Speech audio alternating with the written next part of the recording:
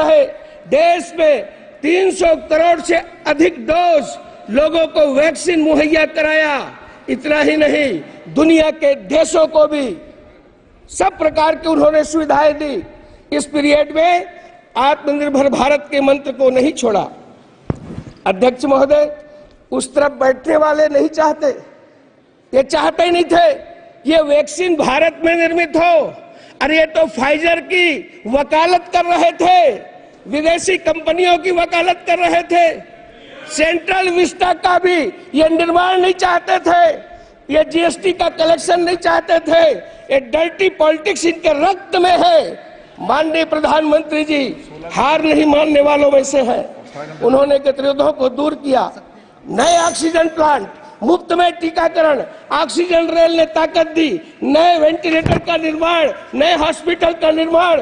देश में Covid testing centre एक हुआ करता था, हजारों कोविड सेंटर स्थापित किए।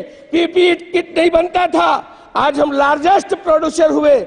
ऑक्सीजन एक्सप्रेस चलाए, कॉरिडोर बनाया गया, एयरपोर्ट ने टैंकर लिफ्ट किए, क्रायोजेनिक से लाने की बात की गई और इसमें पीएम केयर फंड की बहुत महत्वपूर्ण भूमिका रही।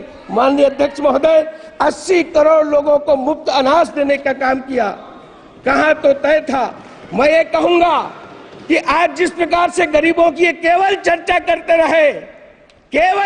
करते रहे, किंतु यदि गरीबों की, मजदूरों की और अंत्योदय की यदि कोई सरकार हुई तो माननीय प्रधानमंत्री नरेंद्र मोदी जी की सरकार हुई, जिस पर आज देश पूरा गर्व कर रहा है। आपने मुझे अवसर दिया। इतना ही कहते हुए, चाहे रक्षा के क्षेत्र में हो, चाहे शिक्षा के क्षेत्र में हो, चाहे पेयजल के क्षेत्र में हो, राष्ट्र की सर्वांगीण उन्नति के लिए यदि कोई काम किया तो माननीय मोदी जी ने किया है। मैं राष्ट्रपति जी के उस भाषण पर धन्यवाद रखते हुए अपनी बात समाप्त करता हूं। आपने मुझे अवसर दिया, आपका मैं बहुत बहुत आभारी हूं। श्री कल्याण बनर्जी जी। Thank you, sir. Thank you, the Honorable Speaker, for giving me the opportunity to deliver the speech on President's address. Sir, the Honorable President of India read her speech, which was drafted by the Union Government, led by Mr. Narendra Modi ji, the Honorable Prime Minister. In the President address, role of the Election Commission of India has been praised. What she could have been done, excepting praising. We are having a great respect for the Election Commission of India, all constitutional bodies. The standard of conducting the election in a fair manner was really taken by, seriously was taken by Sri T.N. Seshan, he was the election commissioner. From the very outer side, one may come into the conclusion that yes, this time also fair election has been done. Repeatedly during the election, all we, including our leader, the Honorable Chief Minister Mamata Banerjee, raised so many questions about the role of the Election Commission of India. Now the question is whether the Election Commission of India has conducted election in 2024 impartially. In our state, Election Commission of India had acted on the basis of the desire of the Bharatiya Janata Party leaders. A good number of police officers, right from DG to OC, were transferred because of the desire of the BJP leaders.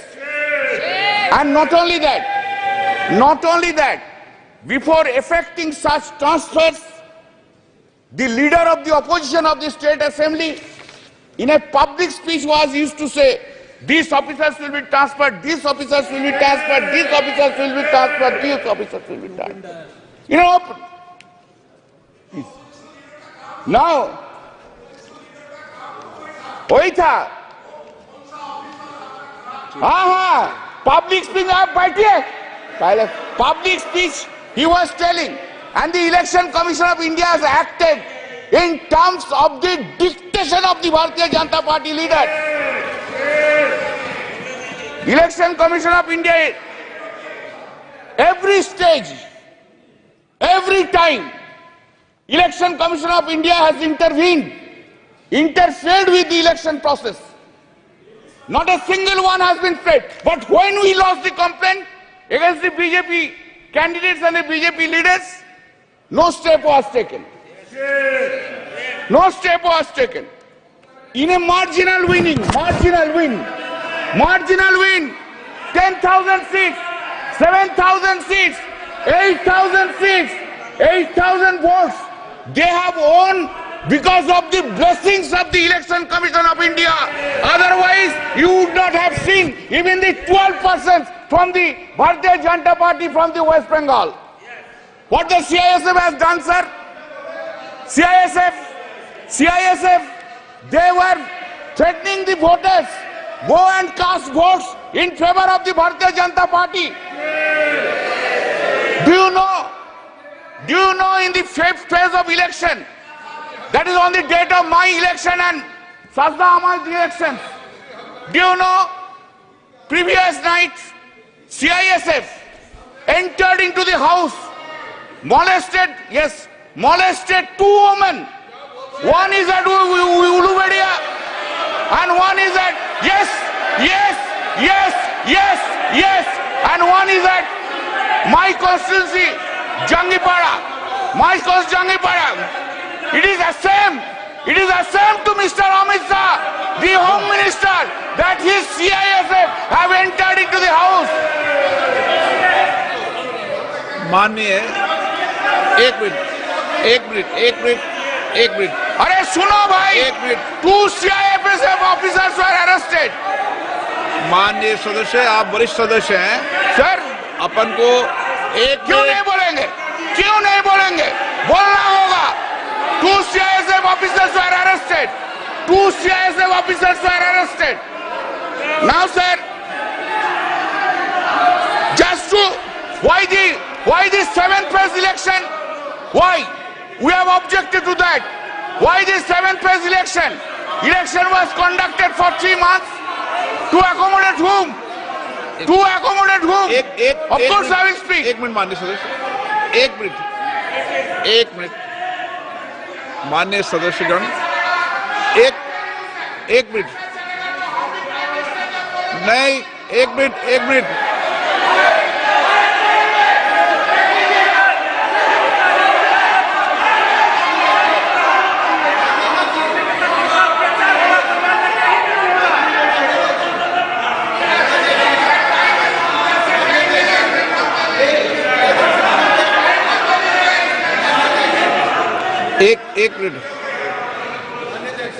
Minute अनुराग, एक second,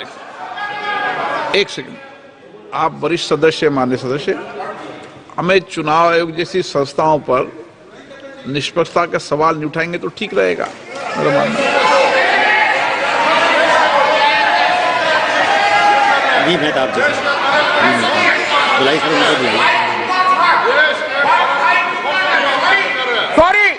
Sorry, you have not kept. Sorry, I could not have.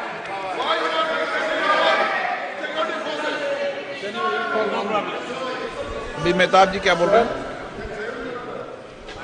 Kalyan Banerjee is a very senior member and a very learned lawyer, and he is a eminent jurist also.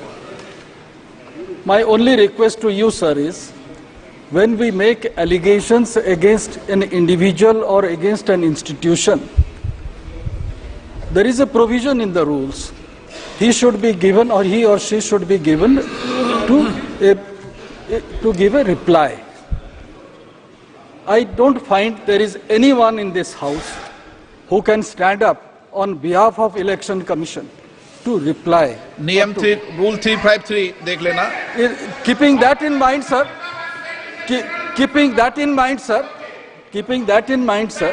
I would request Kalyan Banerjee, sir, to consider that. Please consider that, because, thank you.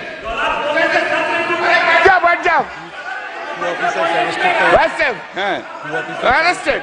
Sir, Please. Sir, I would not have raised the issue. Sir, I would not have raised the issue I would not have raised the issue unless in this speech it has been written, quote, I also express my gratitude to the Election Commission of India on behalf of the courts of India today. This is the largest election. I am opposing that. I am opposing it. Why you have brought Election Commission of India into this speech?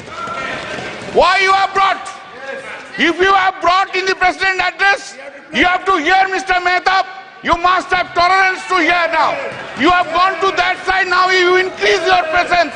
You increase your tolerance. This is written here. I know law, I go by law. Sir, now, अभी इतना गुस्सा आ गया, थोड़ा बाद में देखो ना क्या होगा. अभी इतना गुस्सा. Why 7th phase election? Why? Why for 2 months and 30 days, 15 days? Why? Why the entire development of the country has been stopped? Why? To accommodate Mr. Narendra Modi and Mr. Amit Shah to go on all over states. We were 68 days. गलत. ये गलत है. चुनाव आयोग निष्पक्ष है, निर्वाध है. वो अपनी तारीख खुद तय करता है. इस तरीके we are saying, you are saying this. This is a charge against the Election Commission of India. Now, sir, speeches have been delivered. Hatred speech have been delivered. Hatred speech against the minority community, Muslims have been delivered. What steps have been taken by the Election Commission of India against them? What? What steps? Only steps against the opposition. All these steps against the opposition leaders. Sir, now I come to another chapter. One by one chapter. The Honorable Prime Minister Modi ji, आपको हम बहुत respect करते हैं. आप देश का prime minister है, आप सीनियर है एज में. जो सीनियर है, आप ही तो कल बोला, उनको इज्जत करना चाहिए. हम तो इज्जत करते हैं, इज्जत भी करते हैं. लेकिन हमको, I am in a opposition, I have to criticize also. Then this is my role. That's the reason people of the Srirampur parliamentary constituency has chosen by a margin of 1,75,000 votes. बहुत ज्यादा मोदी जी का ऊपर से, बहुत ज्यादा. तो Modi ji, why are you having so much hatred, vindictive attitude to the opposition parties? Why? In a democracy, opposition party will always criticize the ruling party. And that is the foundational job of the opposition party. Why we will hate all opposition leaders all the time, or we will spread hatred towards the opposition or to the minority? I never heard, sir, sorry, for long 10 years I have never heard from Modi ji any sweet words, any soft words towards the opposition is concerned. Any soft word, any sweet words. Never I have heard any praise by the Honorable Prime Minister to the opposition. Never. Never any praise to the chief ministers who are in the non-BJP state. Nowhere I have ever heard it, sir. With a great pain I am saying so. You, in our state, you hate our chief minister Mamata Banerjee. In Tamil Nadu, you hate Mr. Stalin. In Delhi, you hate Arvind Kejriwal. In Jharkhand, you hate Hemant Soren. In Maharashtra, you hate Uddhav Thackeray. In Uttar Pradesh, you hate Akhilesh Yadav. All the over. Karnataka, Sitaramaya. Anyway, and that is the reason.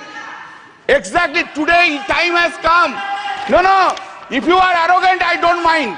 But today, time has come to oversee yourself. To oversee this arrogancy, this hatred, this vindictiveness have downgraded the popularity of Mr. Narendra Modi in India itself. You must appreciate that. This is the point which you have taken. Sir, what is called stable government with clear majority? What is called? Since BJP has lost 63 seats and not having majority on the basis of the strength of every political parties, you wish to redefine the term stable government. You are rewriting the term stable government. Fantastic procedure.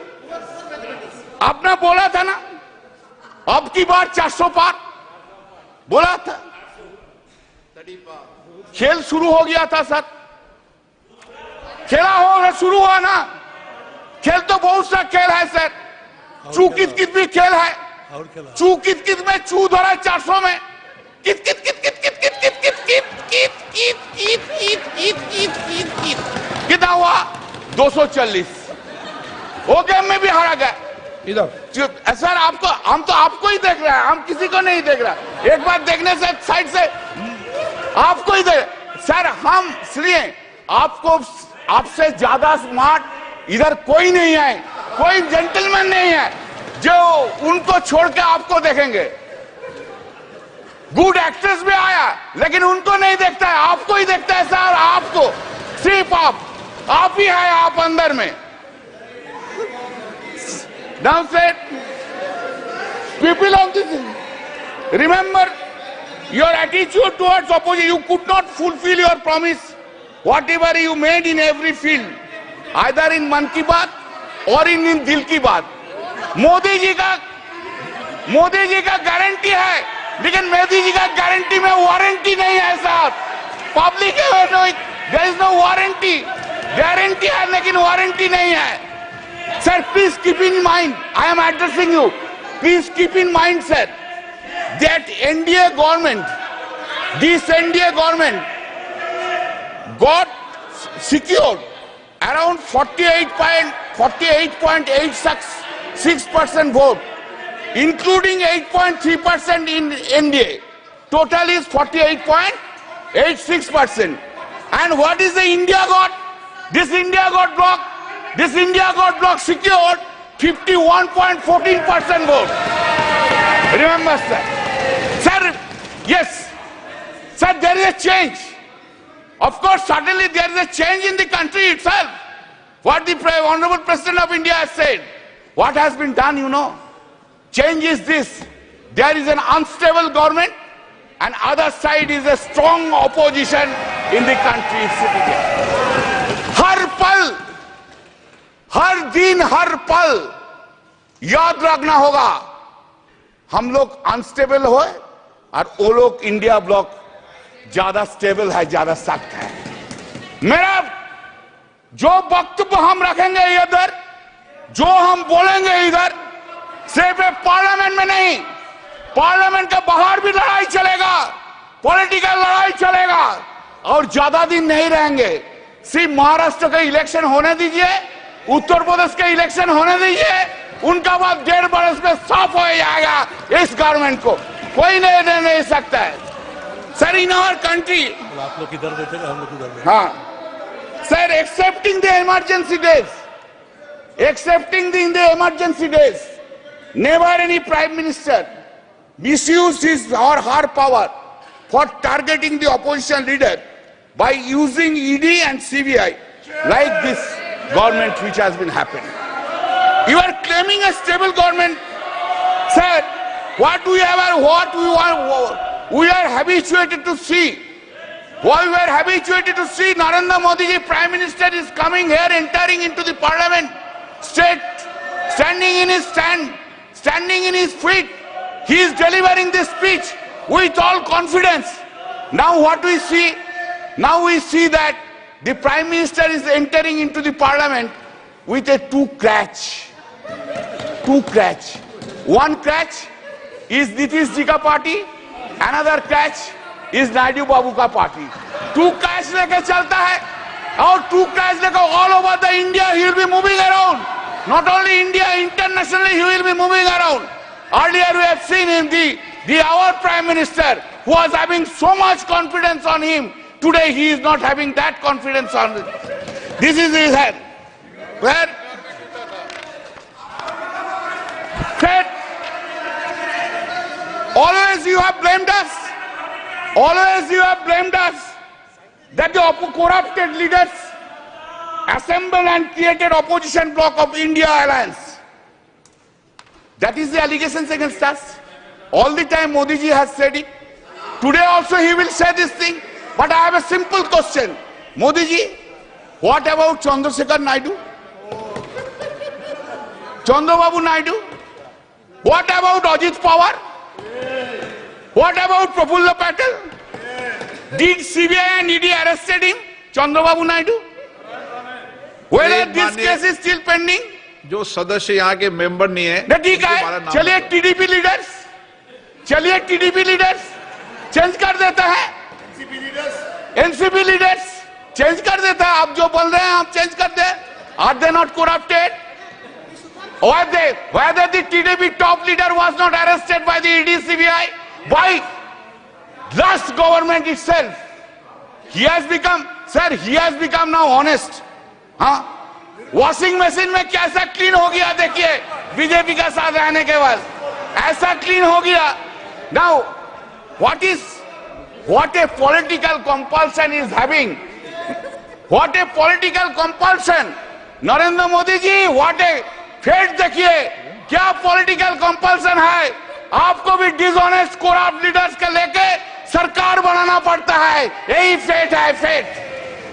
Sir, in May 2024, during the course of the conduct of the general election to the Lok Sabha, Shri Narendra Modi and Amit Shah ji gave television interviews as part of their political campaign and asked people to buy shares before 4th June 2024. Amit Shah ji said, quote, "You can buy before June 4. This market will shoot up," unquote. The stock market crashed spectacularly after the declaration of results on 4th June, leading to a heavy losses of around rupees 31 lakh crores of the investors. This modus operandi of this was that all the Godi media predicted more than 356 BJP seats led India in exit poll. All that Godi media predicted inflated results for BJP almost in all states, and in our states claimed BJP would bag 29 to 31 seats, where results showed only 12 seats. Because of the prediction of the Godi media in the exit poll, the stock market saw an unprecedented rally on 3rd June.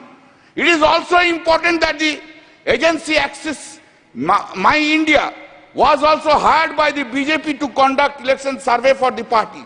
Sir, BJP party, sir, do you know? Since you have not asked me not to take any name, I will not take name. But wife of topmost leader of the TDP earned 521 crores within one day because of the crashing of the stock exchange. Who will conduct? Who will conduct now investigation? Who will conduct? No investigation, because they are on that side. No, in the presidential speech it has been written at serial number 3. This has happened, sir. 25 minutes hai mera. No, sir. Please allow me, sir. Please allow me. It has happened after 6 decades, sir. Every day you have this government have interfered with the federal structure of the state. You want to run this country disobeying the non-BJP state governments. You have gone to the extent that even in water sharing issues relating to Ganga and Tista rivers have been discussed by you with the Honorable Prime Minister of Bangladesh without having their views and participation of the Honorable Chief Minister of the state of West Bengal. Such unilateral deliberations and discussions without consultation and the opinion of the state government, which is neither acceptable and desirable. Our Honorable CM Mamata Banerjee, by a letter dated 24 June 2024, pointed out such unacceptable and undesirable attitude of the Honorable PM. You have ignored paramount interest of the people of the West Bengal. What the governors are doing? Have they been appointed in the non-BJP states? Is the central government running a parallel government through the governors? When such discussion will take place? We are going on to telling these things for last 3 years. Make a discussion on the governance issue in a non-BJP states. What they are doing? 2 MLAs are holding dharna. Do you know what is the reason? Reason is this. They have to come to the governor's house. Sir, listen, sir.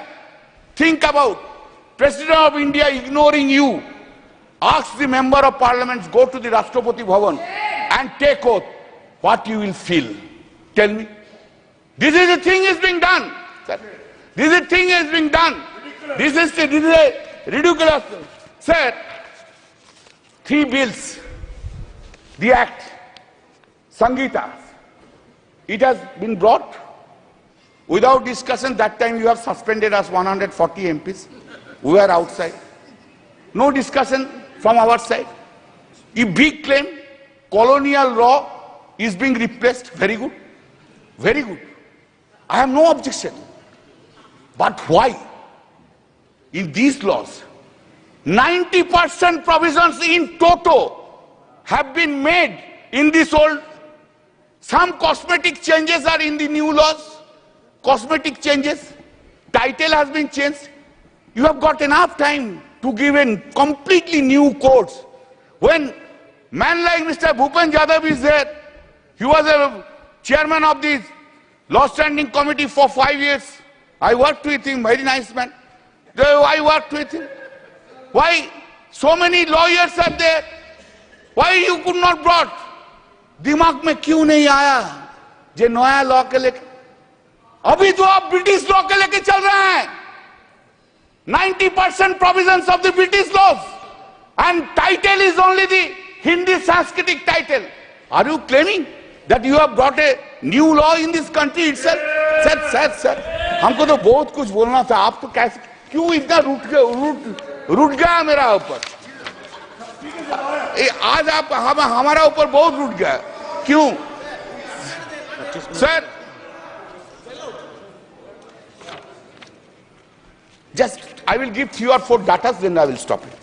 I am for you only. I am really. क्या करेगा sir? आपको ना नहीं बोलना सकता. यही मेरा दिक्कत है.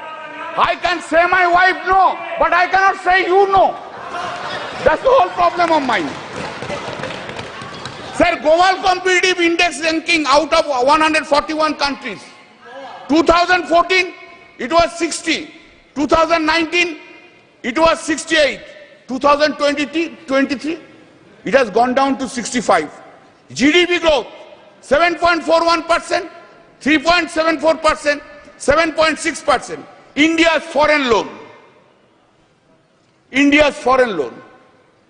2014, it was 446.2 billion US dollar.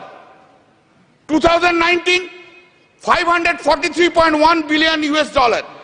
And 2023, 663.8 billion US dollars. You have gone there. आप लोग बहुत महिला के लिए बोलते हैं ना? कब गया? कब मणिपुर गया? अरे बसीरहाट के लिए तो बहुत कुछ बोला है. 3 लाख से वोट से ज्यादा से जीता. संदेशखाली के लिए तो बहुत से बोला है. रेखा जी को तो फोन करके बोला उधर खड़ा हो जाइए. एक बार नहीं गया. क्या प्रहलाद जोशी जी? एक बार प्राइम मिनिस्टर कोई वुमेन अफेक्टेड वुमेन को फोन करने नहीं बोलने सकता था? बेटी, तू देश का बेटिया है, तू मेरा बेटिया है, हम तुझको देखेंगे. ये बात बोलने नहीं सका. Sir, the women crime against women reported per lakh of population in the country. 2014, 56.3. 2019, 66.4. 2023, 75.8% in the country. Total number of crimes against women, just 1 minute. Total number of crimes against women, 3,37,922. 2019, 3,70,503. 2023, 4,45,000. थोड़ा schedule caste का बारे में सुन लीजिए.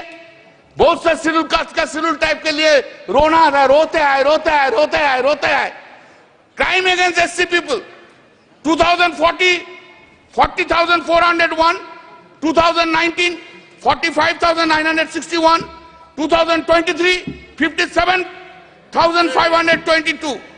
Crime against ST people, 6,827. 2014, 2019, 7,570. 2020, 10,064. Sir, आप बहुत आप हमको opportunity दिया, I am so grateful to you. आपकी पार्टी का समय इतना ही दिया मैंने, ज्यादा नहीं दिया। अच्छा, और फिर है मेरा और 5 मिनट अभी समय, लेकिन एक और मेरा वक्ता- और 5 मिनट है तो नहीं, आपका नहीं, एक वक्ता हो रहा नहीं, 5 मिनट है तो आप बोल दीजिए, बोलने दीजिए ना सर। तो आप जो बोलेंगे हम बैठ जाएंगे, आप जो बोलेंगे। Please thank you sir, I am concluding, I extending. Sir, हम कुछ नहीं मांगते हैं, मांगने का कुछ नहीं है, जो है लड़ाई करके लड़के ले लेंगे, लेकिन थोड़ा प्राइम मिनिस्टर साहब को बोलिए ऑपोजिशन का तरफ थोड़ा पोलाइट हो जाइए, पोलाइट हो जाइए। कैसे वो नींद में जाते हैं, इतना वेंजेंस लेके, इतना खिलाफ लेके, इतना नफरत लेके, ऑपोजिशन के लेके, इतना नफरत कैसे नींद में चला जाता है। Thank you sir.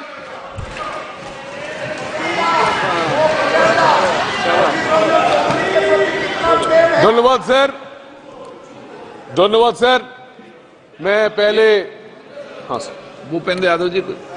अब मेरे साथी हमारे मेहताब जी ने एक विषय उठाया था। कल्याण बनर्जी जी एक सीनियर काउंसिल तो रहे हैं, ये अनपार्लियामेंट्री वर्ड को भी जानते हैं। हाँ, हटा देंगे उनको। अनपार्लियामेंट्री वर्ड में इलेक्शन कमीशन के लिए जो कहा गया है, इलेक्शन कमीशन और राज्यपाल वाला विषय हटा दिया। दूसरा सर, हमारा प्री पोल अलायंस था टीडीपी से और जेडीयू से, उनका तो अलायंस भी नहीं था कांग्रेस से। हमारे अलायंस को लेकर जो इन्होंने अनपार्लियामेंट्री कहा है प्रधानमंत्री जी को लेकर, उसको भी हटाया। सुमित्र चांद। धन्यवाद सर। मैं आपको आभार व्यक्त कर रहा हूं सर, मेरे को बोलने का मौका दिया है।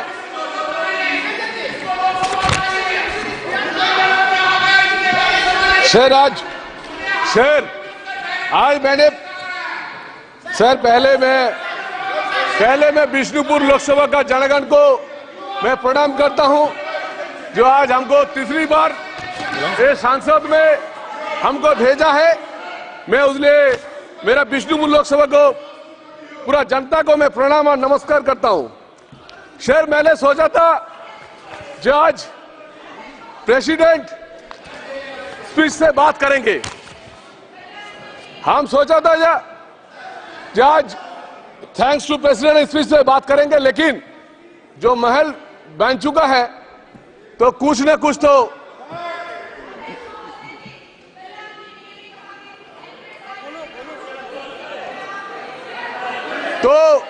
मेरे को बोलना चाहिए।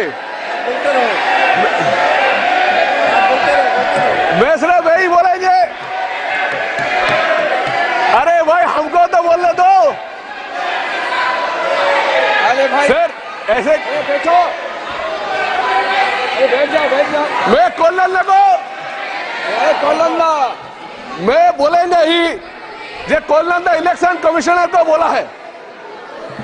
मैं मेरे राष्ट्रपति को जी प्रणाम, और अभी कोलंदा बोल रहा था जो इलेक्शन कमीशन के बारे में, मैं सिर्फ यही बोलेंगे जो बंगाल में इलेक्शन सिर्फ लोकसभा और स्टेट असेंबली छोड़ के कभी होता नहीं है। बंगाल का एक ट्रेडिशन बन गया, जो राज्यपाल को नहीं मानेंगे, बंगाल का एक ट्रेडिशन हो गया। राष्ट्रपति को नहीं मानेंगे, बंगाल का एक ट्रेडिशन हो गया। कोर्ट को भी नहीं मानेंगे। ये जो कोल्लंदा जो उठाया, मेरा वरिष्ठ लीडर है, वरिष्ठ नेता था, तो कोल्लंदा जो इलेक्शन कमीशन इतना घटिया काम किया। लेकिन सुनिए, पश्चिम बंगाल में इलेक्शन कमीशन और सेंट्रल फोर्स नहीं रहेगा तो इलेक्शन कभी होगा नहीं, क्योंकि कोई भी पंचायत इलेक्शन नहीं होता है, कोई भी म्यूनिसिपल इलेक्शन नहीं होता है। सिर्फ यही होता है सर, वहां पे विरोधी पक्ष को, ये जो बोलते हैं विरोधी पक्ष को 200 आदमी से ज्यादा हमारा बीजेपी के कार्यकर्ता को मार दिया है। इन लोग 200 का कार्यकर्ता मार दिया है सर। ये कैसे बोलते हैं सर, 200 कार्यकर्ता को हम लोग का मार दिया सर। वहां पे कोई फ्रीडम नहीं है विरोधी पक्ष का। विरोधी पक्ष का किसी का भी बोलने का हक नहीं है।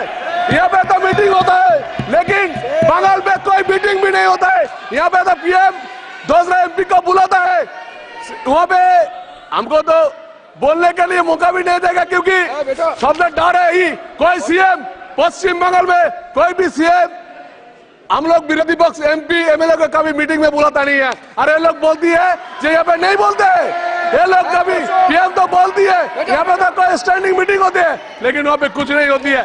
सबसे बड़ी बात है ये सर, हमारा ये इलेक्शन के बाद अभी भी हमारा बीजेपी युवा गोरचकर्ता को मार दिया गया। अभी कोच बिहार में एक महिला को नांगा रास्ते में झुलाया ये लोग, ये तृणमूल वाले, ये लोग बात कर दिया है, कोच बिहार में हुआ है। आज चोपड़ा में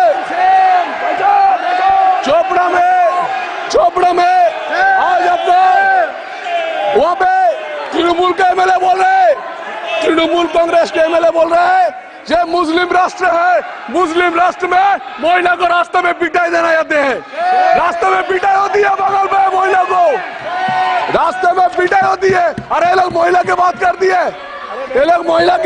है, चोपड़ा में हुआ है, ये स्टार्ट मॉर्निंग में हुआ है, लेकिन कोई भी शिकायत नहीं होता है। पश्चिम बंगाल में कोई विचारपति को भी बोलते हैं,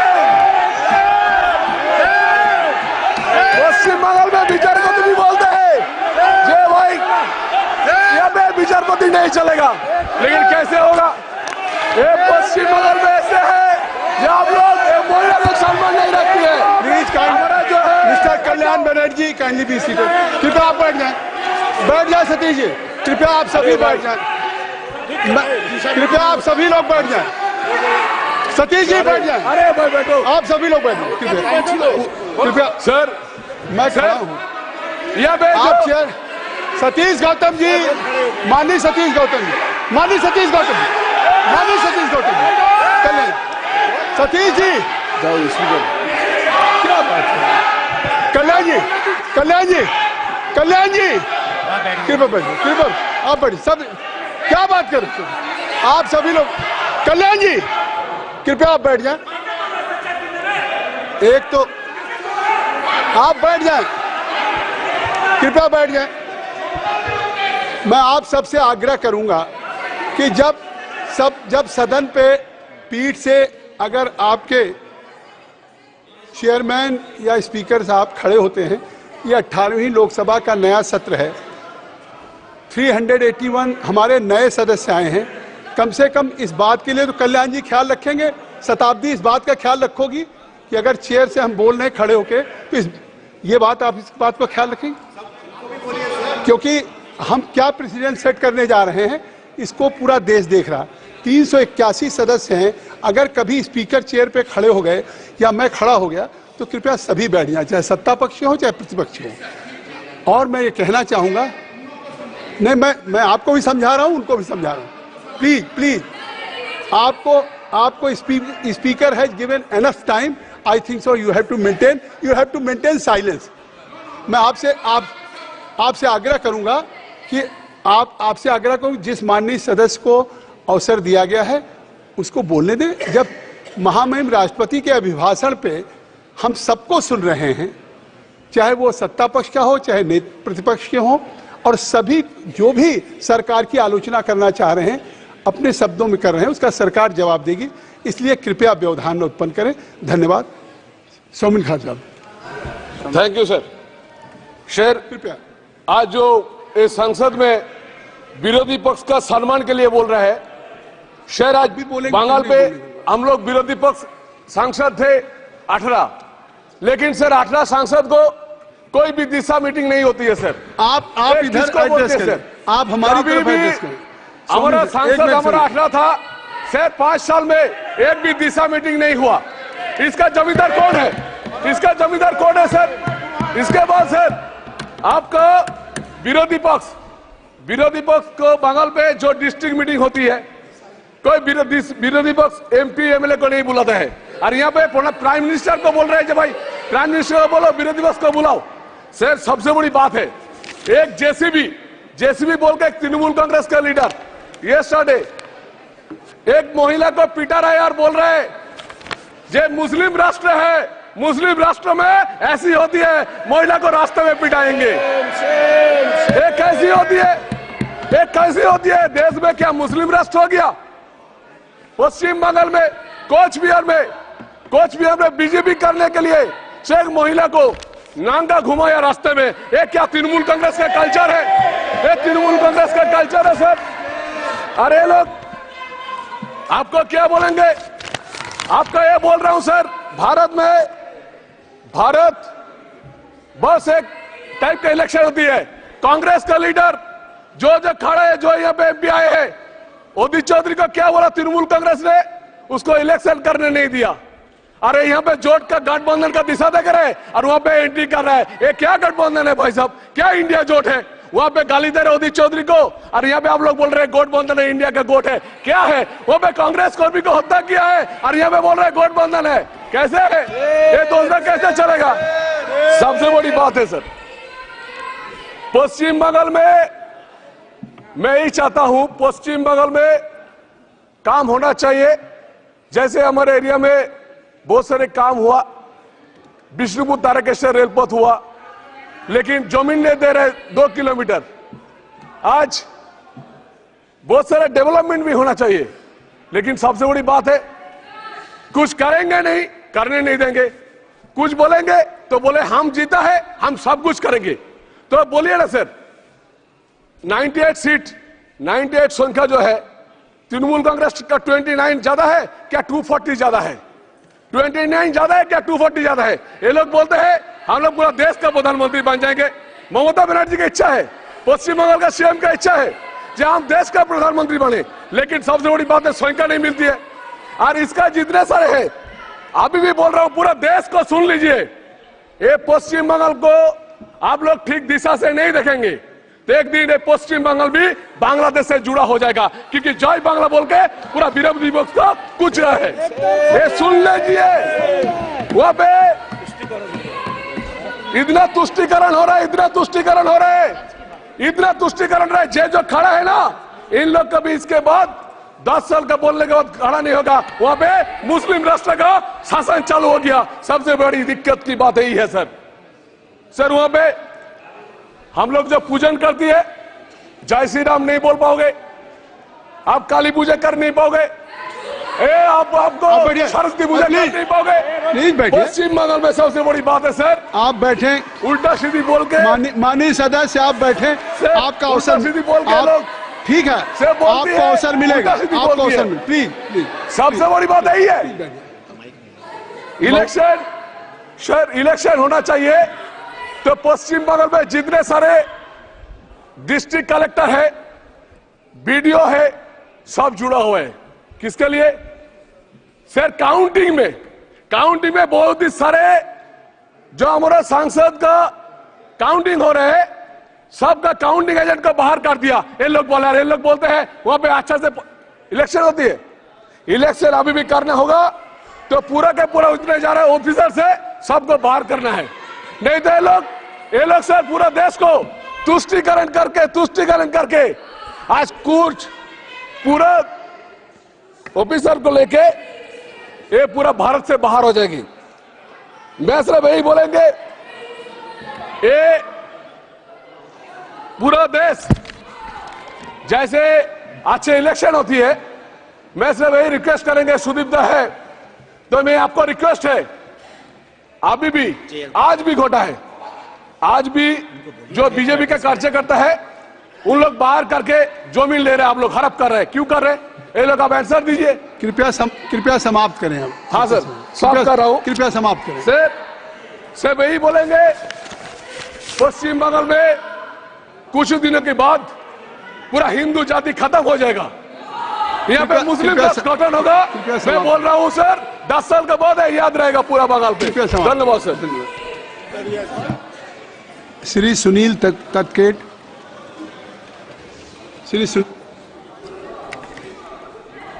अध्यक्ष महोदय,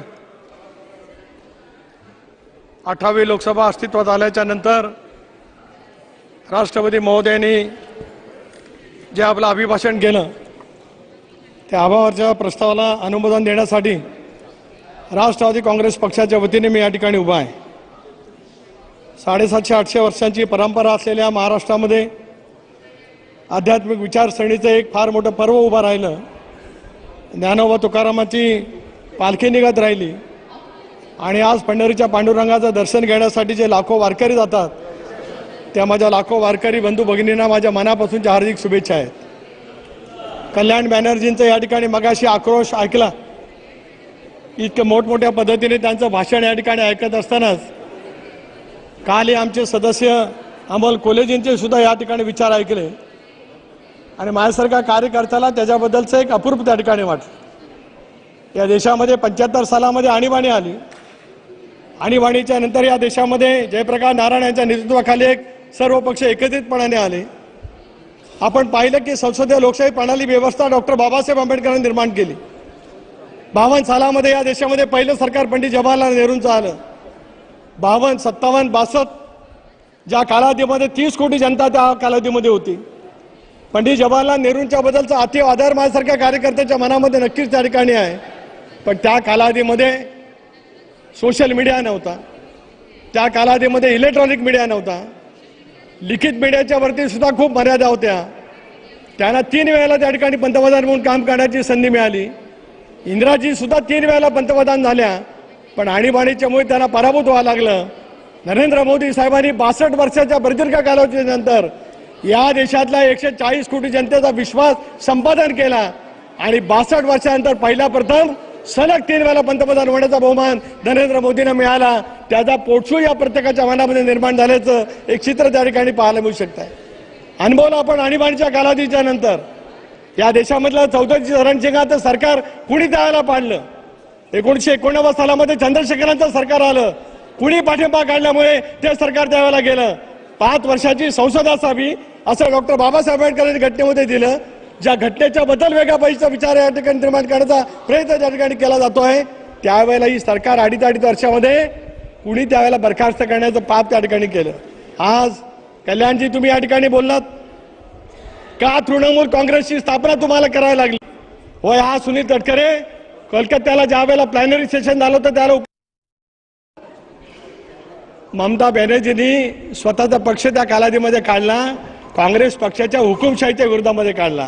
आज त्यांच्याच मांडीला मांडी लावून बसत भारतीय जनता पक्षाच्या वरती तुम्ही टीका टिप्पणी करण्याचा प्रयत्न करतात.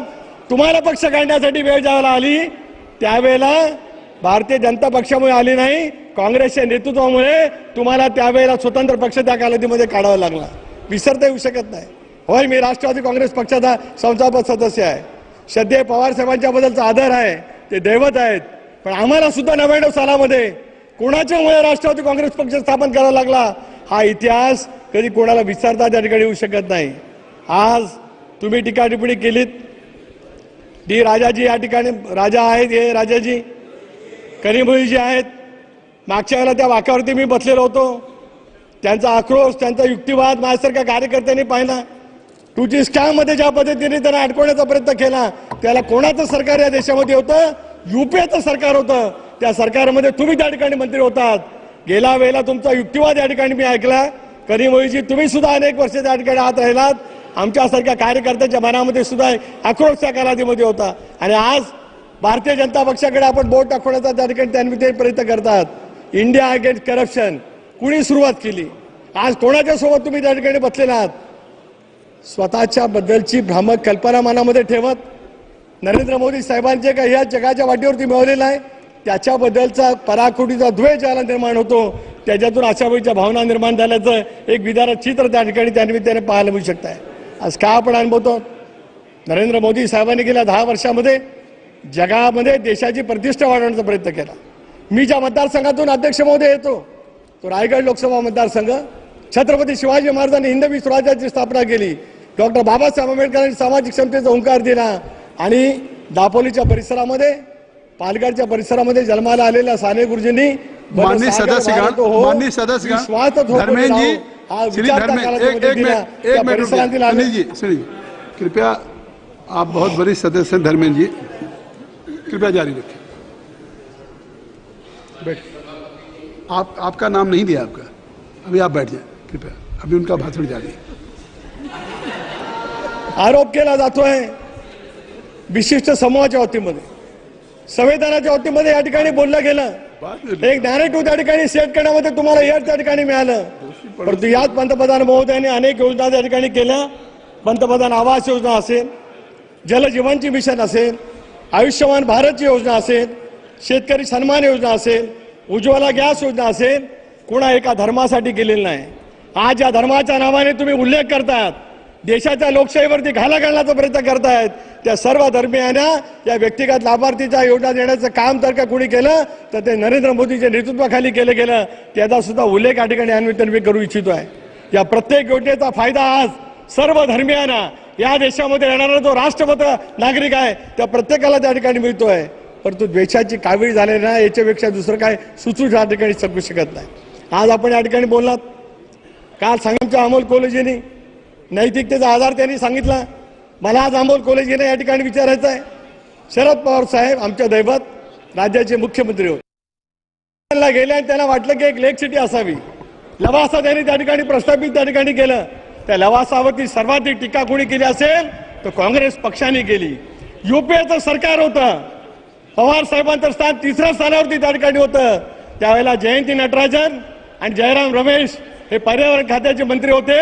त्यांनी हजारो कोटी रुपयाचा लवासाचा प्रकल्प स्क्रॅप केला आणि अतिशय तथ्यहीन अशावेळचे आरोप आदरणीय पवार साहेबांच्या कालावधीमध्ये त्या ठिकाणी केले गेले. त्याला युपीएचं सरकार होतं. होय, नरेंद्र मोदी साहेब त्याला गुजरातचे मुख्यमंत्री होते. त्यांना त्या प्रकल्पाची पाहणी करायला बोलवलं गेलं आणि हा प्रकल्प योग्य कसा आहे हे मोदी साहेबांनी महाराष्ट्रामध्ये येऊन सांगितलं. मग ज्या सरकारमध्ये तुम्ही होतात, ज्या युपीएच्या सरकारमध्ये होतात, जे काँग्रेस त्या ठिकाणी नेतृत्व करत होतं, ते आपल्या सरकारमधल्या सहभागी असलेल्या पक्षाचा कशा पद्धतीने त्या ठिकाणी करत होते याचा सुद्धा कोणीतरी आता विचार करण्याची वेळ नक्कीच त्या ठिकाणी आलेली आहे. राष्ट्रपती महोदयांच्या अभिभाषणाच्या वरती बोलत असतानाच ज्या पद्धतीने हिणकस पद्धतीची टीका टिप्पणी त्या ठिकाणी केली जाते आहे, हे या भारतीय संसदीय लोकशाही प्रणालीला शोभनीय असं माझ्यासारख्या कार्यकर्त्याला त्या ठिकाणी वाटत नाही. होय, कोरोनाची लस निर्माण केली गेली, चांद्रयान उतरलं गेलं. 71 साली ज्या वेळेला बांगलादेशची निर्मिती झाली, अटल बिहारी वाजपेयीजींनी सांगितलं सभागृहामध्ये, दुर्गा देवीपणे इंदिरा गांधींची त्यांनी त्यावेळेला उल्लेख केला आणि चांद्रयान ज्या वेळेला नरेंद्र मोदींच्या नेतृत्वाखाली उतरलं गेलं त्याला या विरोधकांनी शास्त्रज्ञांचा तो यश असं म्हटलं. नरेंद्र मोदींचं नाव घेण्यामध्ये यांना त्या ठिकाणी कमीपणा वाटला. असं होऊन कधी चालत नाही. मनाचा मोठेपणा सार्वजनिक दृष्ट्या त्या ठिकाणी दाखवायला लागत असतो. आज एनडीए मजबूत आहे, संविधानाच्या आधारितच मजबूत आहे. 3 वेळेला सलग देशातल्या 140 कोटी जनतेने जे काही अलोट प्रेम त्या ठिकाणी दाखवलेलं आहे याच्याबद्दलची शासकता ज्यांच्या मनामध्ये होते त्यांना लोकशाहीचं मूल्य म्हणण्याचा अधिकार त्या ठिकाणी होऊ शकत नाही. मी पुन्हा एकदा राष्ट्रवादी काँग्रेस पक्षाच्या वतीने राष्ट्रपती महोदयांचं अभिनंदनाचा प्रस्ताव आणलेला आहे त्याचं मी समर्थन या ठिकाणी करतो आणि विश्वास देतो की येत्या 5 वर्षामध्ये जगाच्या पाठीवरती अर्थव्यवस्था मजबूत करण्यासाठी हे देश निश्चितपणाने मजबूतपणाने त्या ठिकाणी पावलं उचलेल. आणि आज महाराष्ट्रामध्ये असलेलं महायुतीचं सरकार, ज्या सरकारने छत्रपती शिवाजी महाराजांच्या 350वा राज्याभिषेक सोहळा त्या ठिकाणी केला, ही अभिमानाची गोष्ट तुमच्या आमच्या सर्वांच्या दृष्टिकोनातून आहे. प्रगत महाराष्ट्र महायुतीच्या सरकारच्या माध्यमातून देश घडवण्यासाठी योगदान देईल असा विश्वास या ठिकाणी व्यक्त करतो. आणि पुन्हा एकदा नरेंद्र मोदी साहेबांना अंतःकरणापासूनच्या शुभेच्छा देत असताना मला शाल भारत हो, विश्वात शोभने राहो, ही साने गुरुजींची विचारधारा अंमलात आणण्यासाठी यश प्राप्त हो, ही तुझा भाऊच्या चरणी प्रार्थना करून थांबतो. जय हिंद, जय महाराष्ट्र. धन्यवाद. श्री केसी Venugopal. Thank you very much, sir, for giving me this opportunity to having a debate in motion of thanks. While I am reading the President's address, one word strike which was discussed yesterday also. President's address is clearly stating that the people of India have elected a stable government with a clear majority. I thought about that, sir. Why President is insisting that government is having a clear majority? We are quite sure that because of the insecurity of that government is reflecting through the President's words of secure government. This government themselves is not believing the security of this government. Sir, technically they are in power now. We are also agreeing technically they are in power. But what was the real situation, pre-election situation in this country? Yesterday our Honorable LOP narrated all these things. I don't want to repeat it. But you got 240 seats, BJP got 240 seats. First of all, you told about 400 plus, then you come down for your strength from 303 to 240. This 240 you with the clear support of Enforcement Directorate, CBI and Income Tax. Not only that, with CBI, Income Tax and Enforcement Directorate, and also the so-called corporate sponsored media 24/7, 8. And of course, election machinery, misusing of election machinery. If that could not help you, you could get only maximum 140 seats. That was the real picture of this country. That was the real picture of this country. Sir, please kindly में Saugata Rai ji, professor Saugata Rai ji बात कर रहे हैं, कृपया पीठ इधर मत करके खड़े होइए. Sir, Enforcement Directorate become the tool of the BJP. Now BJP headquarters having a washing machine to clean up the corrupt people. To clean up the corrupt people. They talked about very big about others scam. And where is the other scam? They talked about the biggest irrigation scam. Where is the person who done this irrigation scam? Washing machine. A washing machine cleaned out all of these people. Okay, well and good. Sir, despite all these facts, without ED, without income tax, without anybody, without any media help, we got 237 seat India Alliance. That is the moral victory. Clearly, morally, we have won. Morally, you have lost the election. This is what my one point, sir. Sir, our Honorable Prime Minister told, while Rahul ji decided to have contest on Raebareli also, Modi ji told in a public meeting in Kerala, Rahul Gandhi is going to lose in Wayanad. That is why he is going to Raebareli now. Sir, Rahul Gandhi won in Wayanad and Raebareli about 4 lakh votes, more than double to the Prime Minister majority. And also he told after Amethi, he will lose Wayanad. What happened to Amethi, I don't want to say. Who left Amethi now? That you people know that. No. So everybody told that. Kishori Lal is here. 40 years he was in Congress. 40 years he was in Congress. As a common Karyakarta. You told that Congress filled the Gandhi family Sipahis in Amethi. This is a BJP narrative. But people of Amethi choose Kishori Lal with more than 1,67,000 votes. Yes. That the majority than Narendra Modi ji. More than Varanasi. Therefore, sir, this is the situation. Sir, general election 2024, sir. Sir, I'm quoting an article in our constitution, Article 123, 3A. The promotion of or attempt to promote feelings of enmity or hatred between different classes of the citizens of India on grounds of religion, race, caste, community or language by a candidate or his agent or any other person with the consent of a candidate or his election agent for the furtherance of the prospects of the election of that candidate or for prejudicially affecting the election of any candidates. This is actually what corrupt practices in the election code of conduct. Now I am coming to what our Prime Minister told on April.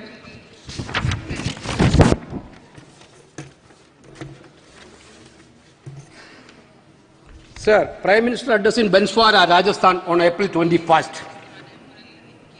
They want to snatch the gold of the woman and distribute it among the people. They will not spare even your Mangal Sutra. They will take your money and give it to those who have more children, to the illegal immigrants.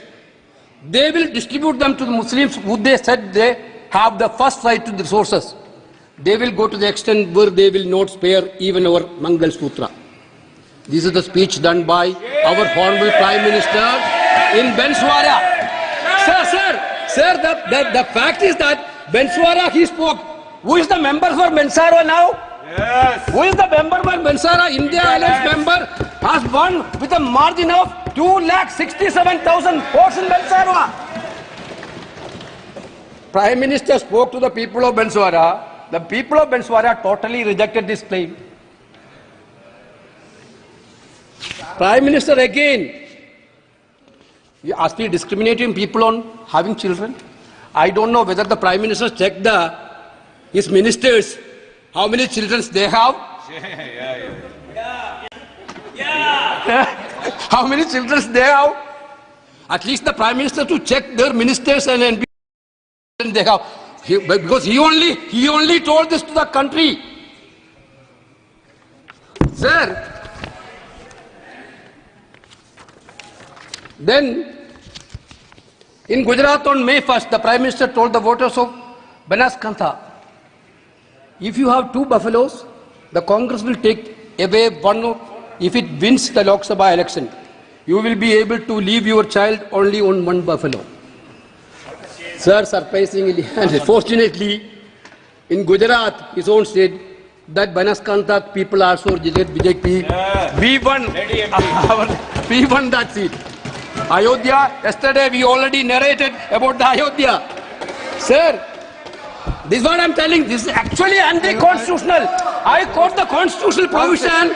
This is actually against the constitution. Prime Minister, as a candidate, as a political leader, violate the entire constitutional norms. So what is that? I'm not yielding. I'm not yielding, sir. I'm not yielding. But I'm giving a ruling. Parliamentary Affairs Minister. Parliamentary Affairs Minister. Venuji, this is just a courtesy. We give time to each other.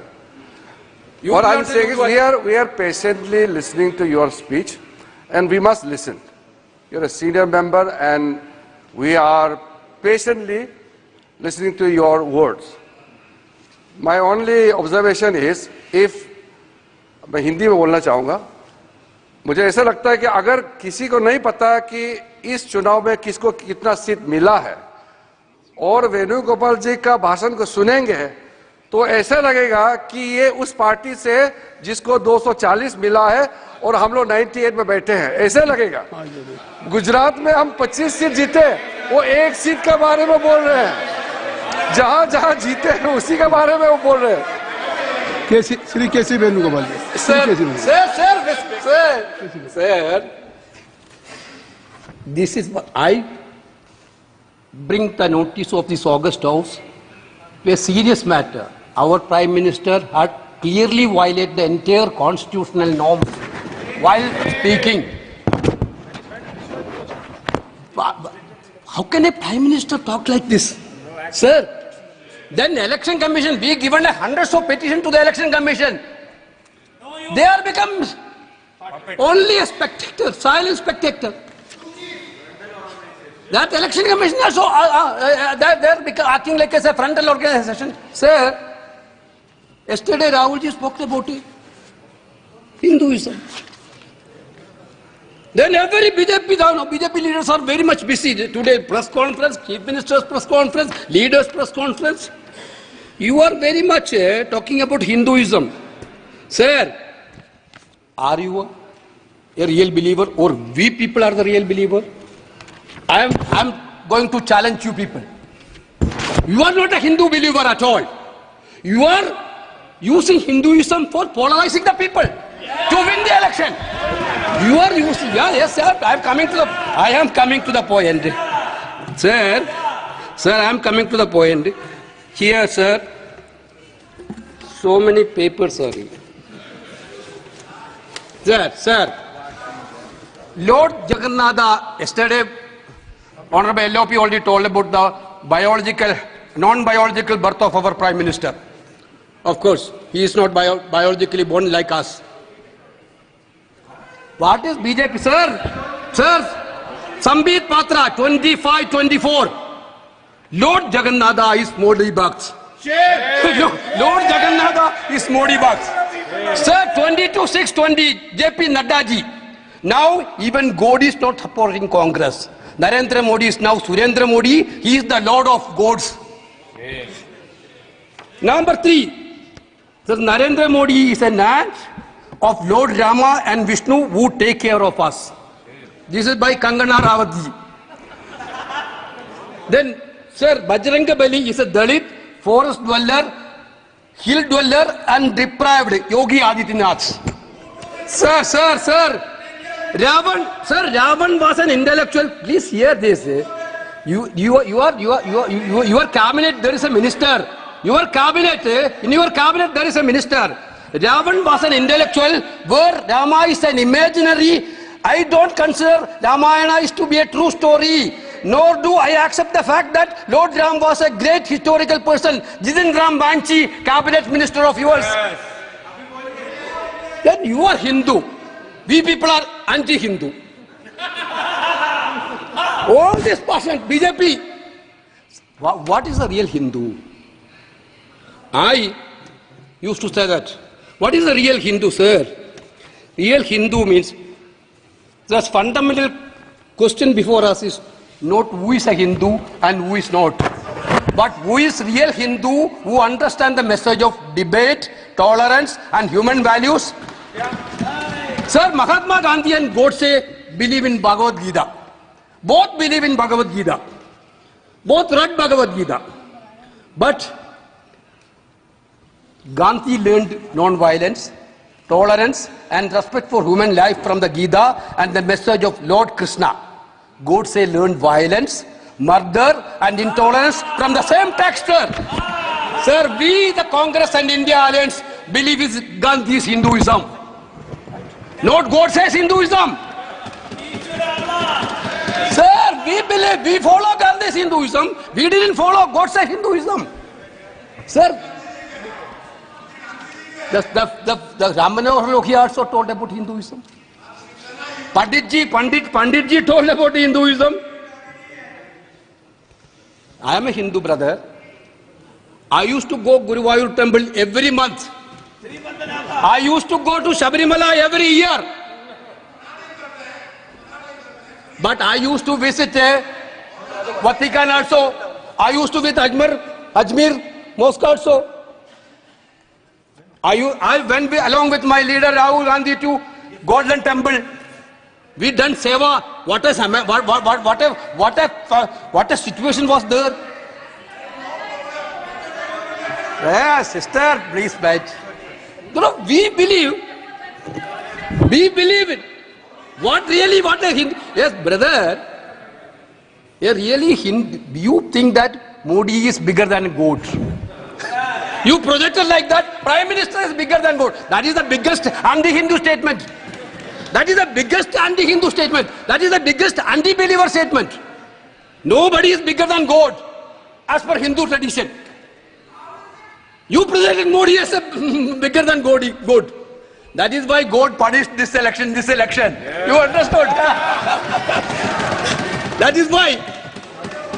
Sir, then yesterday, Anurag Thakur, this rule book, yesterday, Honorable Prime Minister showed this rule book to this part. We are also respecting rule book, respecting directions from the Speaker. But rule book has to be applicable to all the members of this House. Speaker has expunged Honorable Rahulji's speech. Speaker didn't touch Mr. Anurag Thakur's speech. Anurag Thakur, how many allegations he made yesterday? Sir, Speaker, there's expensive. Kindly, Kesi Venugopal ji, suppose that, Mr.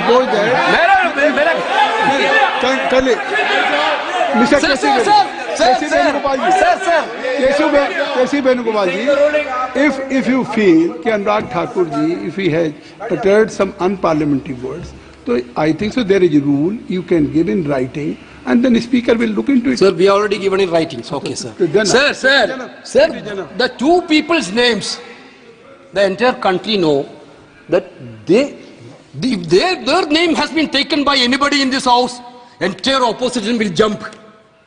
Two big business people's names. That has been expunged yesterday. That has been expunged because I only talking about the two people. Sir, Anurag Thakur ji,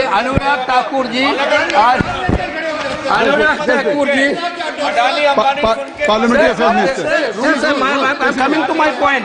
Sir, maybe you are not yesterday, but I'm mentioning the name of Parliamentary Affairs Minister. Venuji, you have raised a question about deletion of a portion of speech from the proceedings, there is a rule and we all know. And there, absolutely, I'm addressing to his question. Just wait. Sir, Just wait.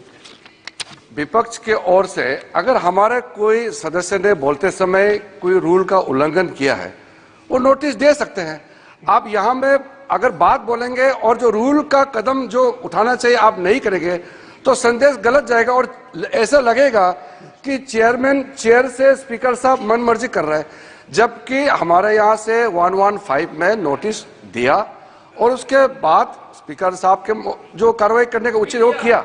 लेकिन मैं वेणु जी आपको एक request करता हूँ, I M A Buddhist, मैं एक बौद्ध हूँ और हम अलग अलग धर्म के लोग यहाँ पे रहते हैं, हम एक दूसरे को नीचा नहीं दिखाना चाहिए। लेकिन मेरा अनुरोध है वेणु जी, मैं आपको सिर्फ नहीं, मैं नेता प्रतिपक्ष भी है, सारे कांग्रेस पार्टी को मैं पूछना चाहता हूं, आप बार बार हिंदुओं का मजाक उड़ा के आपको क्या फायदा मिलेगा ये बताइए। हर भाषण में आप हिंदुओं का मजाक क्यों उड़ाते हैं? ये ठीक बात नहीं है। गौरव जी,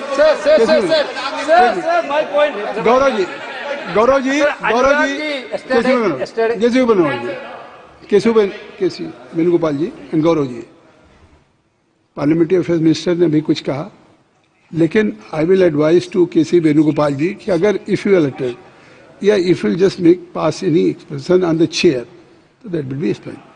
तो please you should listen. Sir, this Anurag Thakur yesterday told about corruption. Sir, whatever now you want the to criticize to the government, you can. Whatever you want to criticize the government, you can criticize. Sir, I'm talking about the incident. I'm trying to talking about the few incidents. Delhi airport roof collapse, Jabalpur airport roof collapse, canopy collapse in Rajkot airport, bad condition of Ayodhya new roads, leakage in Ram Mandir, cracks in Mumbai train harbour link road, 3 new bridges falling down in Bihar 2023 and 24, Pragati Maidan tunnel submerging. Sir, all this entire construction during this entire period had been collapsed. Sir, India is these people under this people rule. Every building is under the threat of collapse. Sir. Then already told about the electoral bond system. Are you dare to inquire about the electoral bond system? I am challenging Honorable Prime Minister. You are talking about the corruption. How much money you have made? But what is the practice, sir? The people who are not donating the funds to BJP, then suddenly IT will come, IT will raid, ED will come, ED will investigate. Then automatically electoral bond will come to the party BJP. Then nothing is there. One of the biggest scam country ever seen was electoral bond scam. If you are not scared anything, why don't you put up an inquiry? You put up an inquiry of parliamentary committee. You are not ready. Actually, that is one of the biggest scam happened in this period, sir.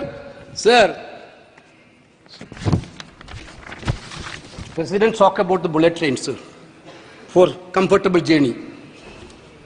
Okay, bullet train, but we need a bullet safety trains also, sir. So how much train accident happened this year? Last 10 years, as per Crime Record Bureau statistics, I am quoting only that statistics.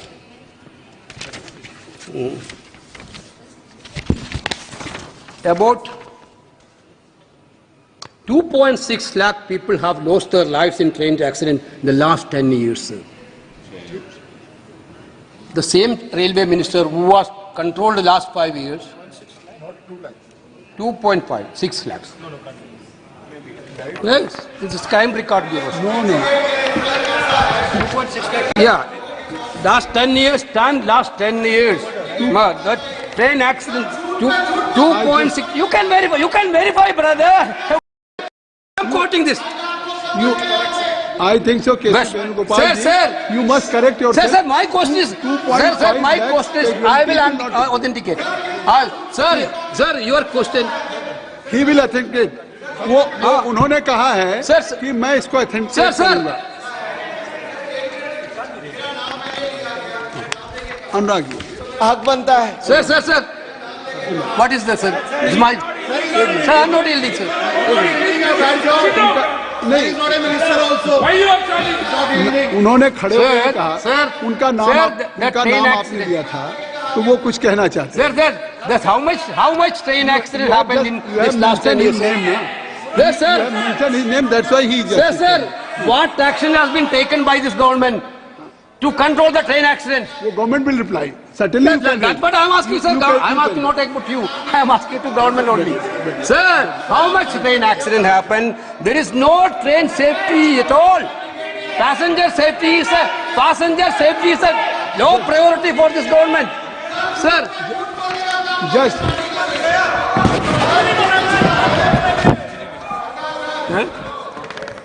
Sir. Why you are standing now? Sir. He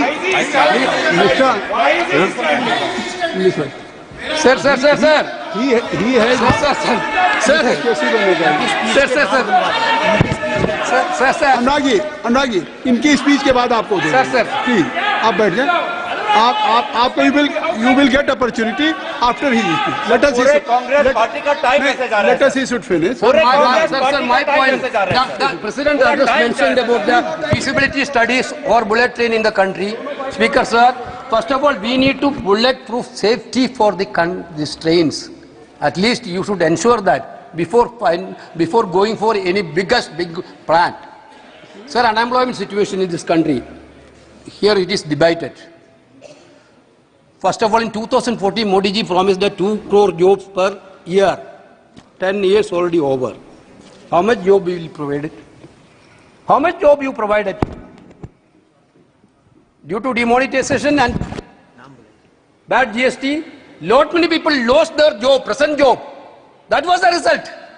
That is why entire youth was against you in this election. Therefore, unemployment situation in the country is very much 8.1% in April 2024 from 7% in March 2024 to April. Kindly conclude. Yes, sir, I'm only 1 or 2 points. Already you have one or two points. More than 20 minutes. Sir. You have been allotted for 50. I'm going to conclude, sir. Sir, I'm coming to another area, sir, relating to a biggest issue. Sir. You try to conclude. Sir, yes, sir. Sir, our fishermen life is in a very great distress.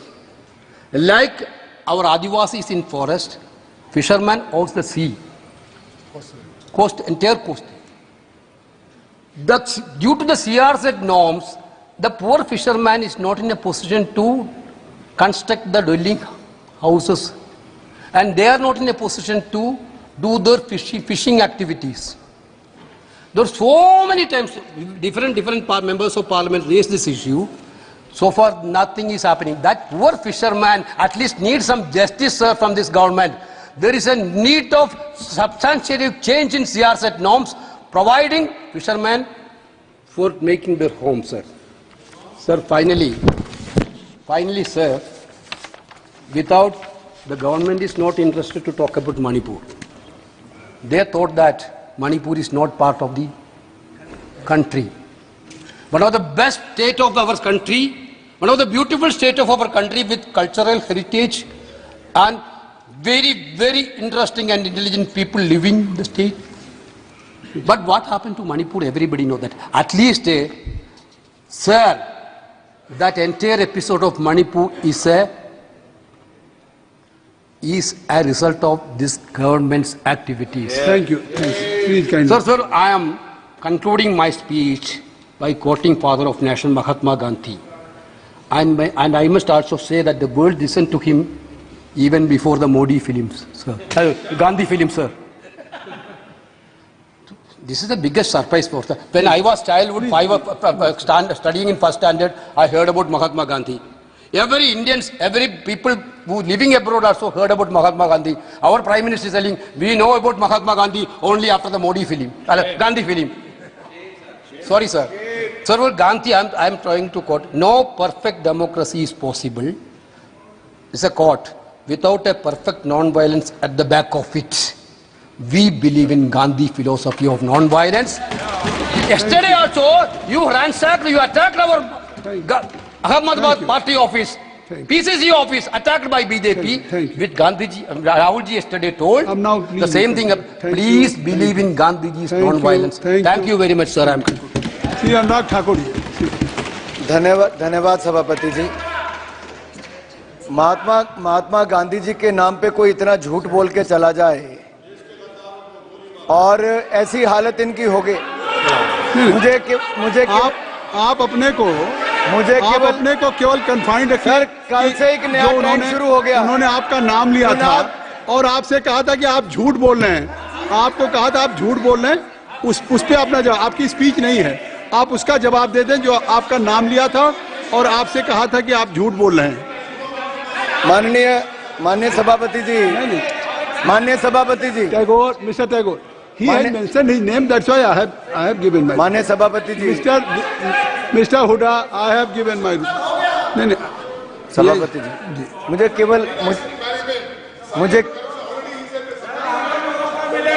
Mister, हाँ मिल जाएगा, certainly. Sir, मेरे खड़े होने से इनको इतना दर्द क्यों होता है? क्या मेरा एक सदस्य होने का इतना हक भी नहीं कि मेरा नाम ले, आरोप लगाए? मेरा इतना ही माननीय सभापति जी कहना है, कल अगर मुझे मेरी पार्टी ने, मेरे प्रधानमंत्री जी ने अवसर दिया अपना पक्ष रखने का, अपनी पार्टी का पक्ष रखने का, अगर उसमें एक भी बात असत्य हो, जो मैंने कहा कि इमरजेंसी आपने लगाई थी, लोकतंत्र का चीरहरण आपने किया था, अगर आपको लगता है झूठ है तो आप इस पे बोलिए। मैंने कहा था। Thank you.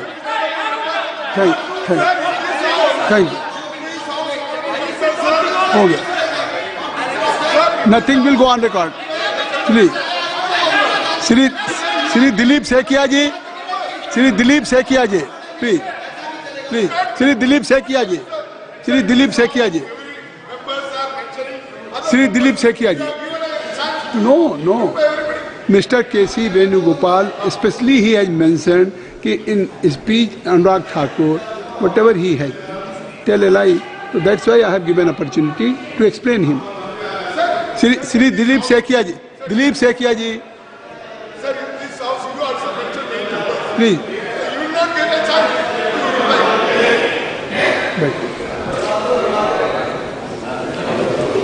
सभापति महोदय,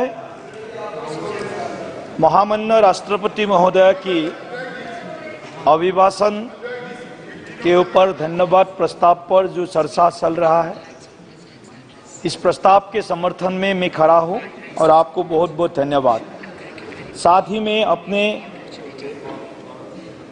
जो कॉन्स्टिट्यूएंसी है दरंग उदालगुड़ी, वो दरंग उदालगुड़ी के सभी हमारे जो वोटर्स है, आज इस सदन के माध्यम से मैं उनको भी धन्यवाद देना चाहता हूं।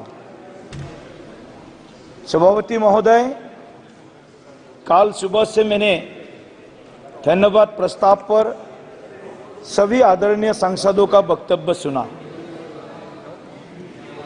विशेष करके एलओपी राहुल गांधी जी का वक्तव्य सुना। आज सुबह समाजवादी पार्टी के अध्यक्ष अखिलेश यादव जी को सुना, अभी वेणुगोपाल जी को सुन रहा था। ये लोग जो आरोप लगाते हैं, माननीय प्रधानमंत्री नरेंद्र मोदी जी, भाजपा सरकार संविधान को खतरे में डाल रहा है, देश के कानून व्यवस्था को खत्म कर रहे हैं, मैं उनको यह दिलाना चाहता हूं। सभापति महोदय, मैं पहले तो राहुल गांधी जी जो लीडर ऑफ द ऑपोजिशन है, उनसे विनम्रता पूर्वक एक निवेदन करना चाहता हूं। 140 करोड़ भारतवासियों से 3 कारणों के लिए वो क्षमा याचना चाहिए, क्षमा मांगना चाहिए। पहला कारण है, काल जो उन्होंने उनका उद्बोधन में जो विषय बताया है, जो प्राचीन भारत के सभ्यता संस्कृति को उन्होंने जो अपमानित किया है, हिंदुत्व, हिंदू और सनातन को जिस प्रकार ने उन्होंने समालोचना की है,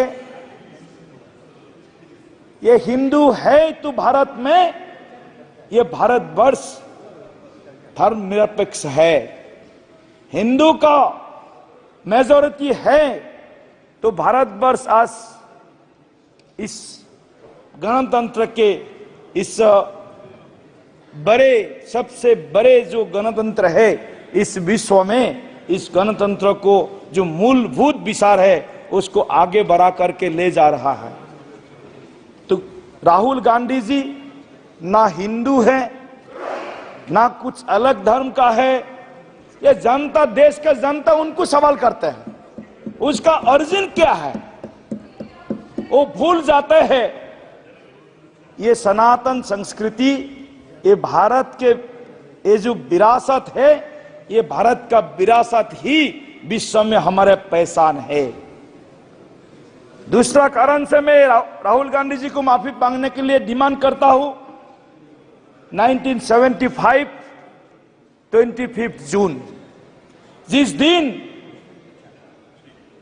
राहुल गांधी जी के दादी तदानीन्तन प्रधानमंत्री इंदिरा जी ने देश भर में संविधान को कुचलने का काम किया था, गणतंत्र को खत्म करने का काम किया था, लेकिन ये लोग हिस्ट्री अध्ययन नहीं करते हैं, करते हैं तो भी उस छुपाने का कोशिश करता है।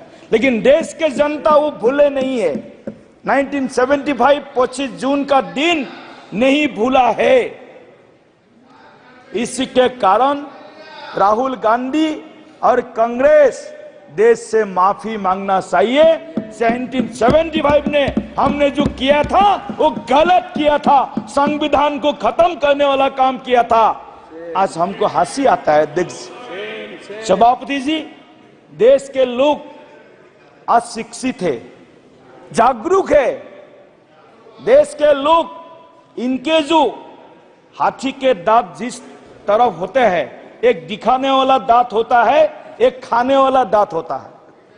ये दिखाने वाला दांत दिखाता है, संविधान ऐसा दिखाता है। मैं उनसे अनुरोध करता हूं, अगर आपको संविधान दिखाना है तो 1975 का 25 जून का 3922 नंबर ऑर्डिनेंस वो लेकर के घूमे, देश को दिखाए, जनता को, जो हमने 1975 25 जून को क्या किया था गणतंत्र के साथ, संविधान के साथ। तीसरा, कांग्रेस पार्टी के अंदर में ही गणतंत्र नहीं है, इंटरनल डेमोक्रेसी नहीं थे।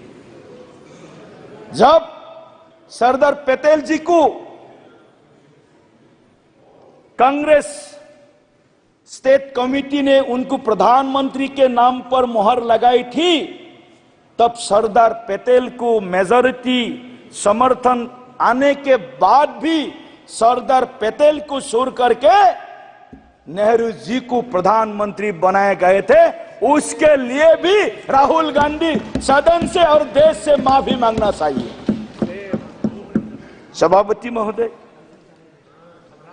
ये सनातन विरोधी, हिंदू विरोधी, आरएसएस विरोधी, बीजेपी विरोधी और हिंदुस्तान का विरोध करना इनका उनका एक हमेशा एक आदत बन गया है। वो नहीं चाहते हिंदुस्तान तरक्की करे, हिंदुस्तान देश के 30 नंबर अर्थनीति बने, हिंदुस्तान विकसित राष्ट्र बने। वो नहीं चाहते, उसको हजम नहीं होता है।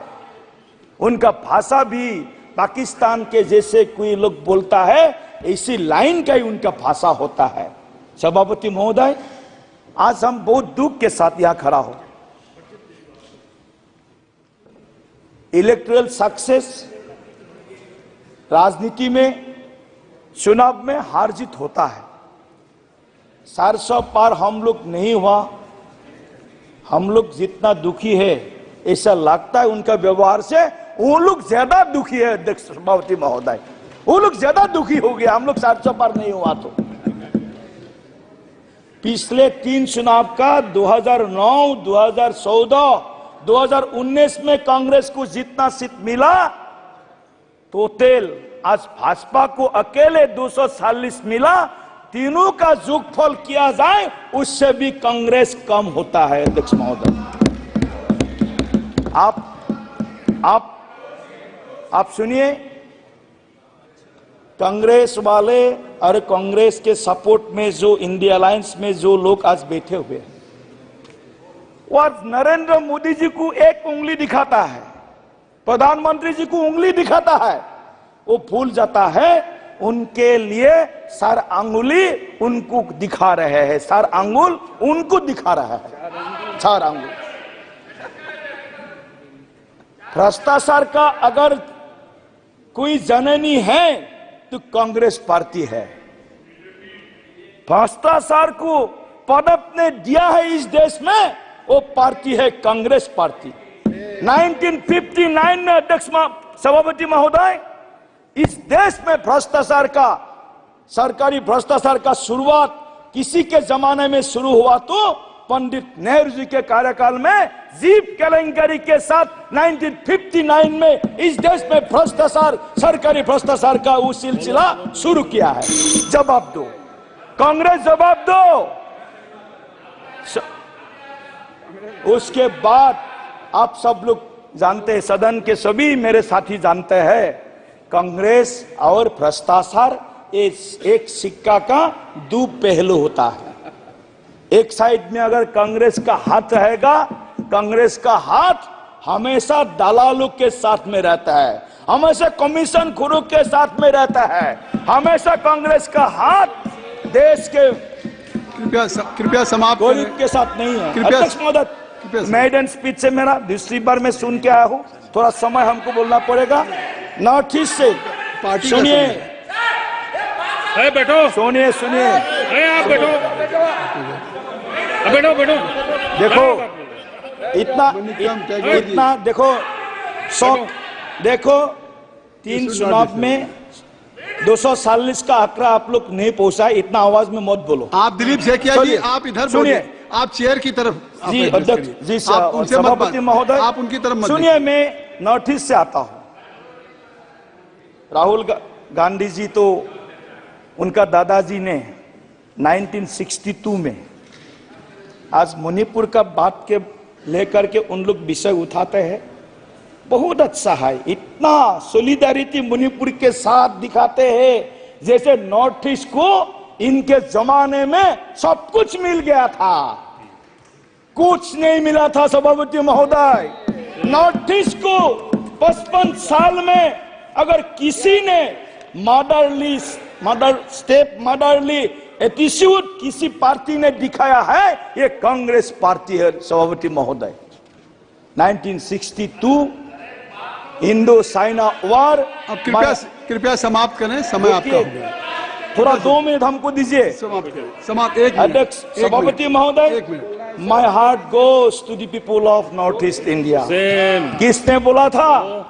राहुल गांधी जी के दादाजी बोला था, इस सदन में नहीं, आकाशवाणी में बोला था, आकाशवाणी में बोला था। आज मणिपुर के हिंसा के लिए, मणिपुर के परिस्थिति को संभालने के लिए हम लोग संभाल रहे हैं। लेकिन 1979 से 1985 तक जब इमिग्रेशन एक्सपाल्सन के लिए, विदेशी बहिष्कार के लिए जब आंदोलन असम में हुआ था, 855 असम के जवानों को शहीद करने का, मारने का काम किसने किया था सभापति महोदय? यही कांग्रेस पार्टी, यही गौरव गोगोई जी यहाँ बैठा हुआ। अब आप समाप्त करें सभापति महोदय, थोड़ा 2 मिनट हमको दीजिए। समाप्त करें सभापति महोदय, 2 मिनट हमको दीजिए। आपका समय हो गया। हम नॉर्थ ईस्ट से है, हम नॉर्थ ईस्ट से है। आप चुप रहे।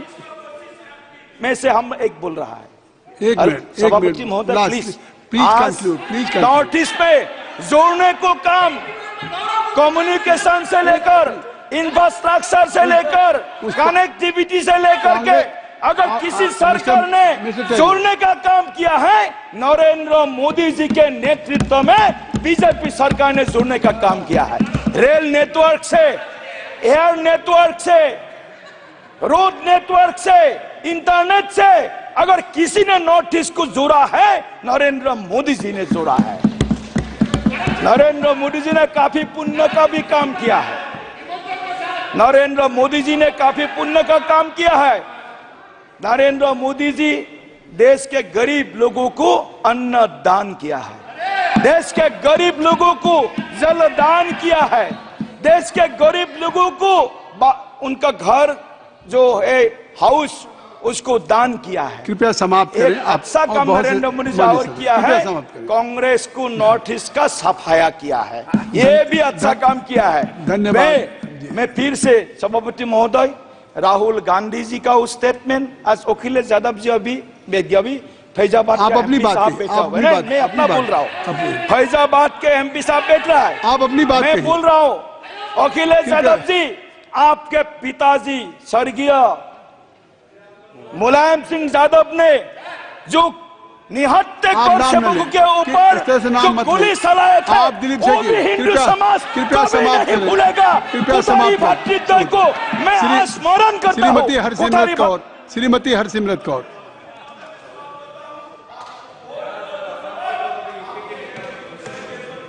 शुक्रिया सर। सर माइक चलाइए। श्रीमती हरसिमरत कौर। शुक्रिया सर।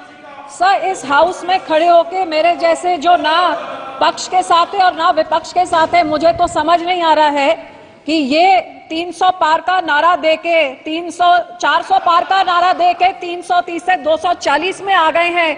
ईडीआई सीबीआई यूज करने के बाद भी तब भी अपना पीठ थपथपा रहे हैं, और ये 50 से जो 99 में चले गए ये अपना पीठ थपथपा रहे हैं।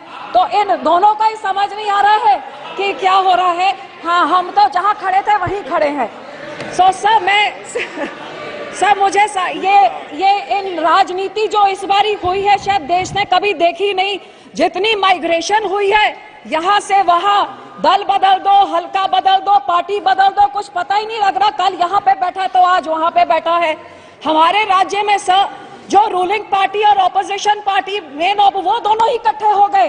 तो अब ऑपोजिशन का ये राहुल जी कल कह रहे थे कि मैं लीडर ऑफ ऑपोजिशन, तो कंफर्म कर दीजिए यहाँ पे कि आप आम आदमी के भी आप ऑपोजिशन के लीडर हैं, क्योंकि पंजाब में कुछ बोलते हैं, बाकी देश में कुछ और बोलते हैं। और सर जहाँ तो इनकी बात है तो इनके बारे में तो क्या कहूँ। सो मैं ज्यादा अपना समय इन पे बर्बाद नहीं करना चाहूंगी। सर मैं आपके माध्यम से, क्योंकि समय कम होता है, बोलने को तो बहुत कुछ है, लेकिन मैं अपने राज्य के मुद्दों पे आना चाहूंगी। आज मैं आपसे आपके राही आग्रह करती हूँ राष्ट्रपति जी को कि सरकार को बोलिए कि पंजाब एक किसानी सूबा है। इस किसान दे उत्ते बहुत बड़े संकट ने। आज किसाना ने, नौजवाना ने ते माइनॉरिटीज तिन्ना ने इन्हों रिजेक्ट किया है, जिदे करके इन्हों दे नंबर घटे ने, क्योंकि इन्होंने 800 किसान शहीद कराते पंजाब दी बरूहा च, ते उन्होंने चकिया यूपी दे इलेक्शनां तो पहले आ कह के कि थोड़ा MSP लीगल गारंटी की जाऊगी ते थोड़िया मंगा मनिया जाएगियां, लेकिन ना तो उन्होंने दी मंगा पूरी कीतियां। ते जद वो किसान 2024 च एक बार फिर दिल्ली आके धरना लाना चाहते सी, थानू हैरानी होगी उन्होंने पंजाब के बॉर्डर च रोक के किस तरह हरियाणा की सरकार ते पुलिस ने जिहो जी तशद्दद की, उन्होंने उत्ते अथरू गैस गोलियां दी बौछार करके किन्ने किसानां नू घायल करता। ट्रैक्टर उन्होंने भनते, नौजवान मुंडा शुभदीप मेरे हल्के दा ओनू शहीद कर दिता ते साडा मुख्यमंत्री मूंह च ताले ला के बैठा रहा। सो मैं थानू बेनती करदी हां कि किसानी इशूज नू इन्हां नू सॉर्ट आउट किया जाए। सरकार उन्हां नू वखवादी, आतंकवादी तशद्दद करना बंद करे ते जेड़े वादे कीते ने उन्हां वादियां नू पूरा करे। मैं एक होर भी बेनती करांगी कि पंजाब दा अटारी वाघा बॉर्डर ते हुसैनीवाला बॉर्डर खोलिया जाए ताकि साडे बॉर्डर तो ट्रेड हो सके, ताकि साडी किसानी जेड़ी संकट च है, इंडस्ट्री जेड़ी संकट च है, नौजवान जेड़ा बेरोजगार है, इस बॉर्डर जे थोड़े गुजरात के बॉर्डर च सी रूट तो जे हो सकता है ट्रेड, तो फिर पंजाब दे लैंड राइट तो क्यों नहीं हो सकता। मेरी एक डिमांड है कि industrial route trade route border तक खोलिया जा ताकि साडा उथों ट्रेड हो सके। सर दूजी गल, जिथे किसानी संकट च पंजाब च नौजवान बहुत बड़े संकट च, क्योंकि पंजाब च अज ड्रग एपिडेमिक चल रहा है, पेंडेमिक कर ली है पंजाब का। तो इन्ना नशा पंजाब च वध गया है। इन्होंने कांग्रेस यानी धार्मिक ग्रंथ की सौं खाधी सी कि 4 हफ्ते से नशे खत्म कर देंगे। आम आदमी पार्टी ने क्या 10 दिन से, लेकिन खत्म तक ही किया कि रोज नौजवान मर रहे हैं। हुण तो पुलिस के मुलाजम भी मरन लग गए ने। इन्ना ज्यादा ड्रग्स है कि इस ड्रग्स करके अद्धा पंजाब BSF के हवाले साडे मुख्यमंत्री ने करता।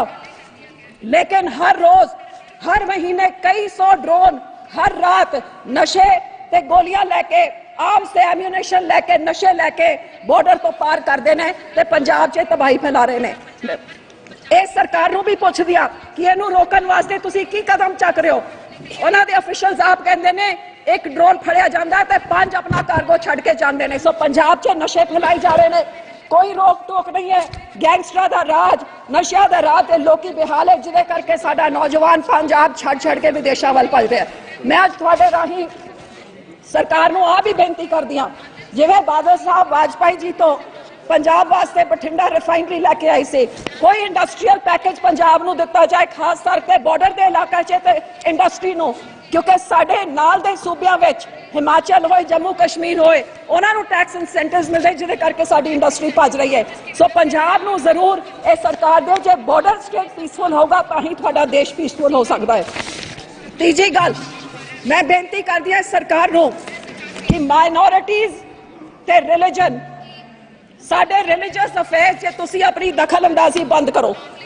जब देखो कदे आ कहंदे ने कि असी उन्हें राहुल गांधी जी लिख के दे रहे सी, दरबार साहब गया, कदे वो कहंदे ने कि असी 550 साल मनाया।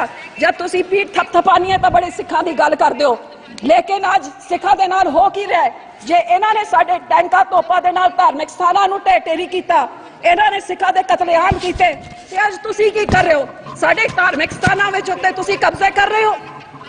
साडे हरियाणा कमेटी ने तोड़ के कब्जा कर लिया, दिल्ली कमेटी के उत्ते कब्जा कर लिया, नंदेड़ साहब के उत्ते बोर्ड च तुसी आपदे सरकारी बंदे बिठाते ते 550 साल की गल कर दो। 2019 च 550 साल गुरु नानक साहब जी के अवतार दिहाड़े च तुसी क्या सी साडे बंदी सिख रिहा करोगे। 4 साल हो गए अज तक तुसी क्यों रिहा नहीं किया? यू टर्न क्यों मारिया? पहले नोटिफिकेशन कढ़ी, फिर कहता अदालत च कि they are a threat to society, ते हुण नवे रूल्स से कहंदे हो पहले माफी मंगन। तुहानू अब कोई स्टैंड हैगा कि नहीं हैगा? ते ये कानून सिर्फ सिखां वास्ते।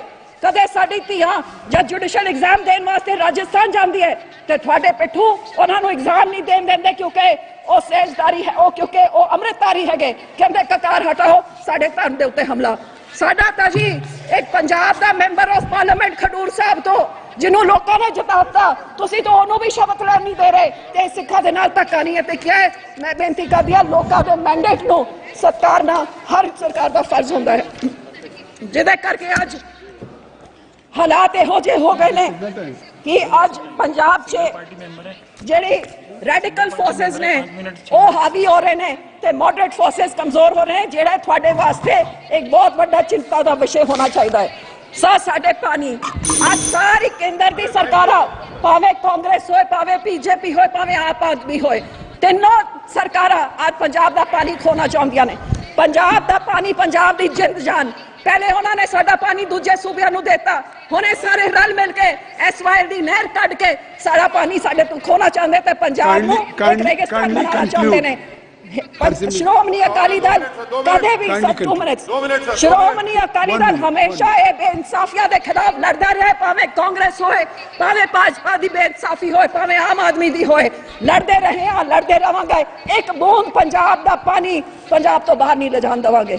अखीर च मैं थानू आ भी बेनती कर दिया कि साडी राजधानी चंडीगढ़ जिहड़ा इन्हां ने सानू 6 दहाके तो नहीं दित्ती, अज तुसीं साडा क्लेम डाइल्यूट करके कमजोर करी जा रहे हो। थानू भी मैं बेनती कर दिया, साडी राजधानी है, इनू असी छड्डांगे कदे नहीं। साडी राजधानी सानू वापस दिओ, साडा पानी दे उत्ते ढाका बंद करो, साडे धार्मिक स्थानां दा कब्जा तुसी छड्डो ते साडे किसानां दे नाल इंसाफ करो। जे पंजाब नू तुसी मलम लाओगे तां इहो सूबा इहो जे लोकी ने जेड़े अगे होके हिक ते गोलियां लंदे ने देश नू बचाउण वास्ते। इस स्टेट नू तुसी डिस्टेबलाइज करोगे, आइसोलेट करोगे, माइनॉरिटीज दे नाल धक्का करोगे ते इहो जे बंदे कृपया समाप्त तीन कृषि कानून जेनु सरकार ने समझाता सी। सो सभी अखीर च इमरजेंसी दी इमरजेंसी दी दो गल्लां सा मैनू इस गल दी खुशी है समाप्त करें कि इमरजेंसी विच जेड़ा गांधी परिवार ने कीता सी, सब तो पहला जथा बादल साहब लेके गए सी, कोर्ट कीता सी अरेस्ट ते रोज अकाल तख्त साहब तो अरदास होके सिखा दा जथा इमरजेंसी दे खिलाफ जाके अरेस्ट कोर्ट करदा सी। 40,000 सिखा ने अकालियां ने अरेस्ट कोर्ट किया। मैं आस कर दी सी कि राष्ट्रपति जी बोलेंगे कि 2% का छोटा सा एक माइनॉरिटी जिन्होंने 40,000 बंदियां ने अरेस्ट कोर्ट किया ते सानू शाबाशी देंदे। लेकिन बैकडोर इमरजेंसी जड़ी हो रही है, UAPA लगा के NSA लगा के ये नवा जड़ा कानून आया जड़ा पुलिस को इन्हें पावर दे, ये भी एक तरह की इमरजेंसी है। सो हर तरह समाप्त करें अकाली दल समाप्त करें। सो मैनू इस गल का दुख है सभी अब कृपया समाप्त कर ले, आपको काफी kindly conclude. Harsimrat please kindly conclude. सभी माननीय सदस्यों के लिए एक सूचना है कि जो माननीय सदस्य अपना लिखित भाषण देना चाहते हो वो कृपया सदन पटल पे अपना लिखित भाषण रख सकते हैं।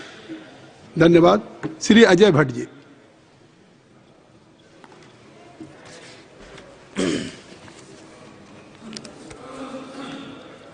माननीय सभापति जी, आपने मुझे जो श्री अनुराग ठाकुर जी ने महामहिम राष्ट्रपति जी के अभिभाषण पर धन्यवाद प्रस्ताव रखा है, उसमें बोलने के लिए समय दिया है, इसके लिए मैं आपका बहुत आभारी हूं। और अध्यक्ष महोदय को भी मैं बधाई देना चाहता हूं कि उनका दूसरा कार्यकाल बहुत ही बेहतर और पिछले कार्यकाल से भी बेहतर होने वाला है। उनकी छत्र छाया में पक्ष विपक्ष और देश की प्रगति की बात को बहुत अच्छे तरीके से पहले भी ले गए हैं, आगे भी हम ले जाने वाले हैं।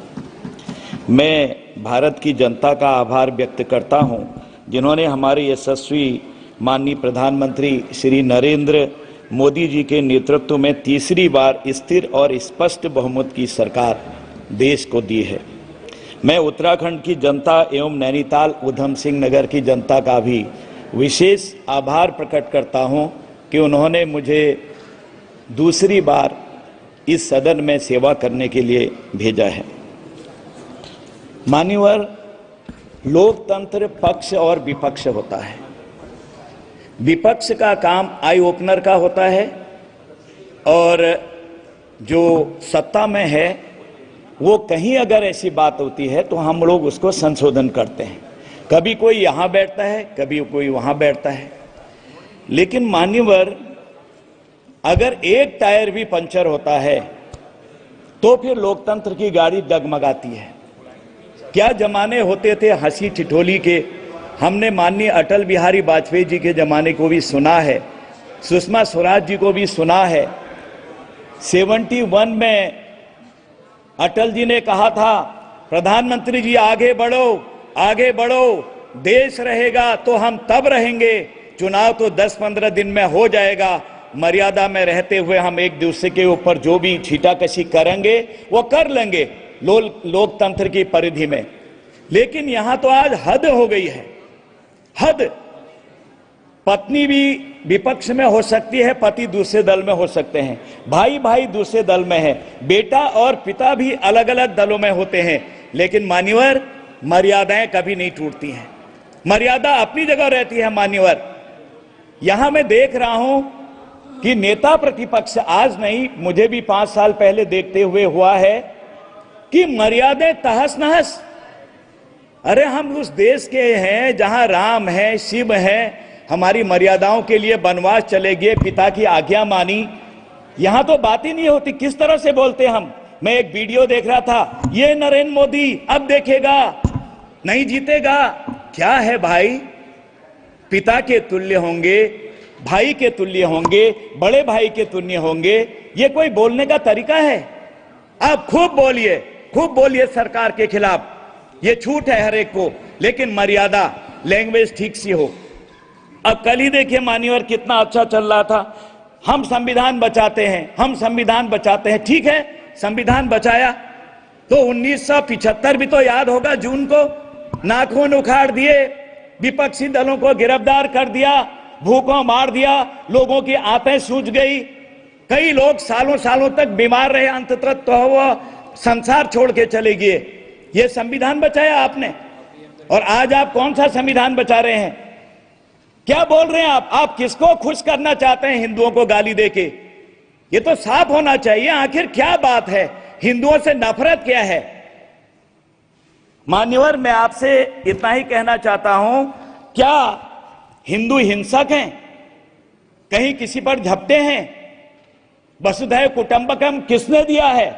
कौन कहते हैं वसुधैव कुटुंबकम? मान्यवर, ये हमारा है, हमारे सनातनी का अपना स्लोगन है, और हमने one earth, one family, one future हमने कहा है मान्यवर, हमारे लोगों ने कहा है। आज तो अब इसको G20 में पूरे विश्व ने ले लिया है, सबने अपना लिया है। आखिर हम कहां जा रहे हैं? हमको विदेशों में सभी जगह मदर ऑफ डेमोक्रेसी कहा जाता है। यही है मदर ऑफ डेमोक्रेसी?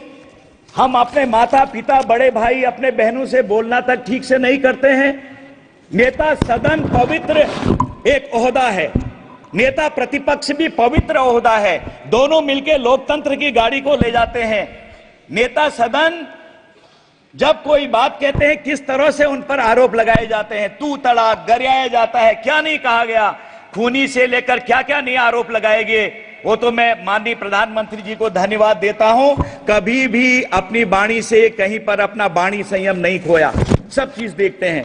मान्यवर, फिर आप देखिए, क्या हिंदू हृदय सम्राट पूज्य शिवाजी महाराज हिंसक थे? क्या हिंदू हृदय सम्राट महाराणा प्रताप जी हिंसक थे? क्या झांसी की रानी लक्ष्मीबाई जी हिंसक थी? क्या सुभाष चंद्र बोस, चंद्रशेखर जी, भगत सिंह जी, सुखदेव जी, राजगुरु जी हिंसक थे? ये सब सनातनी भी थे, कहां हिंसक थे मान्यवर? किस तरह की बात नेता प्रतिपक्ष जी ने कल कही। मैं फिर कहना चाहता हूं कि आप किसको खुश करना चाहते हैं मान्यवर?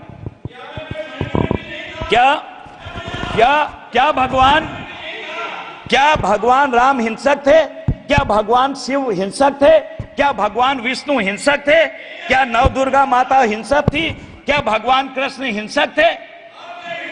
ये जब समय, देश, काल, परिस्थिति पर हर जगह देश को बचाने के लिए, समाज को बनाने के लिए, देशपाल परिस्थिति पर हमारे धर्म ग्रंथों में जो सबको बराबर सम्मान देते हैं, यदा यदा ही धर्मस्य ग्लानिर्भवति भारतो कहा है। और इसी तरह से विप्र धेनु सुर संत हितो लीन मनुज अवतार, ये हमारी बात आई है। अत्याचारियों को, आतताइयों को जब जरूरत पड़ी है उनको सबक सिखाने के लिए देवताओं ने भी, किसी ने गांडीव उठाया, किसी ने अपनी तलवार उठाई, किसी ने त्रिशूल उठाया, सब उनको सबक सिखाया। किसके लिए? संत जनों के लिए, विप्र जनों के लिए, अच्छे लोगों के लिए, समाज के अच्छे लोगों की रक्षा के लिए हमारे देवता, हमारे पूजनीय लोग सब आगे आए हैं। और हिंदुओं ने कभी तो कुछ किया ही नहीं। कहां अहिंसा करी? कहां हम विस्तारवादी हैं? कहां गाली गलौज करते हैं? कहीं पर भी हिंदू, कहीं पर, अभी आपको कविता सुना दी अटल जी की, मैं दोहराना नहीं चाहता हूं, एक भी बता दे मक्खी भी मारने के लिए कहीं गया हो हिंदू। हाँ, आन बान शान के लिए शिवाजी ने क्या किया, महाराणा प्रताप जी ने क्या किया, झांसी की रानी जी ने क्या किया, ये पूरी दुनिया जानती है। चंद्रशेखर आजाद और भगत सिंह, राजगुरु, सुखदेव ने क्या किया जब आताताई हो गए थे, अति हो गई थी। अतिशय रगड़ करे जब कोई, अनल प्रकट चंदन से होई। मान्यवर, किस तरह की बात कर रहे हैं आज फिर से हमारे देश में? आपने देखा, और सारा विश्व हमारे को देख रहा, पक्ष और विपक्ष और विपक्ष किस तरह से हमारे नेता हमारे ऊपर उंगली उठाते हैं, आपस में लड़ाते हैं, और क्या जा रहा होगा पूरे विश्व में संदेश। हमने उन लोगों का साथ दिया मान्यवर, भारत तेरे टुकड़े होंगे इंशा अल्लाह, भारत तेरी बर्बादी तक जंग रहेगी जारी। उनके वहां जाके पीठ थपथपाई है हमारे विपक्ष के साथियों ने, हमारे नेता प्रतिपक्ष उसमें खुद खड़े हुए थे उस समय। ये कोई तरीका है मान्यवर? आखिर कैसे हम लोग एक बनेंगे, कैसे हम आगे जाएंगे? गाली गलौज देने के लिए माननीय प्रधानमंत्री जी को विदेश में दी, एक बंधु कांग्रेस के नेता पाकिस्तान के अंदर गए। अरे ये हमारी बहुत बड़ी डिग्निटी, बहुत बड़ा पवित्र पद होता है, चाहे किसी पार्टी किसी दल का हो। हम विदेश में जाके कभी भी ऐसा नहीं कह सकते हैं, पूजनीय है, हमारे देश की साख खराब होती है। और आज विदेश में जब जाते हैं, हम कोई पार्टी की हैसियत से नहीं जाते हैं, हम जाते हैं भारत के नागरिक की हैसियत से। जब पूछते हैं where from you, I am from India, ओ मोदी जी का कंट्री का है, वेलकम वेलकम वेलकम। चाहे कांग्रेस हो, भाजपा हो, बसपा हो, सबका वेलकम होता है। आखिर कहां जा रहे हम मान्यवर? देखिए, गलवान में पड़ोसी को ऐसा सबक सिखाया जिससे दुनिया हिल गई, और आपने देखा सर्जिकल स्ट्राइक, एयर स्ट्राइक करके अंदर तक घुस गए, दुनिया हिल गई। लेकिन हमारे विपक्ष के लोगों ने वही सवाल उठाए, वही प्रश्न पूछे कि जो पाकिस्तान ने पूछे थे। आखिर हम क्या कहना चाहते हैं? आपने देखा अभिनंदन को तुरंत भारत भेज दिया। पहली बार हुआ कि 24 घंटे के अंदर अभिनंदन को भेजना पड़ा भारत में। ये एक देखने की बात है कि कहां हम जा रहे, क्या हमारे वहां हो रहा है। हमारा विपक्ष में खुलेआम कहना चाहता हूं, अगर अमर्यादित भाषा हो तो मानिए और निकाल दीजिए। बचकाना है, ना समझदार है, बेवफा है। मैं एक खुलेआम आरोप लगाना चाहता हूं विपक्ष पर, बात करने का तरीका नहीं है। आप मणिपुर की बात करते हैं, किसकी देन है? मैं नहीं बोलूंगा उस पर कुछ भी, क्योंकि बहुत कुछ पहले बोल दिया गया है। Hit and run, hit and run, ये कांग्रेस का, विपक्ष का अपना एक तकिया कलाम है, मारो और भागो। पिछली बार माननीय प्रधानमंत्री जी, माननीय गृह मंत्री जी ने उत्तर दिया था जब मणिपुर की बात इसी सदन में हुई थी, मैं पहले सदन में भी था, सब भाग गए। आज जब माननीय प्रधानमंत्री जी उत्तर देंगे, मैं निवेदन करना चाहता हूं, सुन के जाएं, भाग के न जाएं, तब पोल खुलेगी, तब अच्छा पता लग जाएगा सब लोगों को। समाप्त करें मान्यवर, मैं खत्म करता हूं। हम लोगों ने कितने बड़े बड़े काम किए हैं। अभी इन्होंने कहा है कि हमको बताया कि जाति धर्म सांप्रदायिकता फैलाते हैं। हम फैलाते हैं या आप फैलाते हैं? कोरोना के दौर में जो 3-3 वैक्सीन मुफ्त में लगाई गई, किसी देशवासी से जाति धर्म वर्ग पूछा गया? 80 करोड़ लोगों को जो मुफ्त राशन दिया जा रहा है, 5 साल तक और देंगे, क्या जाति धर्म वर्ग पूछा जा रहा है? आयुष्मान भारत योजना में 5 लाख रुपए का इलाज जो किया जा रहा है, क्या जाति धर्म वर्ग पूछा गया? मुफ्त आवास जो दिए गए हैं, क्या जाति धर्म वर्ग पूछा गया? मान्यवर, ये सब एक कहने की बात है, हम लोगों ने कहीं पर भी कभी देखा ही नहीं। सबको बराबरी का समान दर्जा हमारे माननीय प्रधानमंत्री ने दिया है। चंद्रयान में हम पहुंच गए, आदित्य आज हमारा चित्र ले रहा है। राम मंदिर में कैकेयी माता के वरदान पर मात्र 14 साल का आपको पता है कि वनवास दिया था। हमारे विपक्ष और कांग्रेस ने तो 500 साल तक भगवान राम को वनवास दिया, और जब मोदी जी आए तब वनवास खत्म हुआ। आज वो गद्दी पर बैठे हैं। कौन सी ऐसी चीज है मान्यवर, धन्यवाद जो मान्यवर आपका समय नहीं, हम आप कहेंगे तो मैं बैठ जाऊंगा। एक मिनट और कह दीजिए। एक मिनट और दिए तो हमारी शुरुआती हो रही है अभी। मान्यवर, आपके दल मॉर्गन स्टैनली ने अर्थव्यवस्था में हम आगे हैं, जल में, थल में, नभ में हम आगे हैं। विदेशी मुद्रा का भंडार भरा है, स्वदेशी मुद्रा का भंडार भरा है। हमारी पर कैपिटा इनकम हमारी आगे आ रही है। देश में 10 सालों में कायाकल्प हो गया है। ये विपक्ष को अच्छा नहीं लग रहा है। दुनिया के जाने माने अर्थज्ञ मॉर्गन स्टैनली ने 2004 से 10 की रिपोर्ट में कहा है कि भारत की अर्थव्यवस्था गिरती हुई है। आप सब जानते हैं मान्यवर, उन्होंने साफ साफ बोला है। लेकिन 2014 से 23 की ही रिपोर्ट आई उन्हीं की कि आज अर्थव्यवस्था बहुत तेजी से आगे बढ़ने वाली है, भारत की बढ़ गई है, इतनी तेजी से आज हम आगे बढ़ रहे हैं, यानी कि हर क्षेत्र में आगे बढ़ रहे हैं। हमारे पास अपना फाइटर हो गया है, हमने अपना विक्रांत बना दिया है, दुनिया हिल के रख गई है और हम सब बातें आगे। ठीक महात्मा, धन्यवाद। मैं बहुत बहुत धन्यवाद करता हूं कि आपने मुझे समर्थन दिया और मैं महामहिम राष्ट्रपति जी के अभिभाषण पर अपनी तरफ से बधाई देता हूं। आपको समय दिया, समर्थन करता हूं। समर्थन आपको नहीं, समय तो थोड़ा अगर 1-2 मिनट और देते अच्छी बात आ जाती, लेकिन आपकी आज्ञा सिरोधारी है माननीय श्री लालजी वर्मा जी।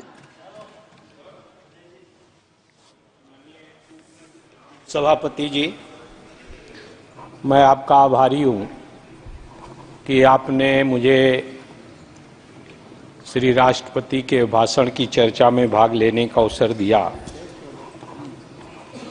मैं सबसे पहले उत्तर प्रदेश की महान जनता को आभार व्यक्त करना चाहूँगा, जिन्होंने एक अहंकार को तोड़कर एक मजबूर सरकार बनाने का काम किया। साथ ही साथ मैं अयोध्या मंडल की जनता का, महान जनता का आभार व्यक्त करना चाहूँगा, जिस महान जनता ने उस मंडल की 5 सीटों पर ही भारतीय जनता पार्टी के अहंकार को तोड़ने का काम किया।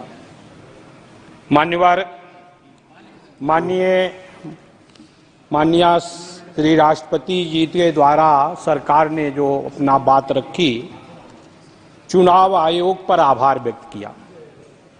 निश्चित रूप से सरकार को चुनाव आयोग पर आभार व्यक्त करना चाहिए, इसलिए कि अगर ये सरकार बनी है तो चुनाव आयोग के भेदभाव पूर्ण कार्यों के कारण बनी है। मतदाता सूची का लालजी वर्मा जी, आप सीनियर पार्लियामेंटेरियन रहे हैं, आप करें ये सरकार बनी है चुनाव आयोग के भेदभाव, ये कृपया चुनाव आयोग, आप जानते हैं कॉन्स्टिट्यूशनल बॉडी है। अभी आपने स्वयं कहा कि अयोध्या की 5 सीट हम जीत गए, तो आखिर चुनाव आयोग की निष्पक्षता होगी। कृपया किसी का, हाँ धन्यवाद। माननीय सभापति जी, अगर निष्पक्ष चुनाव हुआ होता, मशीनरी का दुरुपयोग ना होता, जगह जगह खुलेआम धन और दारू का प्रयोग न हुआ होता, तो अकेले उत्तर प्रदेश में 20 सीटें और इंडिया गठबंधन की आती। मान्यवर, आज माननीय मतदाताओं पे आप सवाल उठा रहे हैं। माननीय सभापति जी, आज निष्पक्ष नहीं हुआ। मान्यवर, जिस तरह से आज 10 साल से भारतीय जनता पार्टी की सरकार चल रही है, जो वादा किया था 2014 में, उस वादे पर पूरी तरह से ये सरकार फेल हुई है। वादा था महंगाई को समाप्त करने का, वादा था बेरोजगारी को समाप्त करने का, लेकिन इस सरकार ने दिया क्या है? मान्यवर श्री प्रधानमंत्री जी की सरकार ने आम जनता के लिए महंगाई की गारंटी दिया, छात्रों के लिए पेपर लीक की गारंटी दिया, युवाओं के लिए बेरोजगारी की गारंटी दिया, यात्रियों के लिए हादसों की गारंटी दिया, किसानों के लिए कर्ज दार बनाने की गारंटी दिया, छोटे उद्योगों के लिए बर्बादी की गारंटी दिया, और साथ ही साथ बाबा साहब भीमराव अंबेडकर के अथक प्रयासों से अनुसूचित जात, अनुसूचित जनजात को आरक्षण मिला। बड़े संघर्षों के बाद मंडल आयोग के माध्यम से पिछड़ी जाति के लोगों को हिस्सेदारी मिली सरकारी नौकरियों में। भारतीय जनता पार्टी की सरकार ने उस आरक्षण पर डाका डालने का काम किया। विभिन्न वर्गों के आरक्षण का लाभ न मिलने पावे, इसलिए निजीकरण करने का काम किया, और जो नौकरियां बची भी हैं उस आरक्षण पर नॉट फाउंड सुटेबल की गारंटी देने का काम भारतीय जनता पार्टी की सरकार ने किया। किसानों को न्यूनतम समर्थन मूल्य का लीगल गारंटी नहीं दिया। माननीय अनुराग ठाकुर जी द्वारा लगभग 1 घंटे से ज्यादा का समय लेकर धन्यवाद प्रस्ताव प्रस्तुत किया गया, लेकिन उनकी बात से ये झलक रहा था कि उनको मंत्री ना बनाए जाने की चिंता सता रही थी और इसलिए बार बार पानी पीकर भी वो सरकार की तारीफ नहीं कर पा रहे थे। मान्यवर, आज जो आरक्षण है ओबीसी का पूरी तरह से विभिन्न संस्थाओं में इस भारतीय जनता पार्टी की सरकार ने खत्म किया है। उत्तर प्रदेश में 34 विश्वविद्यालय हैं। 34 विश्वविद्यालयों में जो वाइस चांसलर बनते हैं एक भी पीडीए के 1 या 2 हैं, बाकी एक भी नहीं है। इसी तरह से विभिन्न जिलों में चाहे जहां भी जो सरकारी अधिकारियों की पोस्टिंग होती है उसमें भी इन वर्गों की उपेक्षा की जाती है। मान्यवर, मैं आपके दृष्टांत में लाना चाहता हूं कि किस तरह से रिजर्वेशन के साथ अन्याय हो रहा है। ओबीसी श्रेणी के दिल्ली यूनिवर्सिटी में जो इनका कॉलेज है, एक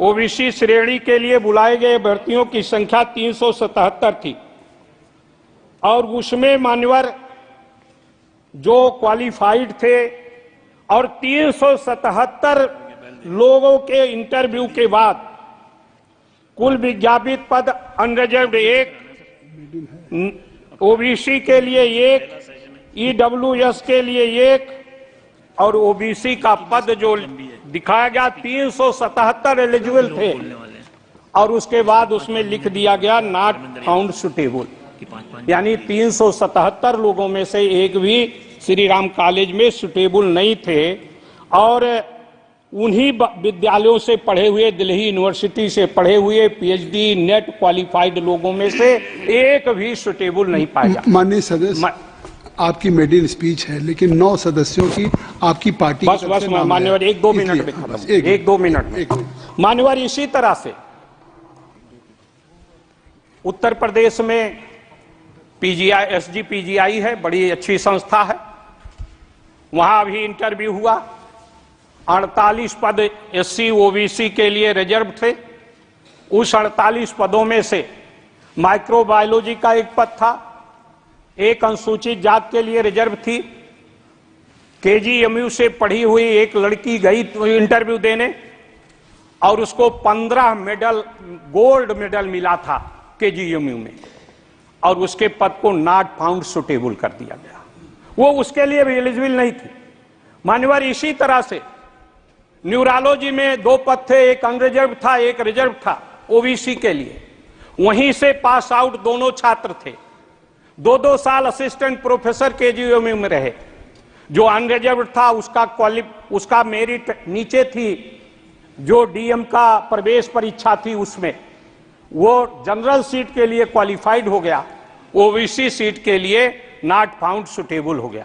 इस तरह से मान्य, बस 1 मिनट के अंदर मैं खत्म कर रहा हूं, मैं अपनी मर्यादा को समझता हूं मान्यवर। इसी तरह से पूरे प्रदेश में, जिस तरह से पूरे देश और प्रदेश में आज अनुसूचित जात और पिछड़ी जात के लोगों के पदों के साथ जो उसमें एक्सपर्ट बनाए जाते हैं, 3 के 3 एक्सपर्ट वो सामान्य वर्ग के बना दिए जाते हैं, उसमें रिजर्वेशन नहीं है। इस तरह से आज ये भारतीय जनता पार्टी की सरकार, जिसने मंत्रिमंडल का भी बनाने का काम किया, कहते हैं कि माननीय प्रधानमंत्री स्वयं ओबीसी हैं, लेकिन उसके बाद भी ओबीसी के लोगों के साथ अनुसूचित जनजात के, अनुसूचित जात के लोगों के साथ, बस कंक्लूड करा मैं, इस तरह से अन्याय हो रहा। मान्यवर, मैं ध्यान दिलाना चाहता हूं, सरकार ने जो मंत्रिमंडल भी 30 लोगों का कैबिनेट मंत्री बनाया, उनके साथ भी ये हिस्सेदारी हमें देने का काम नहीं कर रहे हैं। आप इस तरह से पूरे प्रदेश में आज किसानों का जो समर्थन मूल्य है, कहा था किसान की आमदनी 2 गुना होगी, आमदनी तो दूनी नहीं होगी। कास्ट ऑफ प्रोडक्शन 2 गुना हो गया। माननीय वर्मा जी, मैं इन्हीं बातों के साथ मान्यवर, चूंकि आप बार बार टोक रहे हैं मान्यवर, मुझे टोकना नहीं चाहिए, लेकिन इसलिए लेकिन मैं खुद ही दल पहली मेरी स्पीच थी, लेकिन मैं अपने 1 घंटे पार्टी का के समय सीमा है में रहते और हुए 10 सदस्य आपके नाम ठीक है मान्यवर, मैं आपका बहुत बहुत आभारी हूं कि आपने मुझे बोलने का अवसर दिया। आज इस तरह का अन्याय हो रहा है, चाहे वो बुनकर हो, किसान हो, धन्यवाद, छात्र हो, धन्यवाद। मैं इसके लिए मैं श्री पीपी चौधरी जी, धन्यवाद।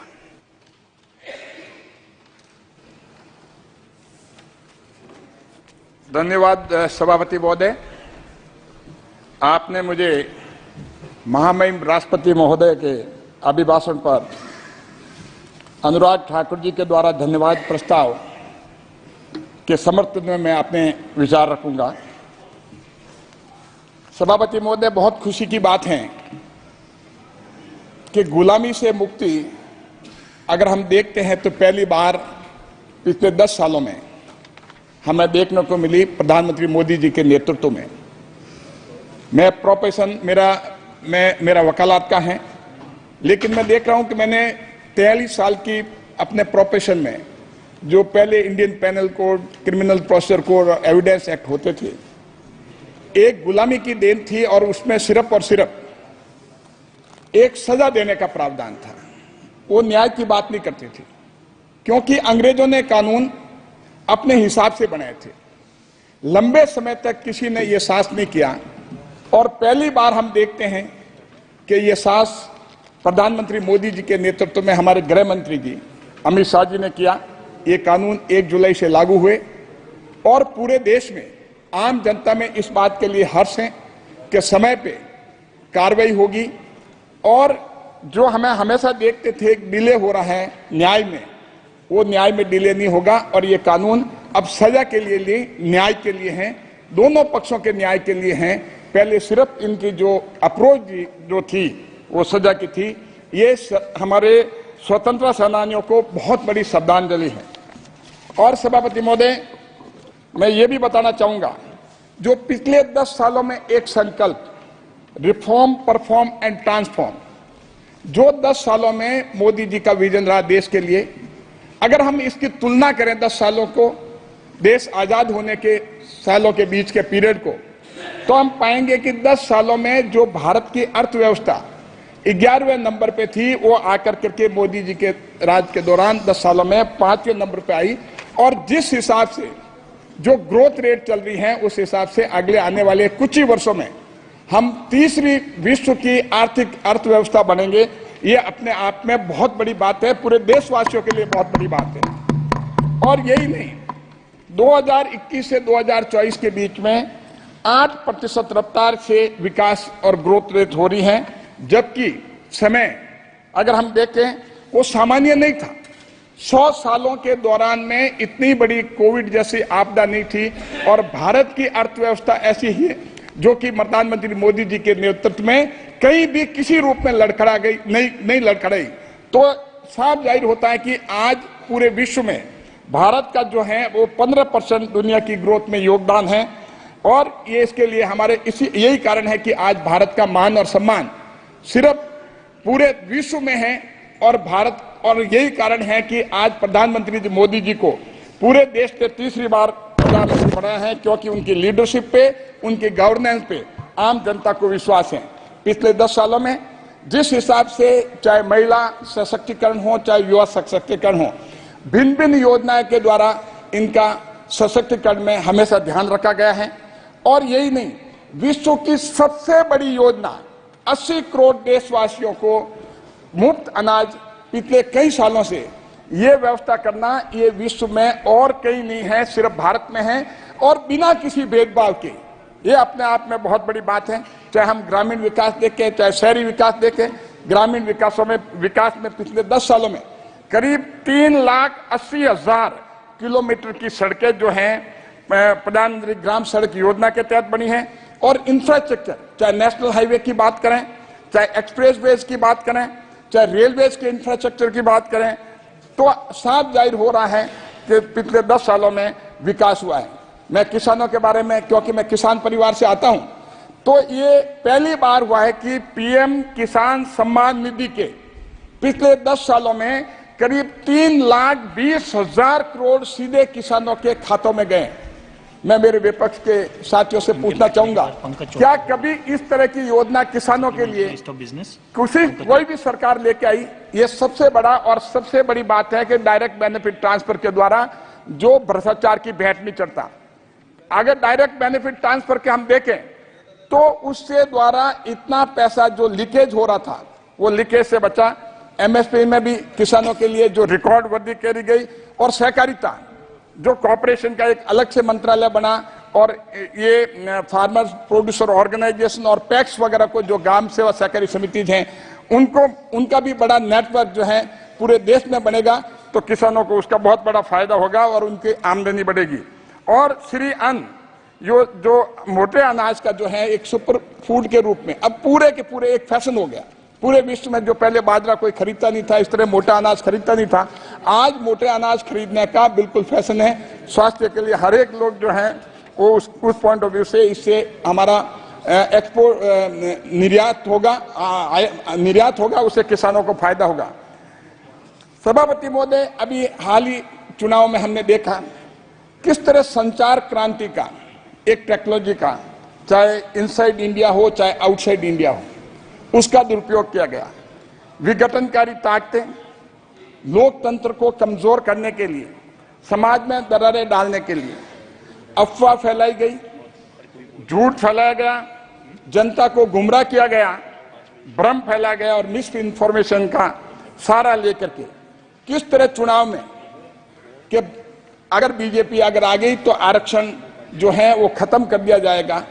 एक तरह से एक जो झूठ फैलाया गया जनता में, आम जनता में, जनता को मैं धन्यवाद देता हूं कि इनके झूठ पे विश्वास नहीं किया और प्रधानमंत्री मोदी जी को तीसरी बार कृपया झूठ को असत्य कह सकते हैं आप। झूठ इज नॉट पार्लियामेंट्री वर्ड्स, झूठ की जगह पे असत्य कहें। Yes sir. तो इस तरह से ये बेरोक टोक नहीं चलने दिया जाएगा और इसमें आने वाले समय में ये मानवता के विरुद्ध में बहुत गलत उपयोग हुआ है। और इनका मैं तो कहूंगा कि जिस हिसाब से कांग्रेस के साथी भी बैठे हैं, विपक्ष बैठे हैं, तो एक झूठ का जनरेटर के रूप में इन्होंने काम किया। सॉरी तो आप देखेंगे सर। और इसके अलावा कल अभी राहुल गांधी जी यहाँ पर बोले थे, तो मैं बताना चाहूंगा कि उन्होंने हिंदू समाज को एक हिंसकवादी कहना, एक नफरत करने वाला समाज कहना, ये पूरे हिंदू समाज जो है आज पूरे देश का इस बात के लिए बहुत नाराज हैं और इसके लिए उनको माफी मांगनी चाहिए। और यही नहीं, अग्निवीर के मामले में उन्होंने सही तथ्य पार्लियामेंट में नहीं रखे, जो कि हमारे रक्षा मंत्री जी ने उसी समय इस बात को बताया। और जो अभी देखा हमने कि जब शपथ ले रहे थे सारे हमारे विपक्ष के साथी भारत का संविधान लेके रह रहे थे, ऐसा लग रहा है कि जिन्होंने संविधान के ऊपर सबसे बड़ा हमला किया, संविधान को तार तार किया, वो संविधान की बात कर रहे हैं। इमरजेंसी हम बात करते हैं कि इमरजेंसी की बात करते हैं, लेकिन इमरजेंसी लगी क्यों, इस तथ्य में जाना जरूरी है। इमरजेंसी इसलिए लगी कि 1971 में 352 सीटें कांग्रेस को मिलने के बाद इंदिरा गांधी जी का चुनाव कोर्ट ने निरस्त कर दिया था। जब कोर्ट ने उनका चुनाव निरस्त कर दिया था तो भारत के संविधान में संशोधन किया गया, अमेंडमेंट लाया गया कि प्रधानमंत्री का चुनाव जो है वो चैलेंज नहीं किया जा सकता। इसके लिए आंदोलन हुआ। मैं धन्यवाद दूंगा, हमारे समाजवादी एसपी के साथी भी बैठे हैं, डीएमके के भी बैठे हैं और आरजेडी के भी बैठे हैं। हमारे मुलायम सिंह जी, नेताजी मुलायम सिंह जी को स्वर्गीय, और हमारे लालू जी को, हमारे करुणानिधि जी को, इन्होंने सारों ने आवाज उठाई और आवाज उठा करके इन्होंने आंदोलन किए। लेकिन आज मुझे अचंभा हो रहा है इस बात का कि ये इंडिया अलायंस के साथ ये जुड़े हुए हैं, इनकी विचारधारा जो है ये नहीं मिलती। जब हमारे राष्ट्रपति जी का, हमारे माननीय स्पीकर महोदय जी का जब हो रहा था भाषण और सबने हमने उनको जब सम्मान देने के लिए खड़े हुए, तब जो उस समय स्थिति जो थी वो कांग्रेस की और आप लोगों की स्थिति ऐसा लग रहा था कि ये आपका जो मेल जोल है लंबा चलने वाला नहीं है, क्योंकि आपकी विचारधारा जो है मैं मानता हूं संविधान के प्रति आपकी विचारधारा है, चाहे हमारे एसपी की हो, चाहे आरजेडी की हो, चाहे डीएमके की हो, लेकिन कांग्रेस से मेल आपकी विचारधारा भारत के संविधान के लिए नहीं खाती है। तो इसीलिए ये जो ढोंग रचा गया, जिस हिसाब से भारत के संविधान को दिखा करके शपथ ली गई, आम जनता जब इमरजेंसी को याद करती तो उनको पता लगता है कि संविधान के सबसे बड़ा हमला जो है वो किसने किया है। और मैं बताना चाहूंगा, और संविधान जब इमरजेंसी लगी उसके दौरान आप याद करो किस तरह जुडिशरी पे कमिटेड जुडिशरी बनाने के लिए, जब गोलकनाथ के केस में, केशवानंद भारती के केस में, एडीएम जबलपुर के केस में, जब सर्वोच्च न्यायालय की संविधान की पीठ ने यह निर्णय दिया कि बेसिक स्ट्रक्चर को चेंज नहीं किया जा सकता, फंडामेंटल राइट को चेंज नहीं किया जा सकता, आपने इमरजेंसी में बेसिक स्ट्रक्चर को चेंज किया और सोशलिस्ट और सेकुलर वर्ल्ड को इमरजेंसी के दौरान जब सारे नेता, हमारे मुलायम जी भी, लालू जी भी और करुणानिधि जी भी, सारे और भी बड़े बड़े नेता, अटल बिहारी वाजपेयी जी हो, लाल कृष्ण आडवाणी जी हो, सब बड़े बड़े देश के नेता जेल में थे, तब आपने भारत का संविधान बदला। जो ये संविधान की बात करते हैं, भारत का संविधान बदला, उसमें अमेंडमेंट किए और पार्लियामेंट का टेन्योर जो है 1 साल संविधान बदल करके 1 साल बढ़ाया। इससे ज्यादा पूरे भारत के इतिहास में संविधान पे हमला कोई हो नहीं सकता। जो लोग ये संविधान की बातें करते हैं, आम जनता अब ये समझते हैं इनकी जो है ये इस तरह की जो कार्रवाई है वो आगे चलने वाली नहीं है। और यही नहीं कि जिस हिसाब से जो जजेज ने फैसला खिलाफ दिया, अगर उन्होंने कहा कि ये बेसिक स्ट्रक्चर चेंज नहीं कर सकते, उनको सुपरसीड किया गया, उनके जूनियर को चीफ जस्टिस ऑफ इंडिया बनाया गया, उनको रिजाइन भी करना पड़ा। तो कमिटेड जुडिशरी, आज तक भारत के इतिहास में जो जुडिशरी का गला इमरजेंसी के दौरान और इंदिरा गांधी के राज में घोटा गया, कांग्रेस के द्वारा ये उनके पीरियड में हुआ, ये पूरे इतिहास में कभी नहीं हुआ। आज आप देखें हमारी जुडिशरी जो है एक बहुत बड़ा एक लोकतंत्र का भाग है, वो इंडिपेंडेंट है, लेकिन जुडिशरी उस समय कंप्लीटली कमिटेड थे। उन्हीं लोगों का प्रमोशन होता था, चीफ जस्टिस ऑफ इंडिया बनते थे, जो कि सरकार के साथ रहते हैं। और आप देखेंगे, आप बात करते हैं दलितों की, जब दलितों की बात करते हैं और अंबेडकर जी को आपने क्या ट्रीटमेंट दिया, जब ये तो मोदी जी ने उनको आगे लाने लगे तब आप दौड़ करके आने लगे। आपने 1946 में उनको कॉन्स्टिट्यूएंट असेंबली का मेंबर नहीं बनने दिया और उनको जाकर करके बंगाल से, जो कि अभी बांग्लादेश में, वहां से आना पड़ा। और उसके बाद में आपने 1952 में अंबेडकर जी को नेहरू जी ने जाकर के उनके खिलाफ प्रचार करा करके उनको 1952 में बाबा राव भीमराव अंबेडकर जी को हराया, क्योंकि और उसके यही नहीं, उसके बाद में 1954 में बाई इलेक्शन हुए, उसमें आपने अंबेडकर जी को हराया। तो आप दलितों की बात करते हो तो एक मजाक सा लगता है कि नाटक सा लगता है। और यही नहीं, एक तरफ, बस एक सेकंड से, 1 मिनट, और यही नहीं, आप देखिए कि भारतीय जनता पार्टी ने प्रधानमंत्री मोदी जी के नेतृत्व में जिस हिसाब से देश के दलित नेता, जो कि हम बहुत मान और सम्मान देते हैं, क्योंकि उनका लेवल जो था, नेहरू जी को हमेशा डर रहता था कि अंबेडकर जी कहीं ऐसा मेरे बराबर का नेता तो इसको कैसे दबाया जाए, तो उनको आपने हमेशा दबाने की कोशिश की गई। लेकिन प्रधानमंत्री मोदी जी ने और भारतीय जनता पार्टी जब भी पावर में थी, उनके द्वारा हमने पंच तीर्थ तैयार किए, चाहे उनके जन्म स्थान महो में हो, चाहे दिल्ली में उनका घर हो, चाहे 15 जनपद ऑडिटोरियम हो, चाहे मुंबई में उनका क्रिमेशन स्थान हो, चाहे लंदन में जहां वहां पड़े हैं वो हो। और उसके अलावा भारत रत्न अगर देने का काम किया तो माननीय अटल बिहारी वाजपेयी जी के स्टैंड पे उनको भारत रत्न दिया गया, इन लोगों ने ले लिया। तो कहने का मतलब ये है, ये दलितों की भली बात करें, दलितों के लिए करते कुछ नहीं है, गरीबी हटाओ, गरीबों को जरूर इन्होंने हटा दिया है। तो कांग्रेस के क्या कथनी और करनी में फर्क है। और जिस हिसाब से राहुल गांधी जी ने, जब कल मैं उनको धन्यवाद देता हूं कि ये विपक्ष के नेता बने, लेकिन मैं इनसे ये भी निवेदन करता हूं हाथ जोड़ के कि विपक्ष का रोल बहुत बड़ा है और आप मर्यादा के साथ साथ आप मैच्योरिटी रखते हैं, परिपक्वता, मुझे पूरा विश्वास है कि आने वाले टाइम में पूरी परिपक्वता का वो पूरा अपना आप प्रदर्शन करेंगे। और इस तरह से इमैच्योरिटी से जिस हिसाब से सदन का एक पूरी गरिमा पूरे देश में घटी, पूरे विश्व में घटी, इस तरह की बात वो नहीं करें। इन्हीं शब्दों के साथ आपको बहुत बहुत धन्यवाद सर। धन्यवाद। Papers to be laid on Pankaj Chaudhary ji. Shri Pankaj महोदय, मैं अपनी वरिष्ठ सहयोगी श्रीमती निर्मला सीतारमण की ओर से निम्नलिखित अधिसूचना पटल पर प्रस्तुत करता हूं। पेट्रोलियम क्रूड के उत्पादन पर विशेष अतिरिक्त उत्पादन शुल्क जो रुपये 3250 मीट्रिक टन से बढ़ाकर रुपये 6000 मीट्रिक टन करने के लिए दिनांक 19 जुलाई 2022 के अधिसूचना क्रमांक 18/2020 केंद्रीय उत्पाद शुल्क को संशोधित करने के लिए व्याख्यात्मक ज्ञापन सहित भारत के गजट में प्रकाशित दिनांक 1 जुलाई 2024 की अधिसूचना संख्या 17/2024 केंद्रीय उत्पाद शुल्क। श्री असउद्दीन ओवैसी जी। शुक्रिया मोहतरम चेयरमैन साहब, आपने मुझे बोलने का मौका दिया। मैं शुरुआत में बताना चाह रहा हूं कि मैं हुकूमत की तरफ से लाए गए इस रेजोल्यूशन की मुखालिफत में बोल रहा हूं और मैंने अमेंडमेंट्स भी दिए हैं प्रेजेंट एड्रेस के लिए।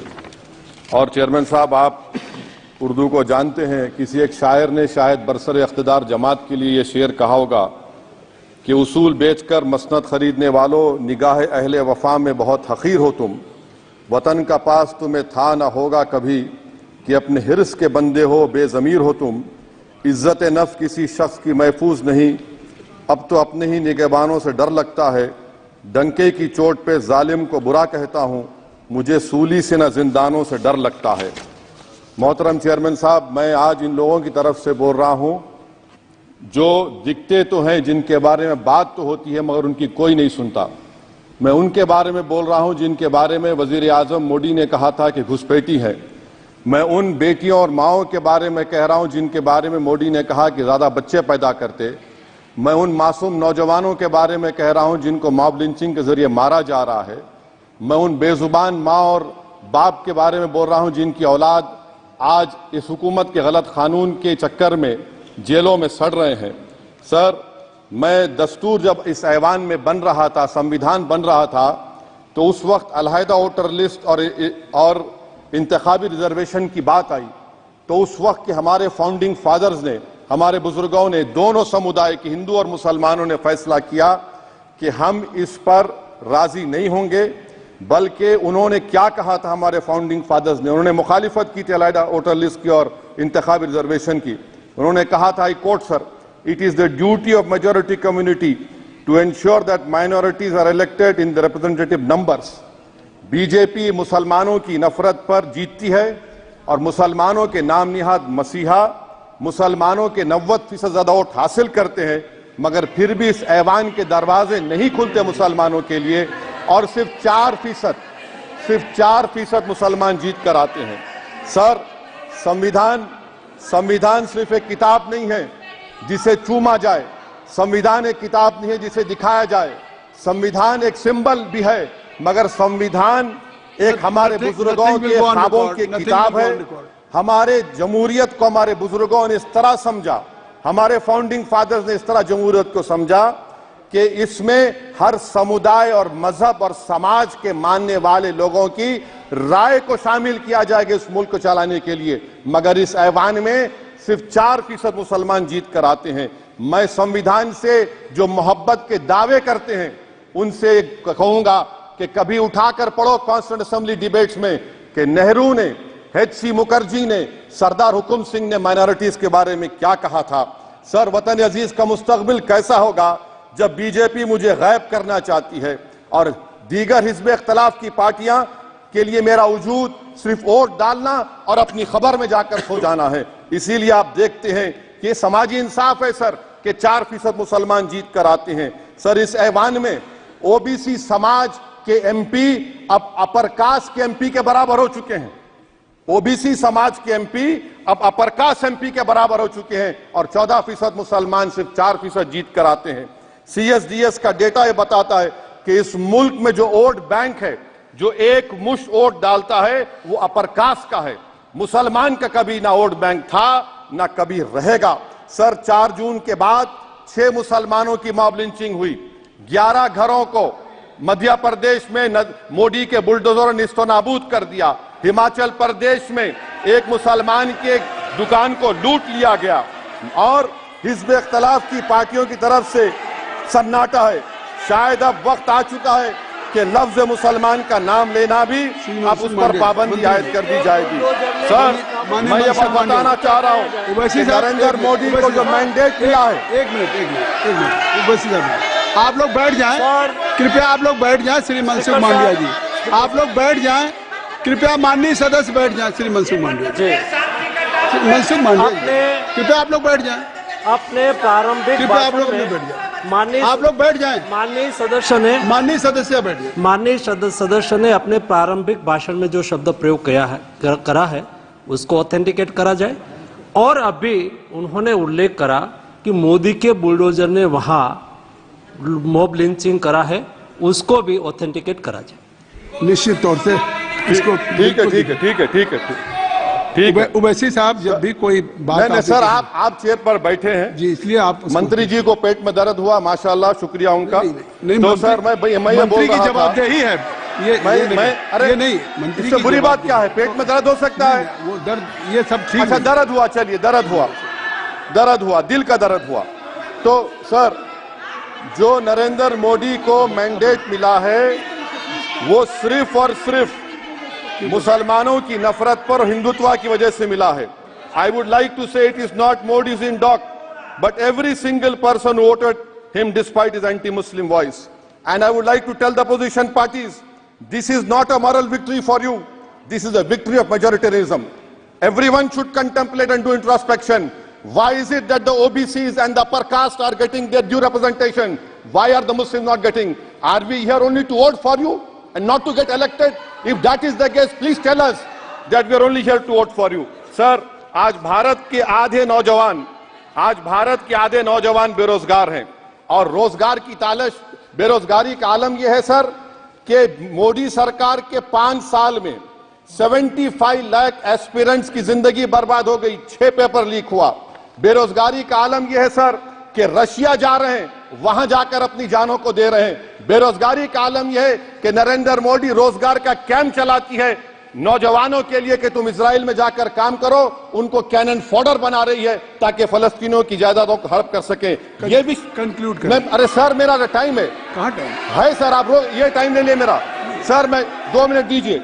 ये विश्वगुरु की पॉलिसी है। इजराइल को 27 टन हथियार जा रहा है। 9 मिलियन भारत के लोग गल्फ में काम करते हैं, क्या असर पड़ेगा? 47,000 इजरायली फलस्तीनी मार चुके हैं। क्या है हमारी पॉलिसी सर? क्यों हथियार दे रहे हैं सर? नस्लकशी हो रही है। सदर जमहूरिया के खुतबे में राष्ट्रपति के सर, मैं उसी पे बोल रहा हूं सर, उसमें लिखा हुआ है फॉरेन पॉलिसी के ऊपर, आप पैराग्राफ नंबर 25 देख लीजिए। सदर जमहूरिया में सैचुरेशन अप्रोच है। क्यों नहीं मोदी सरकार माइनॉरिटीज को तीनों स्कॉलरशिप को डिमांड करती है सर? उसको आपने बजट कम कर दिया। सर, बनारस का बुनकर 18 महीने से मंडी का शिकार है, सूरत और बेंगलुरु जा रहा है। सर, आखिरी बात कंक्लूड कर रहा हूं, आखिरी बात सर, पनून केस में निखिल गुप्ता, मोदी ने कहा था कि हमने घर में घुसकर मारा, तो निखिल गुप्ता को किसने ऑर्डर दिया था पनून को मारने का? अगर नहीं दिया तो उसको बचाइए, और अगर दिया नहीं तो फिर उस पर पीएमएलए क्यों नहीं लगाते? और सर समाप्त करो। कमेटी बनाई आपने, उसका क्या हुआ? सर, हम एससीओ को नहीं जा रहे। सर, मैं आपको बता रहा हूं कि मैं अपनी इस तकरीर को टीपू सुल्तान की नजर, सुनिए सर, अब हो गया खत्म कर रहा हूं सर। मैं अपनी तकरीर को टीपू सुल्तान की नजर कर रहा हूं। ये टीपू सुल्तान की फोटो है, क्या आप इससे भी नफरत करेंगे?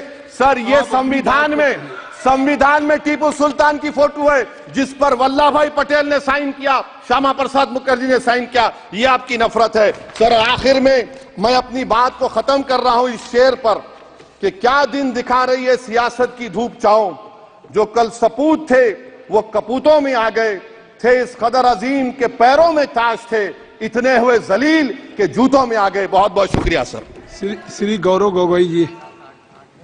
धन्यवाद सभापति महोदय।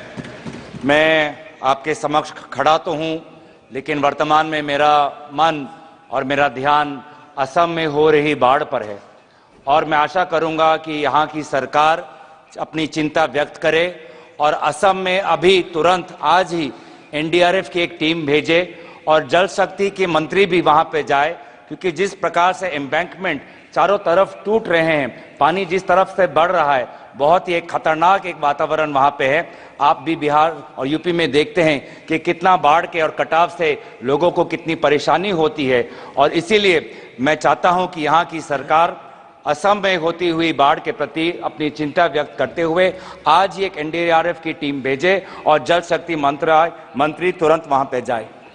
मैं शुरुआत में भाजपा के सांसदों और हमारे इंडिया अलायंस के सांसदों और सभी सांसदों को मैं विशेष रूप से अपने तरफ से शुभकामनाएं देता चाहूंगा कि वो इस चुनाव में जीत के आएं।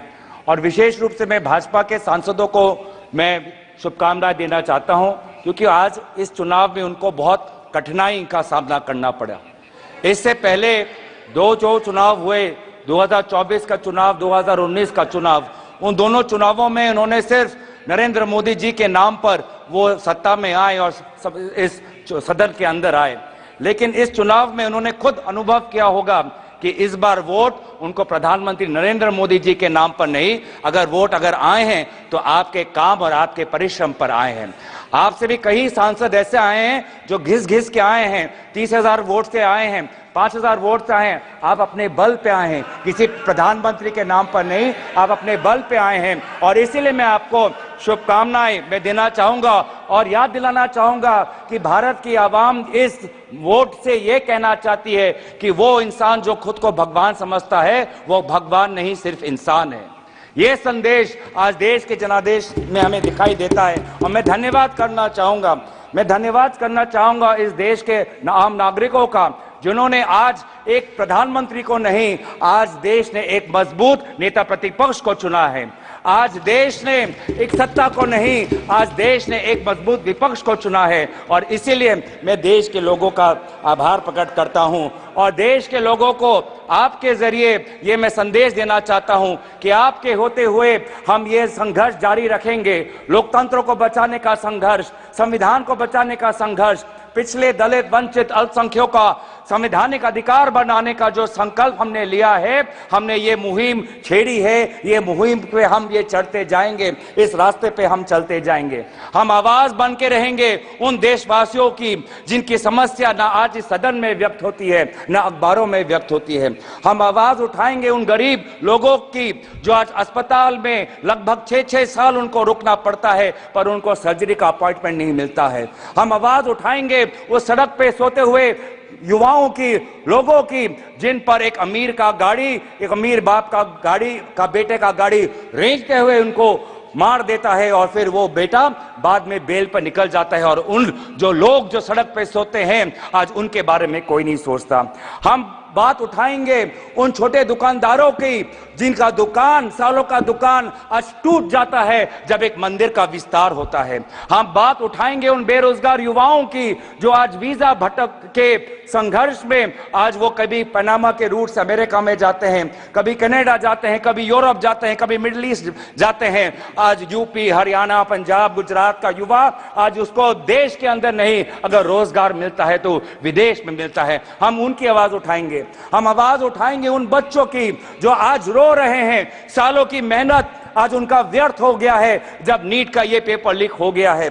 हम बात उठाएंगे उन जवानों की जो आज जम्मू में जिनकी आज शहादत हुई है। हम बात उठाएंगे उन ऑनेस्ट टैक्स पेयर्स की जिनका पैसा आज हम देख रहे हैं कि कहीं बिहार पर पुल गिर जाने पर उनका टैक्स पेयर का पैसा व्यर्थ होता है, तो कहीं एयरपोर्ट का टर्मिनल लीक होने पर उनका टैक्स पेयर का पैसा व्यर्थ होता है। पर हमें यह भी पता है कि प्रधानमंत्री मोदी जी अपना रवैया नहीं बदलेंगे।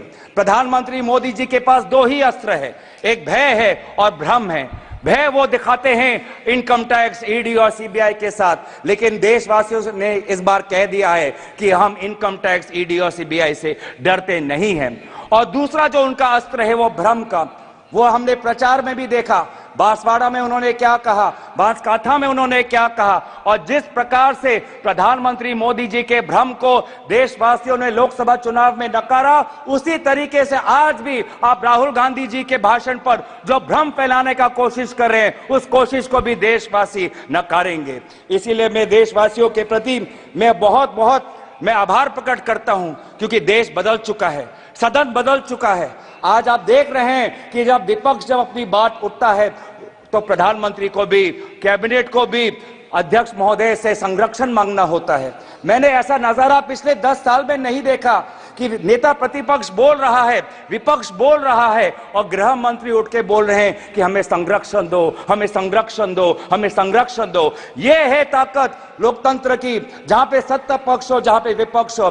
अगर आपके पास सत्ता है इसका मतलब यह नहीं कि आप सही हो, अगर हम विपक्ष में हैं इसका मतलब हम गलत है, ये इसका मतलब नहीं है। सत्ता पक्ष और विपक्ष लोगों की दो राय रखता है और फिर जनता जनार्दन निर्धारित करती है कि वो किसको राय को स्वीकारता है, चाहे वो सत्ता हो या विपक्ष को। और इसीलिए आज देश बदल चुका है उत्तर पूर्वांचल से, जहां से आज मणिपुर के 2 सांसद हम जीत के आए हैं।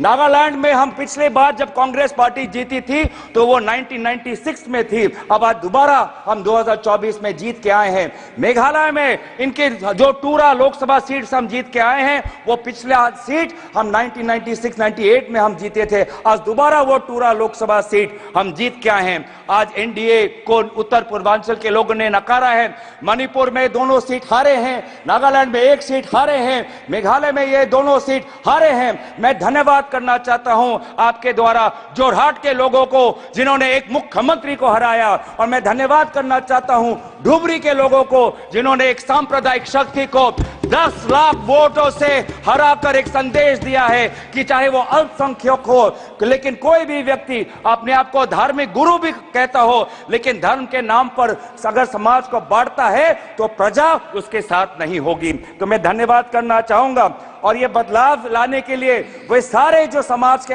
विभिन्न वर्ग हैं, मैं सभी का आभार प्रकट करता हूं। वे हजारों लोग जो राहुल गांधी जी के साथ भारत जोड़ो न्याय यात्रा पे चले, मैं उनका धन्यवाद करना चाहता हूं। मैं उन पत्रकारों का धन्यवाद करना चाहता हूं जिन्होंने निष्पक्षता से अपने पत्रकारी का जो उन्होंने जिम्मेवार उन्होंने उठाया। आज एक संदेश गया उन पत्रकारों को जिनको हौले हौले प्रधानमंत्री मोदी जी से प्यार है। एक संदेश गया उन पत्रकारों को जो कहते हैं कि ये तो सिर्फ फॉर्मेलिटी है, कि अपनी पत्रकारिता पर ध्यान दे, नहीं तो लोग आपको देखना बंद कर देंगे। मैं आज युवाओं को मैं आभार प्रकट करना चाहता हूं क्योंकि उन्होंने व्हाट्सएप का इस्तेमाल नहीं किया, उन्होंने अपना विवेक का इस्तेमाल किया।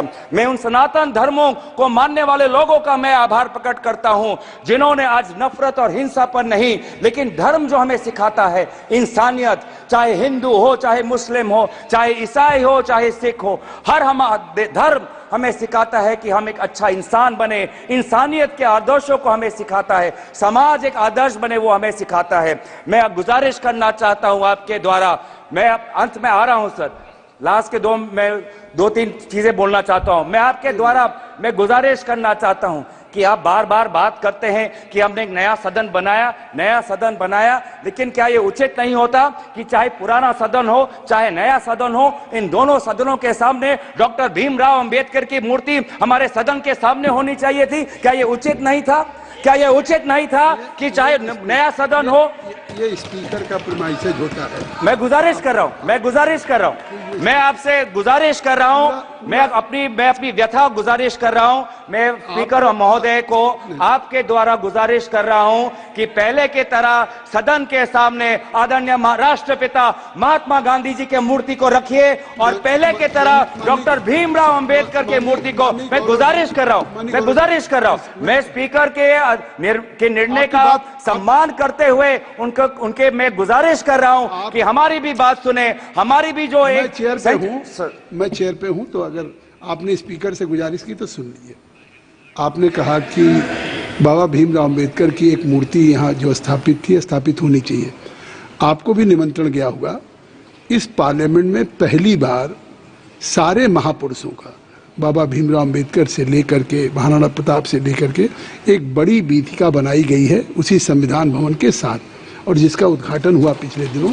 शायद आप जाएंगे तो आपको लगेगा कि एक पार्लियामेंट के अंदर एक ऐसी चीज हो गई कि कोई भी बाहर का डेलीगेशंस या हमारे खुद मेंबर पार्लियामेंट या बाहर के लोग आएंगे तो उनको इस संविधान भवन, इस पार्लियामेंट के साथ साथ अपने देश के महापुरुषों को एक साथ सारी प्रतिमाओं को ढंग से रख करके पार्क बनाया गया है। धन्यवाद। अध्यक्ष सभापति महोदय, मैं बस गुजारिश कर रहा हूं आप हमारी भी बात रखने, आप सुनिए कि सदन के सामने अगर प्रेरणा स्थल बनाना भी हो तो सदन के सामने जहां पे उनका स्थान है, जहां पे उनके इतने सालों से जब डॉक्टर भीमराव अंबेडकर के मूर्ति को स्थापन करने के लिए एक पूरे देश में एक आंदोलन हुआ था, उस स्थान को एक वजह के से चुना गया था कि वो सदन के सामने हो। क्या ये उचित नहीं है? क्या ये हमारे गरिमा के अनुसार नहीं होना चाहिए कि सदन के सामने जिस हमारे भारतीय संविधान के निर्माता डॉक्टर भीमराव अंबेडकर और महात्मा गांधी जी हमारे सदन के सामने हो? तो मैं दोबारा आपसे गुजारिश करता हूं, हाथ जोड़ के मैं विनम्र आपसे अनुरोध करता हूं कि आप ये दोनों महापुरुषों के मूर्तियों को आप सदन में रखें और अंत में समाप्त करें। अंत में अगर समाप्त कर ले, अंत में मैं बस आ रहा हूं, अंत में जो हमने एक मांग रखी कि नीट को लेके एक चर्चा हो, शिक्षा विभाग को लेके आज एक बहुत एक असमंजस नेता प्रतिपक्ष नीट पर लेके एक चर्चा हो, उस चर्चे पे एक आप अमल करें। और बस आखिरी मांग कि आज जो आदरणीय शिक्षा मंत्री है उन्होंने अपनी जिम्मेवारी 2021 में ली, 2021 में अपनी जिम्मेवारी लेने के पश्चात आज इतने सारे पेपर लीक हुए, उनको शिक्षा मंत्री एक और दिन होने का। श्री इंदिरा आपने चर्चा की मांग की, बस श्री इंदिरा हंग सुब्बा जी, श्री इंदिरा हंग। तो धन्यवाद सभापति जी। आज राष्ट्रपति जी की अभिभाषण पर धन्यवाद प्रस्ताव को समर्थन करने के लिए खड़ा हुआ हूं। सिक्किम के ओर से सारे नवनिर्वाचित सदस्यों को हम बधाई देते हैं और सबसे पहले तो सिक्किम के जितने भी वोटर्स हैं हम हृदय से उनका धन्यवाद करते हैं कि उन्होंने फिर एक बार इस सदन में सिक्किम और सिक्किम की जनता का बात को आगे रिप्रेजेंट करने के लिए मौका दिया है। जैसे राष्ट्रपति जी ने कहा कि ये 18वीं लोकसभा ऐतिहासिक है कि यह अमृत काल में भारत प्रवेश कर रहे हैं और ये 18वीं लोकसभा सिक्किम के लिए भी अत्यंत ऐतिहासिक है, ये बहुत स्पेशल है। 2025 साल में सिक्किम इस भारत का अभिन्न अंग एक 22nd स्टेट के रूप में रहा, 50 साल पूरा हो रहा है और हम एसकेएम पार्टी और हमारे सरकार इस स्वर्ण जयंती के अवसर पर हमारे राज्य सिक्किम को स्वर्णिम और समृद्ध बनाने की कमिटमेंट लेके आगे बढ़ रहे हैं। पिछले 10 साल में एनडीए सरकार ने सिक्किम को हर सेक्टर में सहयोग किया है। सिक्किम के विकास के लिए बहुत सारे काम किया गया है। जो सिक्किम एक हिमालय राज्य है और वहाँ के रोड्स बहुत नैरो हुआ करता था और सिक्किम में एक ही नेशनल हाईवे था जो कि सेवक से लेके गैंगटोक तक 2 लेन वाला था और आज भी वो सेवक से लेके रंफू तक का जो NH10 का स्ट्रेच है इसमें बहुत सारे डिस्टर्बेंसेस है। तो हमने और हमारे सरकार ने माननीय प्रधानमंत्री जी को भी रिक्वेस्ट किया है कि इसको NH10 को कोई भी सेंट्रल एजेंसी NHIDCL हो या कोई भी सेंट्रल एजेंसी में दिया जाए, क्योंकि बंगाल सरकार की तरफ से इस नेशनल हाईवे 10 को ठीक से मेंटेन ना करने की वजह से सबसे बड़ा नुकसान सिक्किम को हो रहा है। और हमारा स्टेट एक ब्यूटीफुल स्टेट है। आप सब कई हम सदस्यों ने सिक्किम में टूरिज्म और घूमने के लिए आए होंगे और लास्ट 10 इयर्स में तो एनडीए सरकार बनने के बाद हमारे मंत्री लोग हर एक 3 महीने में हर एक महीने में सिक्किम आ रहे हैं और सिक्किम एक बहुत ही पीसफुल स्टेट है। जिन पीसफुल स्टेट को हम इसको मेंटेन करने के लिए सिक्किम सरकार ने हर काम किया है। लेकिन रोड की जब बात आती है सभापति महोदय, हम आपके माध्यम से सरकार को ये बताना चाहते हैं कि हिमालयन रीजन में सिर्फ सिक्किम की ही बात नहीं, चाहे कोई भी हिमालयन रीजन हो उस रीजन में टिपिकल इश्यूज रहते हैं और वहां पे ज्यादातर 5 से 6 महीने तक तो मानसून चलता है और मानसून के चलते वहां पे इतना ज्यादा लैंडस्लाइड्स होता है कि रोड डिस्टर्ब होना वो ऑब्वियस है। इसलिए हम सरकार से यही निवेदन करना चाहते हैं कि Himalayan region not only Sikkim but entire Himalayan region के लिए जो पॉलिसीज बनते हैं, रोड्स में हो और कोई भी पॉलिसीज में एक्सेप्शन रखनी चाहिए और उसके लिए फंड्स और उसके लिए पॉलिसीज अलग से बनना चाहिए। और हम ये भी रिक्वेस्ट करते हैं कि जितने भी पॉलिसीज बनते हैं उसके लिए हिमालयन रीजन के लिए स्पेशली अलग सा कमिटी बनना चाहिए जिसमें कि हिमालयन रीजन का टिपिकल इश्यूज डिस्कस हो। जैसे कि भारत इस 2047 तक में विकसित होने का जो प्रारंभ किया है, हम प्रधानमंत्री जी के साथ हैं, हम सरकार के साथ हैं, हम भी सिक्किम से कुछ करना चाहते हैं। तो सिक्किम हमेशा से पीसफुल स्टेट रहा है और पिछले दिनों में आपने देखा सभापति महोदय कि क्लाइमेट चेंज कितना विजिबल हो गया है और इस क्लाइमेट चेंज की वजह से सबसे ज्यादा किसी को अगर असर हो रहा है तो हिमालयन रीजन्स को हो रहा है। और हमने ग्रीनरी इतना ज्यादा बना के रखे हैं सिक्किम में। आपको बता दो सभापति महोदय, थोड़ा सा टाइम देना चाहूंगा, थोड़ा सा 1-2 मिनट, बहुत से माननीय सदस्य हैं, इतना बताना चाहूंगा। आपका समय जितना है सभापति महोदय, आपको बता दो कि मैं सेकंड टर्म का हूं और पहली बार इतना टाइम मिला है सभापति महोदय। ये एक पॉइंट मैं कंप्लीट कर दूं, उसके बाद मैं कंक्लूड कर लूंगा। तो जितने भी हिमालयन ये क्लाइमेट चेंज इतना विजिबल हो गया है, ये हीट वेव हुआ, अनप्रेसिडेंटेड रेनफॉल हो रहा है, ऐसा रेनफॉल हमने कभी देखा नहीं। और सिक्किम में लास्ट ईयर इतना बड़ा फ्लड हुआ जिसका हमें एक्सपेक्टेशन था ही नहीं और इसका रिपोर्ट हम पूरा बना के सरकार को दे भी चुके हैं और एनडीए सरकार हमें पूरा सहयोग कर रहे हैं इसमें। तो हम इतना चाहते हैं कि सिक्किम के लिए भी और हिमालयन रीजन के लिए अलग सा पॉलिसी बनाने का डिस्कशन बनाने का एक कमेटी बनाया जाए जिस कमेटी में हमारा टिपिकल इश्यूज हो और इस डिलिमिटेशन के साथ हमारे वुमेन एम्पावरमेंट को भी आगे बढ़ाया जाए। इसी के साथ मैं राष्ट्रपति जी का अभिभाषण का पूर्ण समर्थन करता हूं। Thank you so much. बहुत बहुत धन्यवाद अध्यक्ष जी। अध्यक्ष जी, मैं दुनिया के सबसे बड़े लोकतंत्र के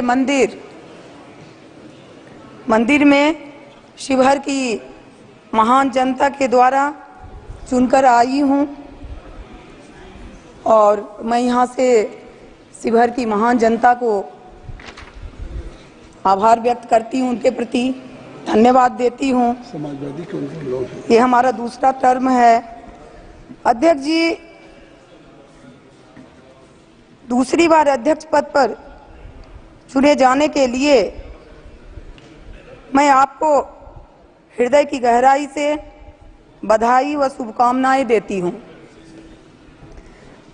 महोदय, मैं महामहिम राष्ट्रपति महोदय के अभिभाषण पर धन्यवाद के लिए खड़ी हूं।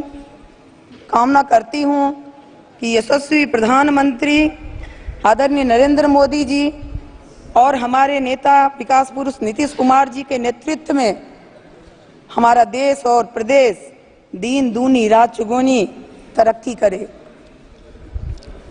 अध्यक्ष जी, मेरा परिवार स्वतंत्रता सेनानी परिवार रहा है। आनंद मोहन जी के दादाजी स्वर्गीय राम बहादुर बाबू, जिन्हें कोसी का लोग गांधी कहते थे, और मेरे दादाजी स्वर्गीय रामेश्वर बाबू, दोनों स्वतंत्रता सेनानी आंदोलन में साथ थे।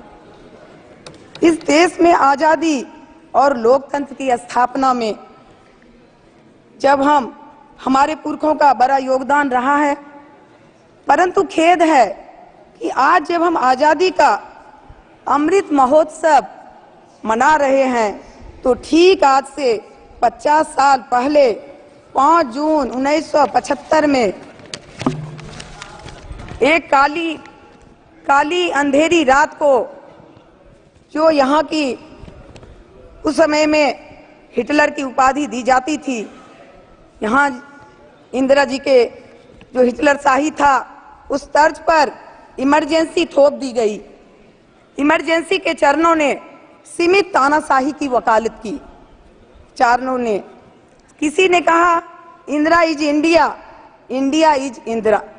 लोक नायक जयप्रकाश नारायण, मोरारजी देसाई, राजनारायण, मधु लीमये, चंद्रशेखर जी, अटल बिहारी वाजपेयी जी, लाल कृष्ण आडवाणी जी, जॉर्ज फर्नांडिस जी, नीतीश कुमार जी, ललन जी, आनंद मोहन जी जैसे लाखों लोगों को, यहाँ तक कि उसमें लालू जी भी थे, लाखों लोगों को जेल के सलाखों में डाल दिए गए। पूरे देश को जेल में तब्दील कर दिया गया। न्यायपालिका पर पहरा बिछा दिया गया। प्रेस पर सेंसरशिप की तलवार लटका दी गई। संविधान के साथ अनेकों छेड़खानियां की गई। 3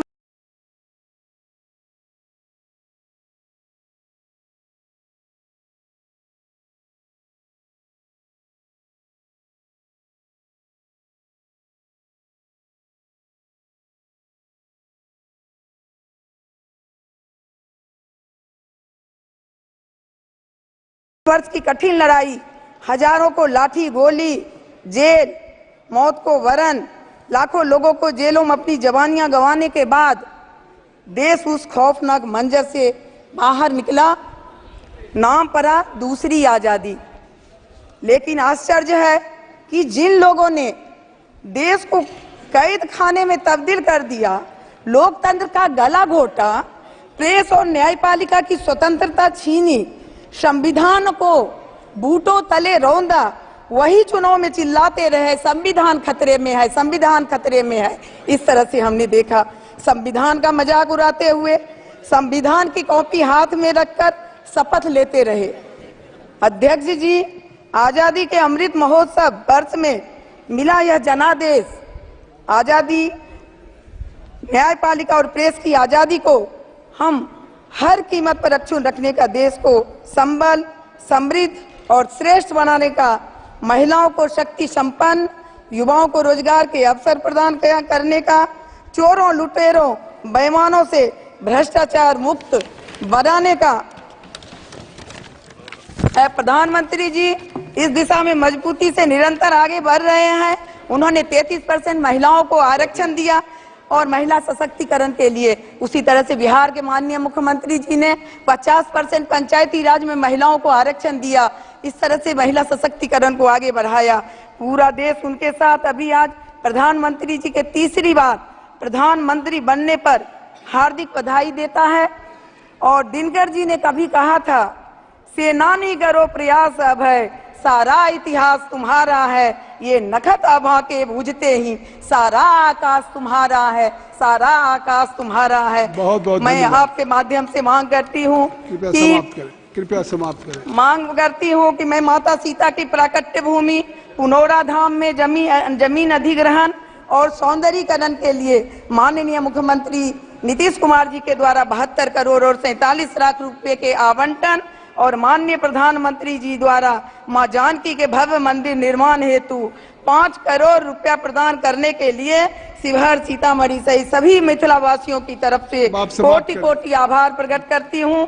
मैं आपके माध्यम से पुरजोर मांग करती हूं, शिवहर को रेल मार्ग से जोड़ने और बरसों से बंद पड़े रीगा चीनी मिल को चालू कराने, छोटा जिला त्वरित विकास के तर्ज पर ढाका को जिला बनाने, कृपया इस पर ध्यान देने का कष्ट करेंगे। अंतिम में मैं आपके माध्यम से मांग करती हूं कि अयोध्या सीतामढ़ी जनकपुर के बीच स्पेशल कॉरिडोर बनाकर श्रद्धालुओं को यातायात सुगम किया जाए। इसके साथ ही मैं अपनी पार्टी की ये जो चिर प्रतीक्षित मांग है कि बंटवारे के बाद जब बिहार और झारखंड बटा है तो बिहार में बहुत सारे ये हो गया है, संसाधन की कमी हो गई है।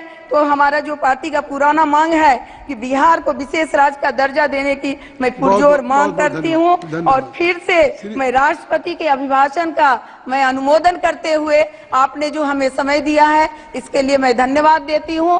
जय हिंद, जय बिहार, जय शिवहर। बहुत बहुत धन्यवाद। श्री चंद्रशेखर जी।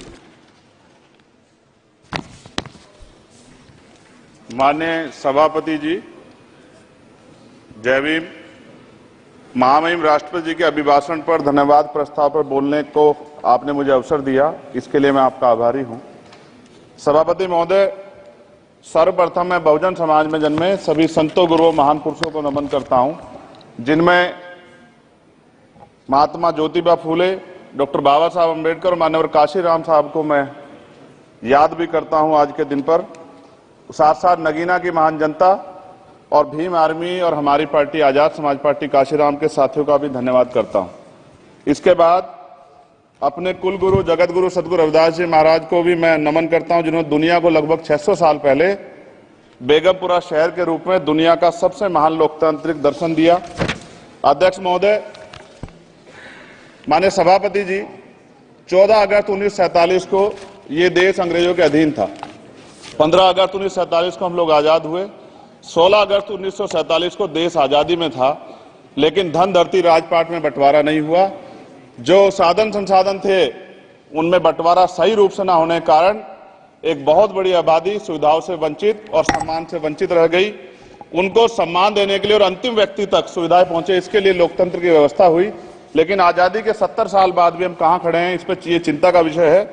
मैं मानता हूं कि सामाजिक न्याय तभी होगा माननीय सभापति जी, जब जातीय जनगणना पूरी होगी और जातीय जनगणना कराई जाएगी और साथ साथ संख्या के आधार पर आरक्षण जो है वंचित वर्गों का बढ़ाया जाएगा। उसके साथ साथ जब राष्ट्रपति जी अभिभाषण पे बात रख रही थी तो उन्होंने शहरी और ग्रामीण क्षेत्रों के विकास की बात कही और ये भी कहा कि दुनिया में सबसे उत्तम शहर हमारे यहाँ बने। लेकिन माननीय सभापति जी, 70% आबादी तो गांव में निवास करती है, तो गांव की आबादी के बारे में भी सोचना होगा कि उनका जीवन कैसे बदले। माननीय सभापति जी, उच्च शैक्षणिक संस्थानों में बहुजन समाज के जो छात्र हैं उनके साथ कास्ट एट्रोसिटी हो रही है, निरंतर उनकी हत्या हो रही है। साथ साथ जो सरकारी कर्मचारी हैं दफ्तरों में, उनके साथ भी जो SC ST OBC और मुस्लिम और अन्य धार्मिक अल्पसंख्यक उनके साथ भी माननीय सभापति जी जातिगत और धार्मिक जो है शोषण किया जा रहा है। इसलिए मेरी मांग भी है कि पुरानी पेंशन को भी अध्यक्ष जी बहाल किया जाए। जो कर्मचारी देश की सेवा में लगे हैं उनका भी सम्मान होना चाहिए। साथ साथ सभापति जी, भाजपा ने चुनावी लाभ के लिए सबका साथ सबका विकास के नारे दिए जो खोखले हैं, क्योंकि 10 साल में दलित, पिछड़े, आदिवासी, मुस्लिम और अन्य धार्मिक अल्पसंख्यक जो अत्याचार हुए हैं वो किससे छिपे हुए नहीं है। ये गलत है, ये बंद होना चाहिए। सभापति महोदय जी, महामहिम राष्ट्रपति जी के अभिभाषण में निजी क्षेत्रों में SC ST OBC को रिजर्वेशन देने का कोई उल्लेख नहीं हुआ है, जो कि आज चर्चा का विषय, क्योंकि 98% प्राइवेट सेक्टर है, 2% सरकारी सेक्टर है, तो 98% प्राइवेट सेक्टर में भी हमारी हिस्सेदारी की बात होनी चाहिए। माननीय सभापति जी, आशा कार्यकर्ताओं, आंगनबाड़ी वर्करों, भोजन माताओं के वेतन वृद्धि पे भी कोई उल्लेख नहीं हुआ है, वो भी अभी नंगे, उन पे भी सोचना पड़ेगा। माननीय सभापति जी, जिस क्षेत्र से मैं चुन के आऊं नगीना से, वो बहुत पिछड़ा क्षेत्र है। उस क्षेत्र में कोई विशेष आर्थिक पैकेज नहीं दिया गया, रोजगार की सेवाएं नहीं है, नौजवान पलायन करता है। IIT, IIM, एम्स, केंद्रीय विद्यालय आदि शिक्षा में और चिकित्सा संस्थानों की स्थापना होनी चाहिए, जो कि नहीं है। और माननीय सभापति जी, मानसून सत्र आ गया है, मेरा क्षेत्र बाढ़ से बहुत प्रभावित है, इसलिए मैं आपसे आग्रह करूंगा कि वहां के लोगों को बाढ़ से निजात दिलाई जाए। माननीय सभापति जी, चीन हमें आंख दिखा रहा है और लगातार हमारे देश की सीमाओं में घुसपैठ कर रहा है, इसलिए अग्निवीर योजना को हटाकर पुनः सेना भर्ती शुरू की जाए और साथ साथ भारत की सबसे प्राचीन व बहादुर रेजिमेंट में से एक चमार रेजिमेंट को पुनः बहाल करा जाए, ऐसा भी मेरा आपसे आग्रह है। माननीय सभापति जी, पिछले सारे प्रधानमंत्रियों ने मिलकर जितना कर्ज लिया है उससे दुगना कर्ज हमारे वर्तमान के प्रधानमंत्री जी ने लिया है। किसान अगर अपना कर्ज माफ कराने के लिए जाता है तो लाठी झेलनी पड़ती है, जबकि सरकार ने धन्ना सेठों का 15 लाख करोड़ रुपया माफ किया है। इस ओर हमें ध्यान देना पड़ेगा, हमारी आने वाली पीढ़ियों को ये कर्ज चुकाना पड़ेगा। माननीय सभापति महोदय जी, किसानों को MSP की लीगल गारंटी तथा किसानों का कर्ज माफ होना चाहिए। साथ साथ 2 अप्रैल 2018 को SC ST के बच्चों पे बहुत बड़े पैमाने पे मुकदमे लगे थे, वो हमारी लड़ाई सही थी, ये सुप्रीम कोर्ट ने माना और बाद में सरकार ने माना, वो मुकदमे तुरंत वापस होने चाहिए। माननीय सभापति जी, प्रेस जो है उस पे भी शिकंजा कसा जा रहा है, जो पत्रकार सरकार के खिलाफ बोलता है नौकरी से हाथ धोना पड़ता है, और सोशल मीडिया हमारा हथियार है, उस पे तरह तरह के प्रतिबंध लगाए जा रहे हैं और विरोध करने वालों को सोशल मीडिया हैंडल भी सस्पेंड करा दिए जा रहे हैं। साथ साथ सभापति जी, पेपर लीक और परीक्षाओं के कैंसिल होने से देश के नौजवानों का भविष्य खतरे में है। नीट, यूपी सिपाही भर्ती सभापति जी और 29,000 शिक्षक भर्ती में आरक्षण घोटाला हुआ है, कोई पूछने वाला नहीं, खून के आंसू रो रहे हैं बच्चे, बेरोजगारी का दंश युवा झेल रहे हैं। इसलिए मेरा आग्रह है कि युवाओं के लिए कृपया समाप्त करें चंद्रशेखर। माननीय सभापति जी, मैं पहली बार बोल रहा हूं, आप कहेंगे मैं बैठ जाऊंगा, मैं आपकी बात, मैं संवैधानिक मर्यादा का पालन करूंगा। मगर हम तो माननीय सभापति जी सुन ही रहे हैं। आप बोलिए, 1 मिनट। धन्यवाद एक मिनट और बोलिए। अध्यक्ष सभापति जी, नारी सम्मान की बात करने वाली सरकार, हमने मणिपुर देखा सर, हमने पहलवान बेटियों का हर्ष देखा सर, और हमने सर हाथरस की बेटी का हर्ष देखा सर, और हाथरस के परिवार को जो वादा किया था सरकार ने वो भी पूरा नहीं किया, और महिलाओं में भी स्पेशली दलित, पिछड़े और मुस्लिम वर्ग की, आदिवासी वर्ग की महिलाओं के साथ आज भी एनसीआरबी का डाटा कहता है सर जो जुल्म हो रहा है वो सहनीय नहीं है सर। साथ साथ कोविड में तैरती, हमने कोविड में बहुत सुना सर, कोविड में तैरती लाशें भी गंगा में हमने देखी है सर, और मजदूरों का हाल भी हमने देखा है। सभापति जी बस समाप्त कर रहा हूं। नोटबंदी पे छोटे मजले उद्योग की जो कमर टूटी वो भी हमने देखी है। सभापति जी, शैक्षणिक संस्थानों, विश्वविद्यालयों में, चिकित्सा संस्थानों में ओबीसी एसटी के योग्य अभ्यर्थी को एनएफएस करके जिस तरह निकाला जा रहा है, लेटरल एंट्री करके जिस तरह हमारे रास्ते बंद किए जा रहे, ये भी हम देख रहे हैं सभापति जी। साथ साथ मेरा ये कहना है सर, ये सबका इशू है कि प्राइवेट कर्मचारी सर और सरकारी भी कई जगह पे 8 से ज्यादा घंटों से काम करते हैं, और उनको जो सर उचित वेतन भी नहीं मिलता, तो न्यूनतम वेतन 20,000 रुपए तय हो और 24 घंटे की ड्यूटी। उदाहरण के तौर पर यूपी पुलिस सर बहुत पूरा काम करते हैं वो लोग, वो राज्य के विषय हैं। आप सर मैं आपके राज्य सरकार के लिए भी आपके संज्ञान में डाल रहा हूं विषय सर, पुलिस सब जगह है सर, लेकिन सवाल ये है सर, बहुत पसीना बातें हैं, 8 घंटे की ड्यूटी और वेतन विसंगति बॉर्डर स्कीम से उनको जो बाहर किया जाए। माननीय सभापति जी, 1 मिनट चाहिए सभापति जी। राष्ट्रपति जी ने धर्म के बारे में बात की थी, राम मंदिर से पहले हमारे गुरुघर तुगलकाबाद का फैसला आया था राष्ट्रपति जी, वो सभापति जी अभी तक दिल्ली में स्थित सदगुरु रविदास जी महाराज का गुरुघर नहीं बना। साथ साथ सभापति जी, अपनी बात को खत्म करते हुए मैं आपसे कहना चाहता हूं कि जितना देश दूसरों का है सर, इतना हमारा भी है। हम मरने के लिए पैदा नहीं हुए, जो चाहता है हमारी हत्या कर देता है। मूछे रखने पे, घोड़ी पे बैठने पे, मटकी छूने पे हमारी हत्या हो रही है। क्या बदला है सर 70 साल बाद भी?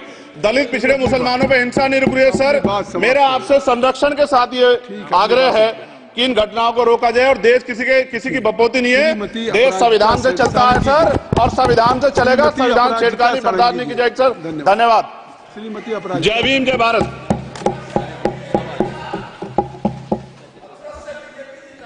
आदरणीय सभापति महोदय, सर मैं आपके प्रति अपना आभार व्यक्त करती हूं। कृपया शांत, आपने कृपया शांत। माननीय राष्ट्रपति जी के अभिभाषण के धन्यवाद प्रस्ताव में मुझे बोलने का मौका दिया। अभी जब मैं आपके समक्ष खड़ी हूं तो बहुत प्रसिद्ध 2 पंक्तियां याद कर रही हूं। कुछ बात है कि हस्ती मिटती नहीं हमारी, सदियों रहा है दुश्मन दौरे जहां हमारा। हम सबने फिर एक बार मोदी सरकार का नारा दिया था, और जनता के आशीर्वाद ने और जनता की दुआओं ने इस नारे को यथार्थ में परिणत किया। सेवा, सुशासन और गरीब कल्याण विचारधारा को आधार करके तीसरी बार मोदी सरकार भारत देश की जनता की सेवा में जुट चुकी है। यह कहते हुए फक्र हो रहा है कि भारतीय जनता पार्टी ने पूर्ण बहुमत ओडिशा राज्य में, जहां से मैं आती हूं, वहां हासिल की, और अभी ओडिशा राज्य में लोगों की सेवा का कार्य हमने शुरू कर दिया। और 18वीं लोकसभा का जो यह मेरा वक्तव्य है, यह भुवनेश्वर लोकसभा के अधिवासियों, मेरे भाइयों और बहनों के प्रति मैं समर्पित करती हूं, जिन्होंने दूसरी बार मेरी ऊपर आस्था दिखाई और मुझे लोकसभा भेजा। Respected Chairman, sir, since yesterday I have been sitting here and I have been hearing all the opposition leaders, one after the other. They all have been accusing BJP, the Bharatiya Janata Party, of spreading hatred and violence in the country.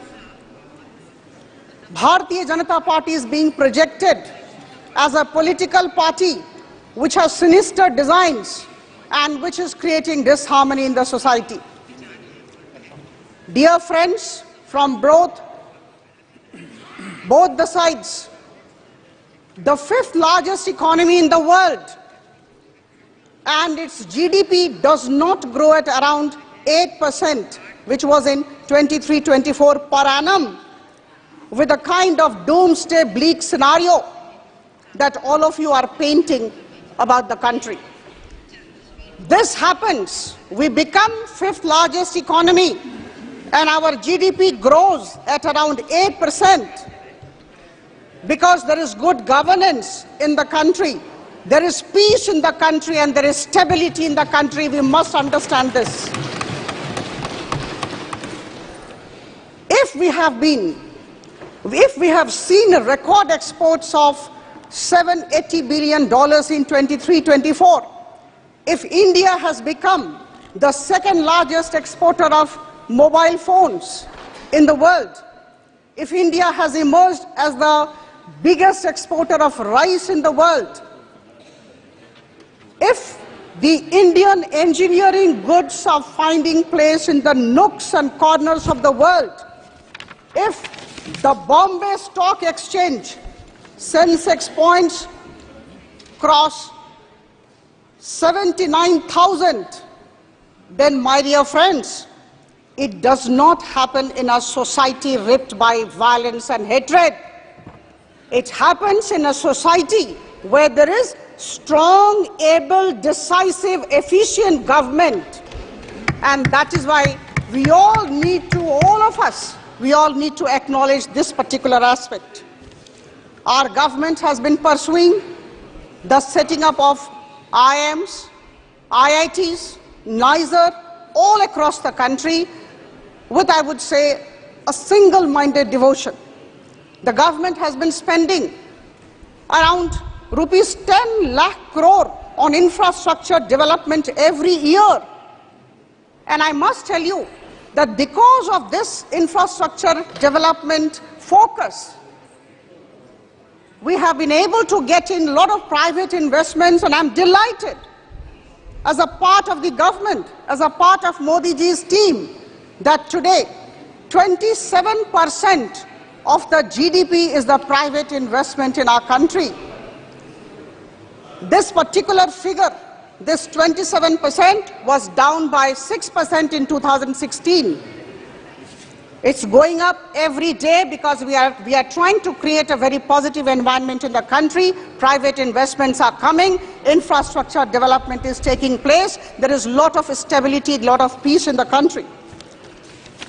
My dear friends, I have heard, in fact I have been hearing, all the while I've been sitting here and hearing all of you, one after the other you have been accusing the government of Prime Minister Modi as regards the price rise, the inflation. I'm delighted that Honorable Finance Minister, for whom I have tremendous regard and respect, is sitting here. The opposition leaders have been talking about inflation, price rise in the country. I'm giving you data. Let's talk with figures. Let's talk with data. Let's talk with statistics. Dear friends, only 2 months back,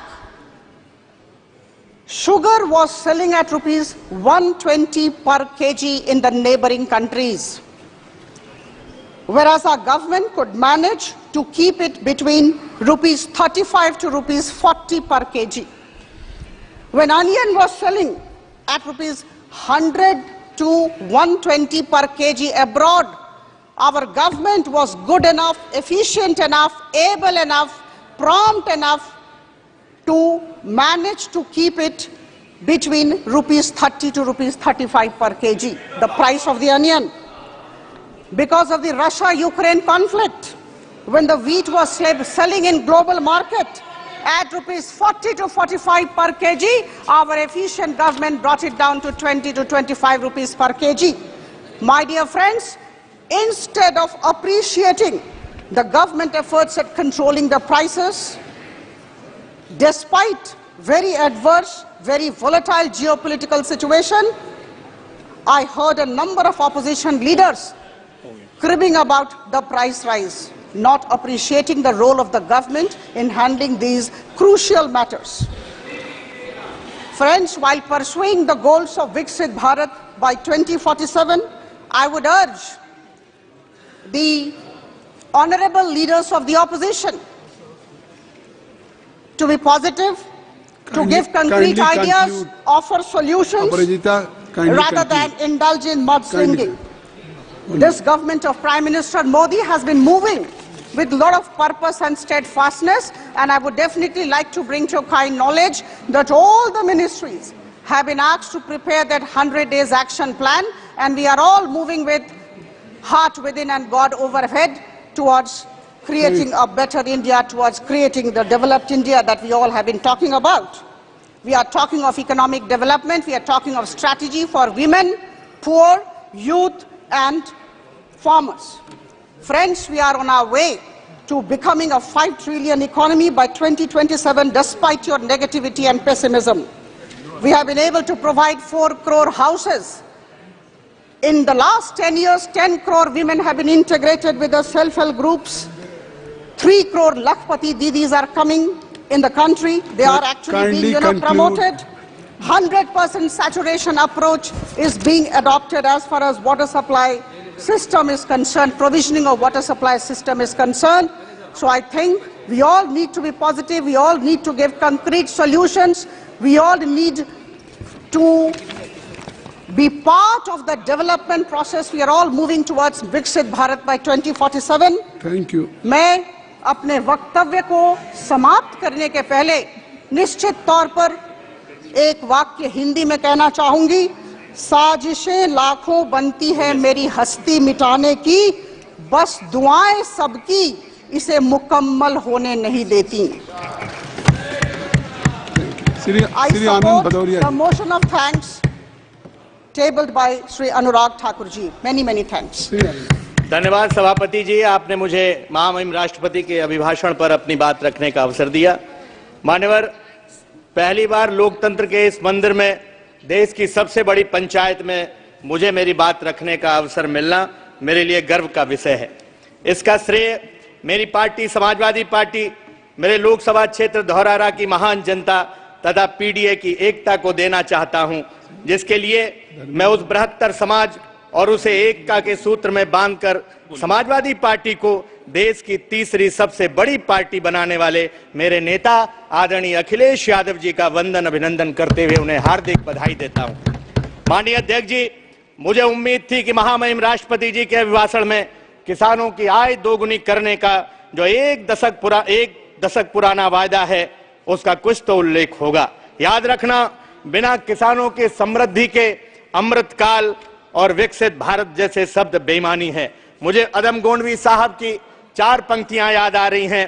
तुम्हारी फाइलों में गांव का मौसम गुलाबी है, मगर ये आंकड़े झूठे हैं, ये दावा किताबी है। लगी है होड़ सी देखो अमीरी और गरीबी में, यहां जुम्मन के घर में आज भी फूटी रकाबी है। क्या हालत है आज किसानों की? किसान कर्जे तले दबा हुआ है। आवारा पशुओं और सांडों ने खेत में तबाही मचा रखी है। सड़क पर किसान और आम आदमियों की सांड जान ले रहे हैं।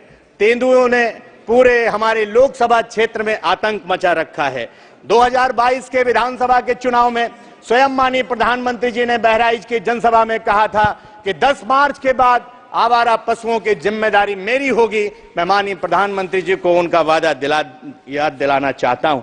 नवगठित 18वीं लोकसभा की पहली बैठक ऐसे कालखंड में हो रही है जब भारत की तरुणाई अपनी जायज मांगों को लेकर सड़कों पर उतरी हुई है।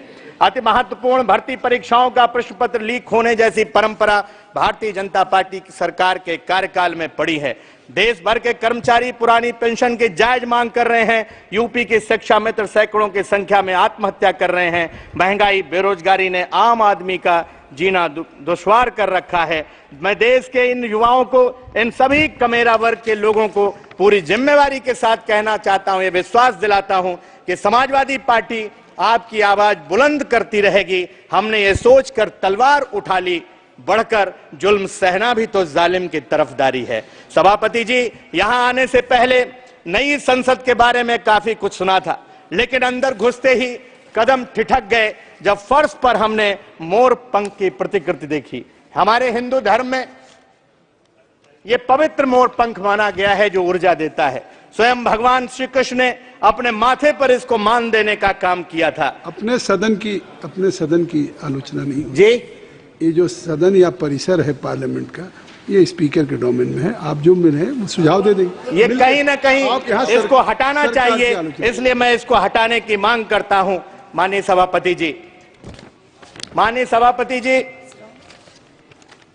माननीय सभापति जी, आपने मुझे बीच में टोक दिया। टोका नहीं, करेक्ट किया। आपको हमने केवल करेक्ट करने को, आपकी मेड इन स्पीच, माननीय सभापति जी, आपकी मेड इन स्पीच है, इसलिए मैं टोक नहीं रहा। माननीय सभापति जी, आपने तो अपने जज्बात की तर्जुमानी अदम गोडनवी के उससे असरात से ही कर दिए हैं।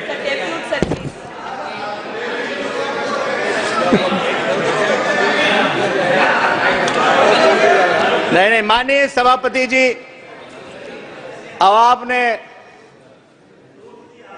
चूंकि मैं सरकार पर ज्यादा हमलावर था इसलिए शायद आप मुझे टोक रहे थे, लेकिन मैं इतना कहना चाहता हूं, सत्ता पक्ष भले ही महामहिम राष्ट्रपति जी के अभिभाषण के मार्फत ये दावा करे कि उसकी बहुमत की सरकार बनी है, लेकिन देश हकीकत जानता है कैसे ये बैसाखियों पर टिकी हुई सरकार है। यहाँ दुष्यंत कुमार जी की 4 पंक्तियां मुझे बरबस याद आ रही हैं। तुम्हारे पांव के नीचे कोई जमीन नहीं, कमाल यह है कि फिर भी तुम्हें यकीन नहीं, मैं इन बेपनाह अंधेरों को सुबह कैसे कहूं, मैं इन नजारों का अंधा तमाशबीन नहीं। अंत में मैं नैमिषारण्य की पवित्र पुण्य भूमि, छोटी काशी गोला की पवित्र पुण्य भूमि, महाराजा छीता पासी की पवित्र पुण्य भूमि की नमन करते हुए आदरणीय नेताजी के चरणों में नमन करते हुए अपनी बात को समाप्त करता हूं। जय भीम, जय भारत, जय समाजवाद। बहुत बढ़िया, धन्यवाद आनंद जी। बहुत बढ़िया। श्री के सुब्बारायण।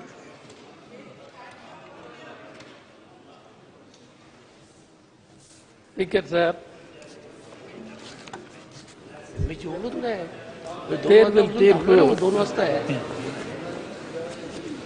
அறிவுபூர்வமான முறையில் மக்கள் வழங்கி இருக்கிறார்கள். பலவீனமான ஆளுங்கட்சி, பலமான எதிர்க்கட்சி எவ்வளவு புத்திசாலித்தனத்தோடு தீர்ப்பளித்திருக்கிறார்கள் என்று நாம் பார்க்க வேண்டும்.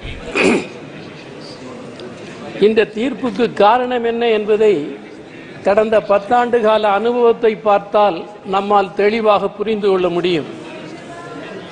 அரசியல், பொருளாதார, சமூக வாழ்வின்பால் ஆளும் தரப்புக்கு என்ன அக்கறை, எத்தகைய கொள்கைகளை மேற்கொண்டார்கள் என்பதை மக்கள் பரிசீலித்து பார்த்து தீர்ப்பளித்திருக்கிறார்கள். அதனால்தான் பலமாக இருக்க வேண்டிய ஆளும் தரப்பு பலவீனமாக இருக்கிறது, பலவீனமாக இருக்க வேண்டிய எதிர்த்தரப்பு பலமாக இருக்கிறது. இந்த தீர்ப்பை தந்ததற்கு கடந்த 10 ஆண்டு கால ஆளுங்கட்சியினுடைய தவறான அணுகுமுறைகள் தான் காரணமாகும். நான் அது பற்றி விரிவாக போக நேரம் இல்லை.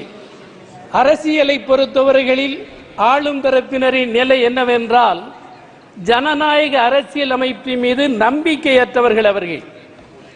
அவர்கள் கற்றுக்கொண்ட குருபீடம் என்பது ஜனநாயகத்தை ஏற்றுக்கொள்ளவில்லை.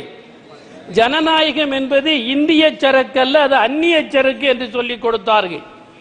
எனவே ஜனநாயகத்தை ஏற்க இயலாத பாடத்தை படித்து வந்திருக்கிறார்கள் அவர்கள். அதனால் என்ன செய்கிறார்கள்? ஜனநாயக அரசியல் அமைப்பை பயன்படுத்தியே ஜனநாயகத்தை தகர்த்து கொண்டிருக்கிறார்கள். அந்த வேலையைத்தான் ஆளுங்கட்சியினர் செய்தார்கள். இதை மக்கள் அங்கீகரிக்கவில்லை என்பதுதான் தீர்ப்பு. ஜனநாயகம் என்பது என்ன? எதிர்த்தரப்பை வென்று எடுப்பதுதான் ஜனநாயகம். பாசிசம் என்பது எதிர்த்தரப்பை கொன்று அழிப்பதாகும். ஆனால் எதிர்த்தரப்பை வென்று எடுக்கிற அணுகுமுறை என்பது இந்த நிமிடம் வரை ஆளுங்கட்சிக்கு இல்லை என்பதை பிரைம் மினிஸ்டரில் இருந்து அனைத்து தரப்பினருடைய நடவடிக்கைகளின் மூலம் தெரிகிறது. எனவே இவர்களின் பாசிச பாதை நீக்கப்படுகிற வரையே மீண்டும் மீண்டும் அவர்கள் தோல்வியை சந்திப்பார்கள். அடுத்து பொருளாதாரத்தை பொறுத்தவரை நான் குறிப்பிட விரும்புவது என்பது என்ன? பொருளாதாரம் எல்லாம் தனியார் மயம். கல்வியை பற்றி, அதே மாதிரி வேலை வாய்ப்பு, அதேபோல் மருத்துவம், இந்த மூன்றிலும் என்ன நிலை? இலவசமாக தர வேண்டிய ஒன்று கல்வியை தருவதும், அதே மாதிரி வேலை வாய்ப்பை தருவதும், மருத்துவத்தை தருவதும் அரசின் பொறுப்பு. அரசாங்கம் தன் பொறுப்பை தட்டி கைகழுவி விட்டது. அதை தனியாருக்கு கொடுத்து விட்டது. தனியார் கொள்ளையடிக்கிறார்கள், மக்களை கரும்பு சாறாக பிழிகிறார்கள். இதற்கு யார் காரணம்? மத்திய அரசினுடைய பொருளாதார கொள்கை தான் காரணம். எனவே பொருளாதார கொள்கை, எஃப்டிஐ, அதேபோல் உள்நாட்டு கார்ப்பரேட்டுகள் கொள்ளையடிப்பதற்கும் சாமானிய மக்கள் அதற்காக தங்களை உழைப்பை பயன்படுத்திக் கொள்வதற்கும் பயன்படுகிறது. எனவே பொருளாதார கொள்கை அந்நிய கம்பெனிகளின் கொள்ளை காடாக இந்தியா மாற்றப்பட்டு விட்டது. கடல் வளம், நிலவளம், மலைவளம், சகல வளங்களையும் அந்நிய கம்பெனிகள் கொள்ளையடிக்கின்றன. இன்றைக்கு இந்த கொள்ளைக்கு வழி ஏற்படுத்தி கொடுத்த கொள்கைதான் ஒன்றிய அரசின் பொருளாதார கொள்கை. அதேபோல் சமூகத்தை பொறுத்தவரை இவர்கள் என்ன நினைக்கிறார்கள்? வர்ணாசிரம முறை அடிப்படையில் மக்களை சாதி சாதியாக பிளவுபடுத்துவது, மத ரீதியாக பிளவுபடுத்துவது என்பதை தொடர்ந்து கடைபிடித்து வருகிறார்கள். எனவே அரசியல் வாழ்வில் பாசிசம், பொருளாதாரத்தில் சொந்த நாட்டு தொழில்களை அழித்து அந்நிய கம்பெனிகளை வேட்டையாட அனுமதிக்கிற கொள்கைதான் லிபரலைசேஷன். அதைத்தான் இவர்கள் மேற்கொண்டு வருகிறார்கள். அது இந்தியாவிற்கு பெரும் பாதிப்பை ஏற்படுத்துகிறது. நான் ஒரு உதாரணத்தை குறிப்பிட விரும்புகிறேன். பொதுத்துறை நிறுவனங்களை எல்லாம் நாங்கள் தனியார் மயமாக்குறோம் என்று பிஜேபி அரசு மக்களிடம் கேட்டதுண்டா? அனுமதி பெற்றதுண்டா? ஜவஹர்லால் நேருவை பற்றி பேசுவதற்கு உங்களுக்கு வெட்கமாக இல்லையா என்று நான் கேட்க விரும்புகிறேன். ஜவஹர்லால் நேரு தான் நீண்ட அனுபவங்களின் அடிப்படையிலும் தேசிய விடுதலை இயக்கத்திலிருந்து வந்தவர் என்ற அடிப்படையிலும் இந்தியாவில் பொதுத்துறையை 245க்கு மேற்பட்ட பொதுத்துறைகளை கட்டி காப்பாற்றினார்கள், கோயிலாக காப்பாற்றினார்கள்.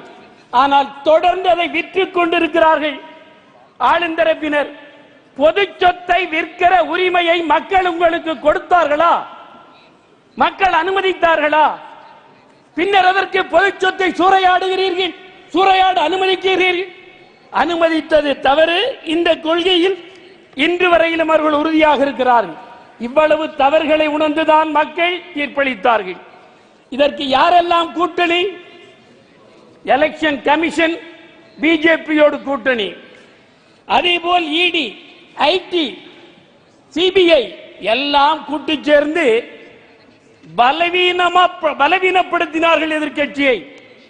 ஆனால் மக்கள் பலப்படுத்தினார்கள். அதற்கு காரணம் இவர்களின் கொள்கைதான். இந்தியாவில் வேலை வாய்ப்பு அளிப்பது எது?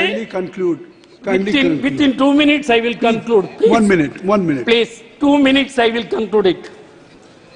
அதாவது இதுதான் பிரச்சனையே. ஜனநாயகத்தில் பேசுகிற வாய்ப்பு குறைவு. எதிர்க்கட்சிகளுக்கு பேசுகிற உரிமையும் ஆளுங்கட்சிகள் காதை திறந்து கேட்பதும் தான் ஜனநாயகம். அதை விடுத்து நிமிடம் கூட அனுமதிக்கவில்லை என்றால் பேசவே இயலாது.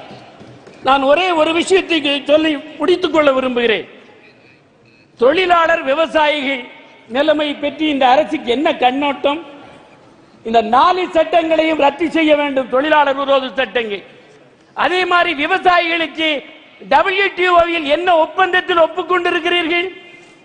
அந்த ஒப்பந்தம் தேச விரோதம் அல்லவா? விவசாயத்துக்கு விரோதம் அல்லவா? அவற்றை எல்லாம் இவர்கள் ரத்து செய்ய தயாராக இல்லை. நான் இறுதியாக ஒன்றை சொல்லி முடிக்கிறேன், நேரம் இல்லாததால். only one minute. அதாவது இவருடைய வரி விதிக்கிற கொள்கையை பாருங்கள். எம்பிக்களுக்கு வழங்கப்படுகிறது 5 கோடி, அதில் 90 லட்சம் ஜிஎஸ்டி. யாருடைய பணம் இது? அரசின் வரி பணம், மக்கள் அரசுக்கு கொடுத்த வரி பணம். அதை மக்கள் பிரதிநிதிகள் மக்களின் தேவைகளை நிறைவேற்ற ஒதுக்க பயன்படுத்தினால் அதற்கு 18% ஜிஎஸ்டி, 90 லட்சம் போய்விடுகிறது. இது சரியல்ல, இதை ரத்து செய்ய வேண்டும். மாண்புமிகு நிதியமைச்சர் அவர்கள் இருக்கிறார்கள். எனவே அவரை தங்கள் மூலம் இந்த அவையின் சார்பில் கேட்டுக் கொள்கிறேன். வணக்கம். श्री थोल तिरुमा वालवन जी, श्री थोल तिरुमा वालवन जी. மாண்புமிகு அவைத் தலைவருக்கு வணக்கம். என்னை தேர்ந்தெடுத்த சிதம்பரம் தொகுதி வாக்காளர் பொதுமக்களுக்கும் விடுதலை சிறுத்தைகள் கட்சிக்கு 2 இடங்களில் சிதம்பரம் மற்றும் விழுப்புரம் ஆகிய 2 இடங்களில் வெற்றியை தந்து ஒரு மாநில கட்சியாக அங்கீகரித்திருக்கிற இரு தொகுதி வாக்காளர் பொதுமக்களுக்கும் திராவிட முன்னேற்ற கழகத்தின் தலைமையிலான கூட்டணிக்கு 40க்கு 40 100க்கு 100 வெற்றியை தந்த தமிழ்நாட்டு வாக்காளர் பொதுமக்களுக்கும் அகில இந்திய அளவில் அரசமைப்பு சட்டத்தை பாதுகாப்பதற்கென எதிர்க்கட்சிகளுக்கு 234 இடங்களை அளித்து ஒரு மகத்தான தீர்ப்பை வழங்கிய இந்திய வாக்காளர் பொதுமக்கள் அனைவருக்கும் முதலில் என்னுடைய நெஞ்சார்ந்த நன்றியை உரித்தாக்குகிறேன்.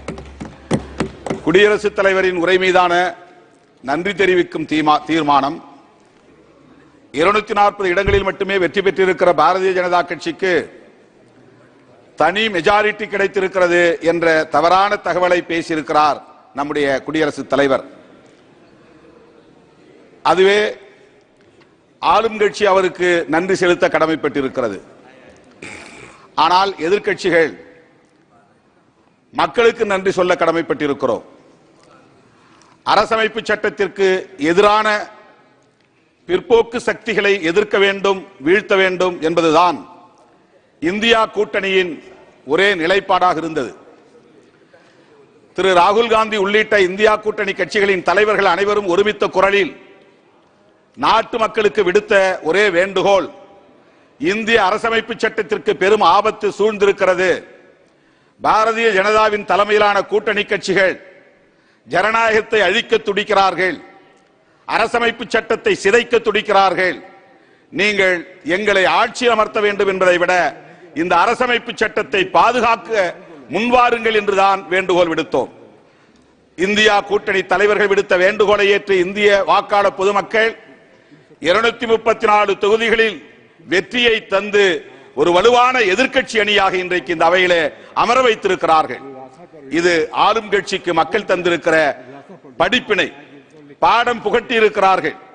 பாம்பில்லாத பாம்பை, பல்லில்லாத பாம்பை போல, கொம்பில்லாத மாட்டை போல இன்றைக்கு வலுவில்லாத பாஜகவாக இந்த அவையிலே ஆளுங்கட்சி அமர்ந்திருக்கிறது. இந்த பாடத்தை புகட்டிய வாக்காளர் பொதுமக்களுக்கு நான் மீண்டும் ஒரு முறை நன்றி சொல்ல கடமைப்பட்டிருக்கிறேன். நீட் தொடர்பாக இங்கே பலரும் பேசியிருக்கிறார்கள். அதில் ஏராளமான முறைகேடுகள் நடந்து வருகின்றன. NTA நேஷனல் டெஸ்டிங் ஏஜென்சி அந்த அமைப்பை முதலில் கலைக்க வேண்டும். அது பொறுப்பேற்ற பிறகு ஏற்பட்டிருக்கிற முறைகேடுகள் இன்றைக்கு வெளிச்சத்திற்கு வந்திருக்கின்றன. அந்த அமைப்பை கலைப்பதோடு நீட் தேர்வையே முழுமையாக தேசிய அளவில் நீக்க வேண்டும் என்று நான் வலியுறுத்த கடமைப்பட்டிருக்கிறேன்.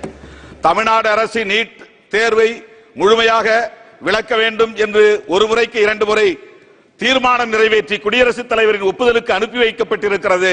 இதுவரையில் அது பொருட்படுத்தப்படவில்லை. மக்களால் தேர்ந்தெடுக்கப்பட்ட ஒரு அரசு நிறைவேற்றிய தீர்மானத்தை அவமதிக்கிற ஒரு செயலாகத்தான் இந்த செயலை நான் சுட்டிக்காட்ட, கண்டிக்க கடமைப்பட்டிருக்கிறேன். நீட் தேர்வை முழுமையாக இந்திய அளவில் நீக்க வேண்டும் என்று நான் வலியுறுத்துகிறேன். அரசமைப்பு சட்டத்தில் ஆர்டிகிள் 47 உறுப்பு எண் 47 டைரக்டிவ் பிரின்சிபல்ஸ் மிக முக்கியமான ஒரு வழிகாட்டுதலை தருகிறது. இந்திய அளவிலே இந்திய ஒன்றிய அரசு போதைப் பொருள்களையும் சாராயத்தையும் முழுமையாக நீக்குவதற்கு, விலக்குவதற்கு உரிய நடவடிக்கைகளை மேற்கொள்ள வேண்டும் என்று வழிகாட்டி இருக்கிறது. அதன் அடிப்படையில் 1954 ஒரு கமிட்டி உருவாக்கப்பட்டது, மதுவிலக்கு விசாரணை குழு. அது அளித்த அறிக்கை 1958 நடைமுறைப்படுத்த வேண்டும் என்று பரிந்துரைத்தது. ஆனால் இந்திய ஒன்றிய அரசு இதுவரையில் அதை நடைமுறைப்படுத்துவதற்கு எந்த முயற்சியையும் மேற்கொள்ளவில்லை.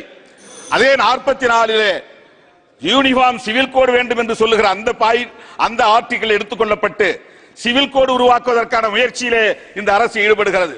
ஆனால் 47 பொருட்படுத்தவில்லை. நான் இந்திய அளவிலே இன்றைக்கு இளம் தலைமுறை பாழாகி வருவதை எண்ணி வேதனைப்படுகிறேன். இந்த அரசுக்கு அந்த வேதனை இருக்கிறதா என்பதை நான் கேள்வி எழுப்ப விரும்புகிறேன். இளம் தலைமுறையினர், ஹியூமன் ரிசோர்ஸ், மனித வளம் கடுமையாக பாதிக்கப்படுகிறது. போதைப் பொருள்கள் இந்தியா முழுவதும் இங்கும் அங்கும் என்று அங்கொன்றும் இங்கொன்றுமாக இல்லை. ஒரு குறிப்பிட்ட மாநிலங்களில் மட்டுமில்லை, இந்தியா மாநிலங்கள் அனைத்திலும் போதைப் பொருள்கள் மிக தாராளமாக புழக்கத்தில் இருக்கின்றன. கள்ளச்சாராயம் காய்ச்சப்படுகிறது. 4 மாநிலங்களை தவிர எல்லா மாநிலங்களிலும் அரசு மதுபானங்களை விற்பனை செய்கிறது. இது நாட்டுக்கு செய்கிற மிகப்பெரிய துரோகம், இளம் தலைமுறைக்கு செய்கிற துரோகம், மனித வளத்தை சிதைக்கிற ஒரு நடவடிக்கை. எனவே தேசிய மதுவிலக்கு கொள்கையை ஒரு கொள்கையாக இந்த அரசு கொண்டு வர வேண்டும்.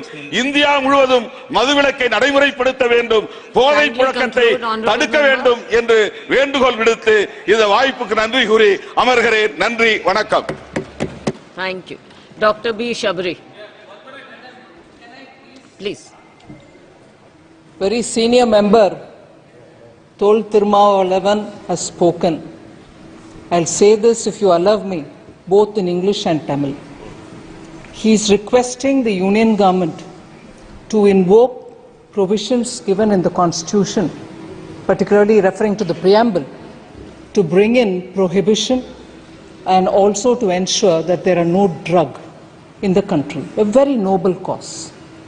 I really appreciate the point he's raised there. But the party with which he's in alliance in Tamil Nadu, which is in government there, saw 56 people die due to illegal liquor. He should first preach there. He should first preach there. He should first talk there. Drug is rampant in Tamil Nadu. He should talk there rather than tell us, madam. Thank you. Dr. B. Shabri. Dr. B. Shabri.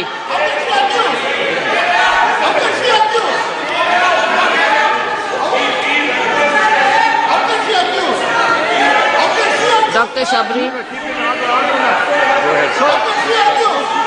Dr. Shabri.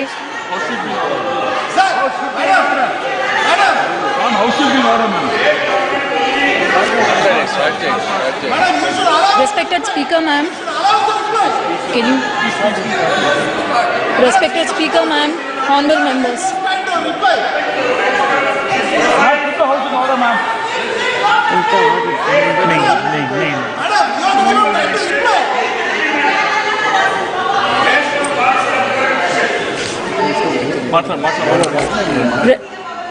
Respected Speaker, ma'am, honorable members, I'm extremely happy to make my maiden speech on the occasion on address of Honorable President of India. Firstly, I would like to object to the words of Kalyan Banerjee ji. Today he has commented on our Honorable Chief Minister Nara Chandrababu Naidu Garu, and also for misleading the House that he was arrested by ED and CBI. But our Honorable Chief Minister Nara Chandrababu Naidu Garu was arrested by AP CID in my very own parliament, that is Nandyal. Nandyal parliament is a very, since decades, it has been Congress and YSRCP strongly ruled. But I would like to question Banerjee ji, why do you think Nandyal Parliament has won 7 on 7 assembly seats? And why do you think I have won more than the majority he was boasting about today? Why do you think people of Andhra Pradesh has given clear mandate by Telugu Desam Party with NDA Alliance and Janasena winning 164 out of 175 seats and 21 out of 25 parliament seats. He has also mentioned, he was very sarcastic. I wish he was here today at this session, but he was very sarcastic today. He mentioned our Honorable Prime Minister Narendra Modi ji is walking with 2 clutches and 1 clutch is Telugu Desam Party.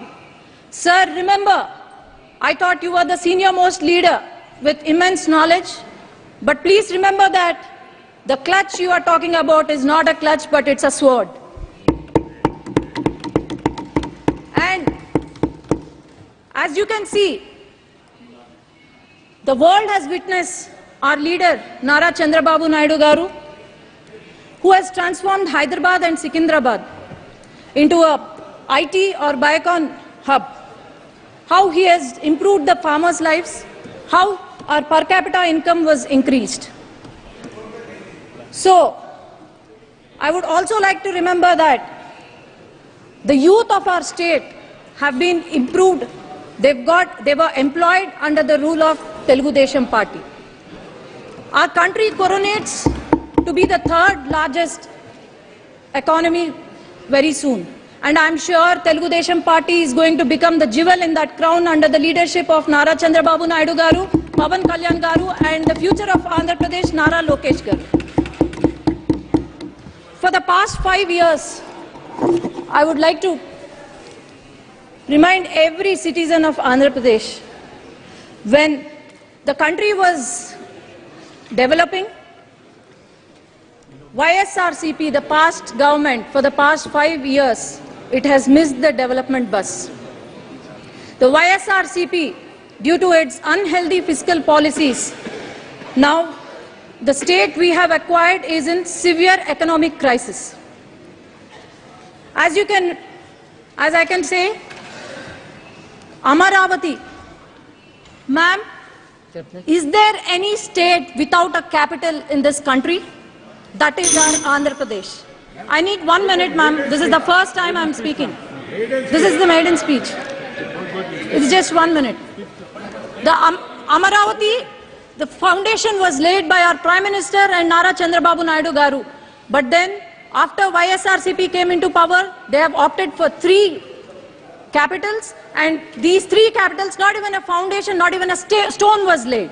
And Polavaram project, and 33,000 fertile acres of fertile land was donated by our Amaravati farmers, which has gone to waste. And Polavaram project, not even 70% was completed by Telugu Desam Party, but not even 1% was built. About 13,000 crores were given in July 15, 2022 to YSRCP party, but it was completely used for corruption. And 8,000 crores were given from the central government to the Panchayati Raj, which not even a rupee was used for our village panchayats. Not even a single industry, not even a single IT company, especially in my region, Rayalaseema region, not even a single IT company was brought by the YSRCP. All we saw was vendetta politics, liquor mafia, sand mafia, and also land mafia, but nothing else. As you can see, YSRCP party, Yuvajana Shramik, Raitu party, youth of our state have gone begging. Then Shramiks, we have seen their hunger, suicide, and our farmers, we have seen our suicides of the farmers. So my only request is, I would like the union minister, union government to support our state, because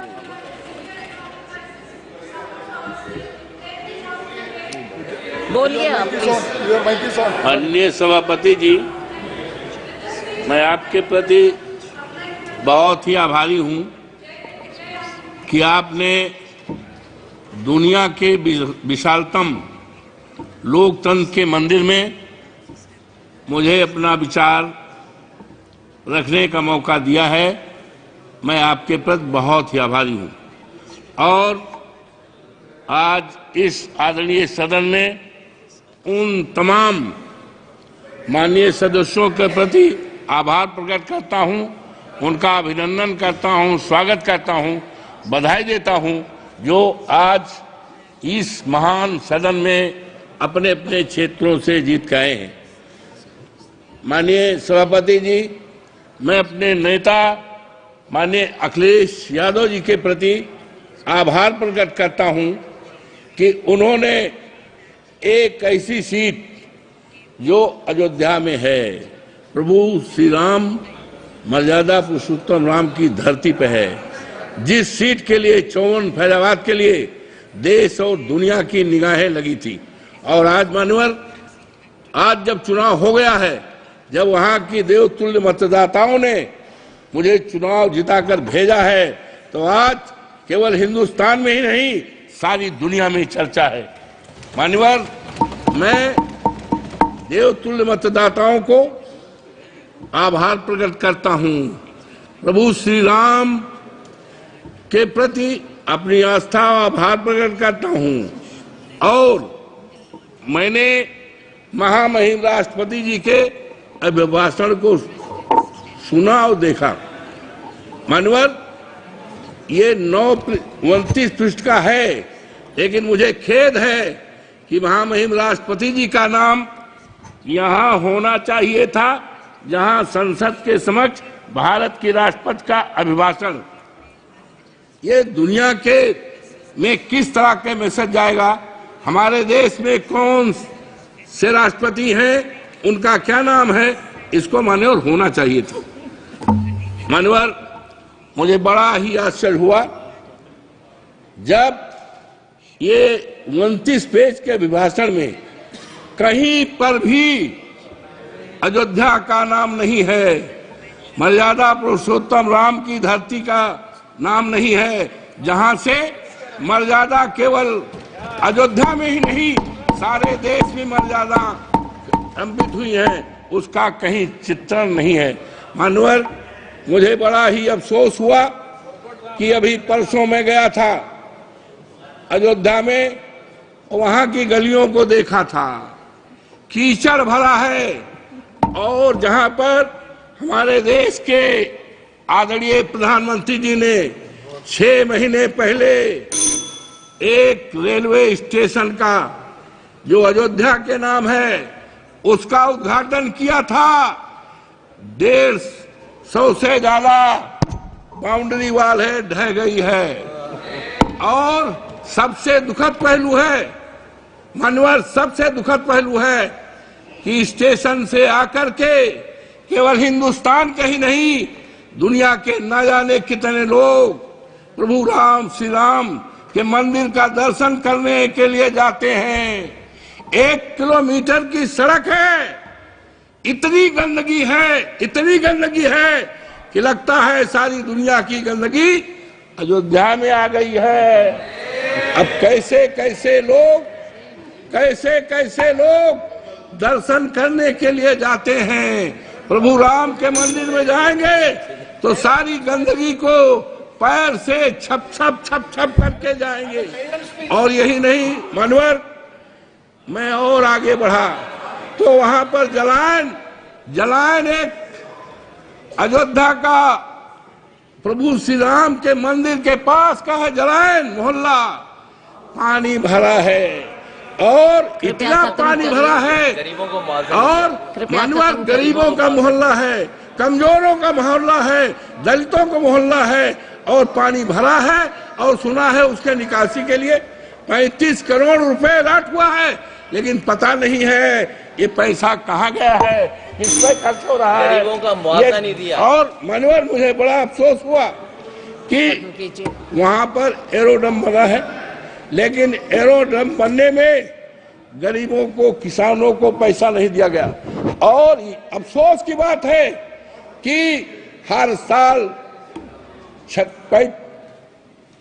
मार्च के and में circle rate बनता है, circle rate के द्वारा जमीनों का मूल्य का निर्धारण होता है। लेकिन अफसोस के साथ कहना पड़ता है हमारे उत्तर प्रदेश के हर जिलों में सर्किल रेट बना है, लेकिन आज 7 साल हो गया है फैजाबाद के, अयोध्या के किसानों के जमीनों के लिए सर्किल रेट न बनने के कारण उनकी जमीनों को कौड़ियों के दाम पर बाहरी लोगों को बसाने का काम किया है। हमारे नेता के पास न जाने कितने लोग आए, लेकिन हम कह के आए मानवर कि हम मुआवजा दिलाएंगे, हमारे नेता ने कहा था, लेकिन मुआवजा नहीं मिला। मानवर, ये मर्यादा पुरुषोत्तम राम की धरती है, वहाँ की मर्यादा को तोड़ा गया है। और निशिकांत दुबे जी, निशिकांत दुबे जी,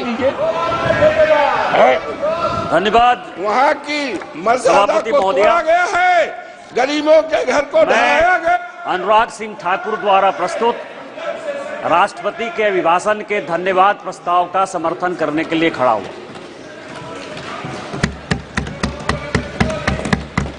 मैंने कल से लेके आज तक सभापति महोदया सारे विपक्ष के भाषण को सुना। सारे विपक्ष के भाषण में असत्य, गुमराह करने वाले तथ्य, निराशावादी, डर और डर की जो पराकाष्ठा हो सकती है कि डर के आगे कुछ नहीं है, हम कभी जीत नहीं सकते, उस तरह के भाषण को देखा। यहां विपक्ष के नेता ने भाषण दिया, सभापति महोदया, मैं वो नहीं हूं जो हूं, जो मैं दिखता हूं वो मैं नहीं हूं। पिछले बार मैंने कहा था कि यहां प्रेत आकर भाषण देके चला गया। इस बार जो मुझे लगा उनके भाषण से कि एक फिल्म हमने देखी थी मिस्टर इंडिया, अनिल कपूर जो है किसी को दिखते नहीं है, फिर दिख जाते हैं। यदि लाल जो है कहीं दिखाई देगा तो वो मिस्टर इंडिया के अनिल कपूर हैं, जो दिखते हैं वो नहीं दिखते हैं, जो दिखते हैं वो नहीं दिखते। विपक्ष का क्या डर है सभापति महोदया, ये आप समझिए। गॉस्पेल ट्रुथ के आधार पर असत्य को सत्य बनाने की कोशिश कर रहे हैं। पूरा विपक्ष जो मुस्लिम की राजनीति करता रहा, आज हिंदू हिंदू चिल्ला रहा है। जिस लोकसभा से अवधेश, जिस लोकसभा से अवधेश पासी एमपी है, उसका नाम फैजाबाद है। किसी ने फैजाबाद नहीं कहा, सबने अयोध्या कहा। यही भारतीय जनता पार्टी की जीत है, यही मोदी की जीत है। और मैं प्रधानमंत्री जी को बधाई देना चाहता हूं, धन्यवाद देना चाहता हूं। रामायण की एक चौपाई है कि राम रमापति करधन लेहु, खैंचत चाप मिटाई संदेहु। उन्होंने पूरे देश को यह मैसेज दे दिया कि यह देश हिंदू है, हिंदू राष्ट्र है और मुसलमान के नाम पर कोई राजनीति नहीं हो सकती है। फैजाबाद का नाम अपोजिशन के किसी आदमी ने नहीं लिया। क्या सत्य है? इन्होंने कहा हमारे ऊपर ईडी आ गई, हमारे ऊपर सीबीआई आ गई, हम किसी से नहीं डरते। आप वहां चले गए, बांसवाड़ा चले गए, आपने क्या भाषण दे दिया, क्या जीत गए? मैं एक ऐसा शख्स हूं, अखिलेश जी सुनिए आराम से, मेरे ऊपर कांग्रेस और जेएमएम ने 44 केस किए। मेरे 80 साल 85 साल के माँ पिताजी के ऊपर केस हुए। गैलरी में मेरी वाइफ बैठी हुई है, मेरे बच्चे बैठे हुए हैं, उनके ऊपर केस हुआ। भाई के ऊपर केस हुआ। और सरकार ने आरटीआई मैंने मंगाया है, 10 करोड़ रुपया हाई कोर्ट और सुप्रीम कोर्ट में मेरे से केस लड़ने के लिए किया। मैं जब चुनाव लड़ने के लिए गया, राहुल गांधी जी की यात्रा हुई, मल्लिकार्जुन खड़गे का 2 कार्यक्रम हुआ, प्रियंका गांधी जी गई, उन्होंने कहा कि मैं चैम्बर में बैठा रहता हूं और मैंने कहा कि मैं मोदी का सिपाही हूं, मैं भारतीय जनता पार्टी का सिपाही हूं और मैंने वचन लिया, प्रण लिया कि मैं जनता के पास वोट मांगने नहीं जाऊंगा। 2 मार्च को पार्टी ने मेरा टिकट अनाउंस किया। 2 मार्च को मेरा चुनाव 1 जून को हुआ। 90 दिन के पूरे कैंपेन में मैंने जनता से वोट नहीं मांगा और मैं यहां पार्लियामेंट में जीत कर आया, आपको हरा कर आया हूं। जिस क्षेत्र से हेमंत सोरेन विधायक हैं, उस जिले का मैं सांसद हूं और आदिवासी बाहुल इलाके से मैं 10,000 वोट से जीत कर आया हूं। मेरा समय है, आप सुनिए, मेरा समय है, 5 मिनट में खत्म नहीं होगा ये बातें। किस तरह का सत्य और असत्य की बात कर रहे हो आप कह रहे हो, मुस्लिम की बात कर रहे हो, मंगलसूत्र की बात कर रहे हो कि प्रधानमंत्री जी ने घुसपैठिया कह दिया। हां, प्रधानमंत्री जी ने घुसपैठिया कह दिया। 2009 में सभापति महोदया आप मंत्री थी। 2009 से इस संसद में, इस सदन में मैं 200 बार बोल चुका हूं कि मैं जिस इलाके से आता हूं, बांग्लादेश, वहां बांग्लादेशी घुसपैठिया बढ़ा हुआ है संथाल परगना में। चाहे वो जामताड़ा हो, पाकुड़ हो, साहबगंज हो, मुर्शिदाबाद हो, मालदा हो, किशनगंज हो, अररिया हो। और हालत यह है, हमारी स्थिति यह है कि यहां विजय हांसदा बैठे हुए, मैं उनसे पूछ रहा था, गोपीचक एक गांव है, गाय काट दिया और गाय काटने का जब मुसलमानों ने प्रतिरोध किया, अभी 15 दिन पहले पूरे बांग्लादेश वहां से आके बांग्लादेशी घुसपैठिए जो अपने आप को पश्चिम बंगाल का नागरिक कहते हैं, उन्होंने हमारी बहू बेटी का इज्जत लूटा, उनके घर को जलाया, उनके घर को भगाया। आप कह रहे हो कि वो बांग्लादेशी घुसपैठिए नहीं है, उनकी जनसंख्या नहीं है।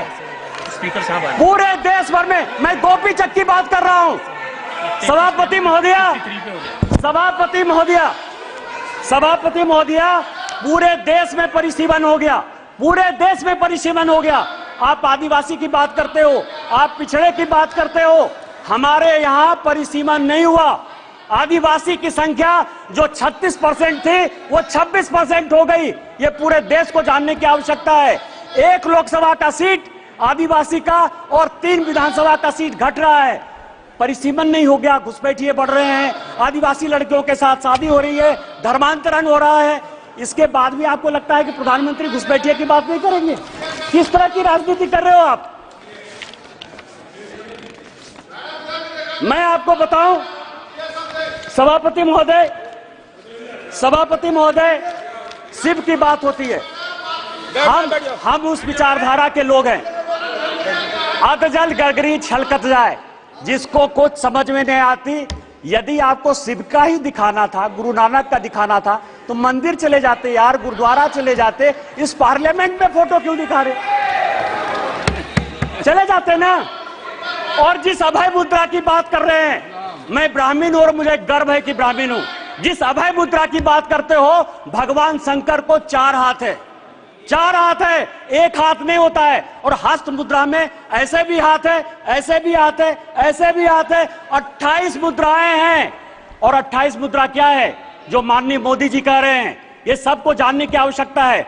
एक मुद्रा वो है जिसके हाथ में डमरू बजा हुआ है। डमरू मतलब स्टार्ट करिए, प्रकृति को स्टार्ट करिए, जीवन को स्टार्ट करिए, गरीबों के लिए काम करना स्टार्ट कीजिए।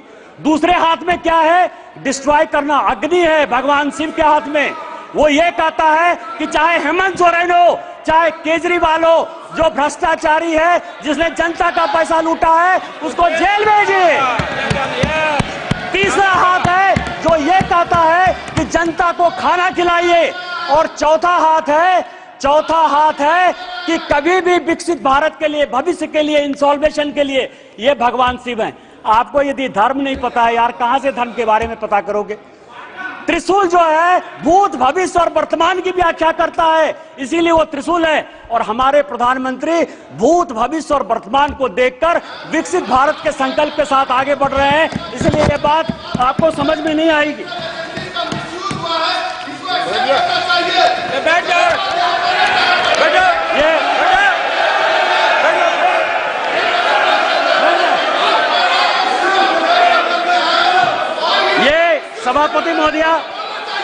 सभापति महोदया, ये संविधान की बात करती हैं। अभी मैंने कहा मिसा जी, मैं आपके बारे में बोला, उन्होंने कहा कि मैं बोलूंगी। मिसा भारती जब पैदा हुई तो जेल में थे। मेरे गुरु गोविंदाचार्य उस वक्त वो भी जेल में थे, राम बहादुर राय भी जेल में थे। और लालू जी को राम बहादुर राय ने सजेस्ट किया कि अपनी बेटी का नाम मिसा रख दो, इसीलिए उनका नाम मिसा भारती।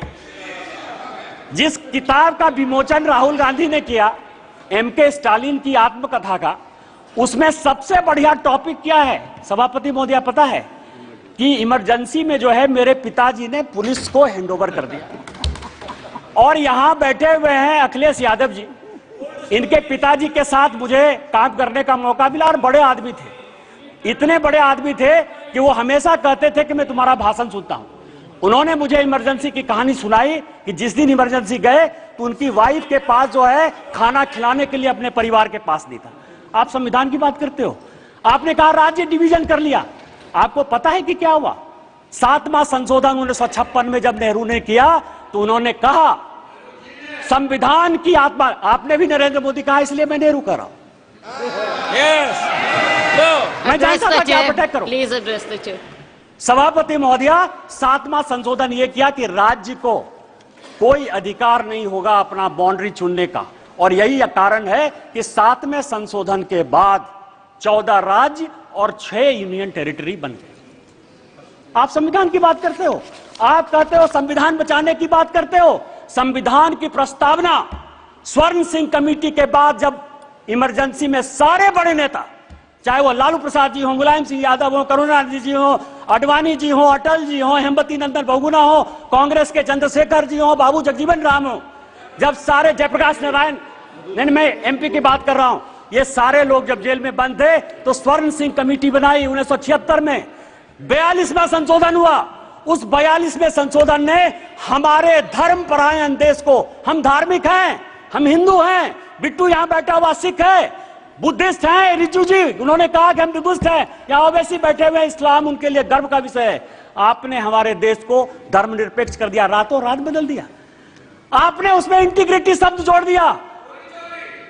पूरा देश जो है ईमानदार है, इसी कारण ईमानदारी से चलता है। आपने ईमानदार जोड़ दिया और आपने उसमें सोशलिस्ट जोड़ दिया। अरे कैसे सोशलिस्ट हो सकते हैं हम यार? कोई कम्युनिस्ट हो सकता है, कोई कैपिटलिस्ट हो सकता है, तुमने जो है सोशलिस्ट पूरे प्रेम्बल को बदल दिया और आप संविधान बनाने की बात करते हो। उन्होंने कहा कि जो हम कानून बनाएंगे, जो फंडामेंटल राइट हुए थे, जो हमने हमारे फोर फादर्स ने जो फंडामेंटल राइट्स दिए थे, उसके साथ आपने फंडामेंटल ड्यूटीज एक अलग शब्द जोड़ दिया। आप संविधान बनाने की बात करते हो। पूरा का पूरा 42वां संशोधन, उन्होंने कहा कि जो संविधान कानून बनाएगा, क्योंकि इंदिरा गांधी की सदस्यता खत्म हो गई थी, उन्होंने कहा कि हम फिर से रिइंस्टेट होकर देश के प्रधानमंत्री बन जाएंगे। आप मेरे ऊपर कोई क्वेश्चन नहीं कर सकते हो। लोकसभा के जो समय है, समय सीमा 5 साल, उन्होंने कहा अब 6 साल होगा। खाता न वही, इंदिरा गांधी जो कहे सही, संविधान वही है। अरे संविधान बचाने वाले यदि मोदी ने संविधान बदला, 370 के लिए बदला, शेड्यूल कास्ट के लिए बदला, ओबीसी को संवैधानिक दर्जा देने के लिए बदला। और जब भी schedule caste, schedule tribe, OBC की बात होगी, हम संविधान बदलेंगे और हमको कोई संकोच नहीं। सवाल ये आर्य और अनार्य की बात करते हैं, ऋषि मुनि की बात करते हैं। राजा साहब, आप हमारे मित्र हो। मैं एक ऐसा आदमी था जो तिहाड़ में आपसे मिलने के लिए गया, कांग्रेस ने आपको जेल भेजा। आपको पता है कि गुरु वशिष्ठ, विश्वामित्र, अगस्त मुनि, ये कोई भी ब्राह्मण नहीं थे। रामायण, महाभारत, गीता लिखने वाले कोई भी ब्राह्मण नहीं थे। कोई भगवान ब्राह्मण नहीं है। रामायण वाल्मीकि ने लिखी, महाभारत वेद व्यास ने लिखा, चारों वेद और 13 उपनिषद सभी वेद व्यास ने लिखे, जो मछुआरे के बेटे थे। और चाहे वो ऋषि अगस्त हो, ऋषि कन्नन हो, आप जो है आर्य और अनार्य के बीच में। और आप ही के सांसद, कांग्रेस के सांसद, 1952 में जिस कांग्रेस के सांसद रामधारी सिंह दिनकर को नेहरू जी संसद बनाकर लेकर आए, सांसद रहे, 12 साल रहे, देश के बहुत बड़े कवि, उन्होंने संस्कृति के 4 अध्याय लिखे। उस संस्कृति के 4 अध्याय में उन्होंने लिखा कि ना कोई आर्य है ना कोई अनार्य है। जो हरिजन, जो शेड्यूल कास्ट तमिलनाडु का है, वही कलकत्ता का ब्राह्मण है, और जो कलकत्ता का ओबीसी है, वही पंजाब का जो है सिख है। ये उन्होंने लिखा, कांग्रेस ने लिखा, आपके सांसद ने लिखा। हमें तो गर्व है, ये देश एक है, न जाति है न बिरादरी है। आप किस तरह की बात करते हो, जाति प्रथा की बात करते हो।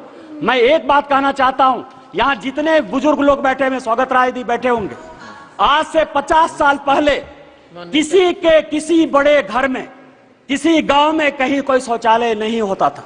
चाहे बड़े परिवार की महिलाएं हो या छोटे परिवार की महिलाएं हो, वो खेत में जाती थी।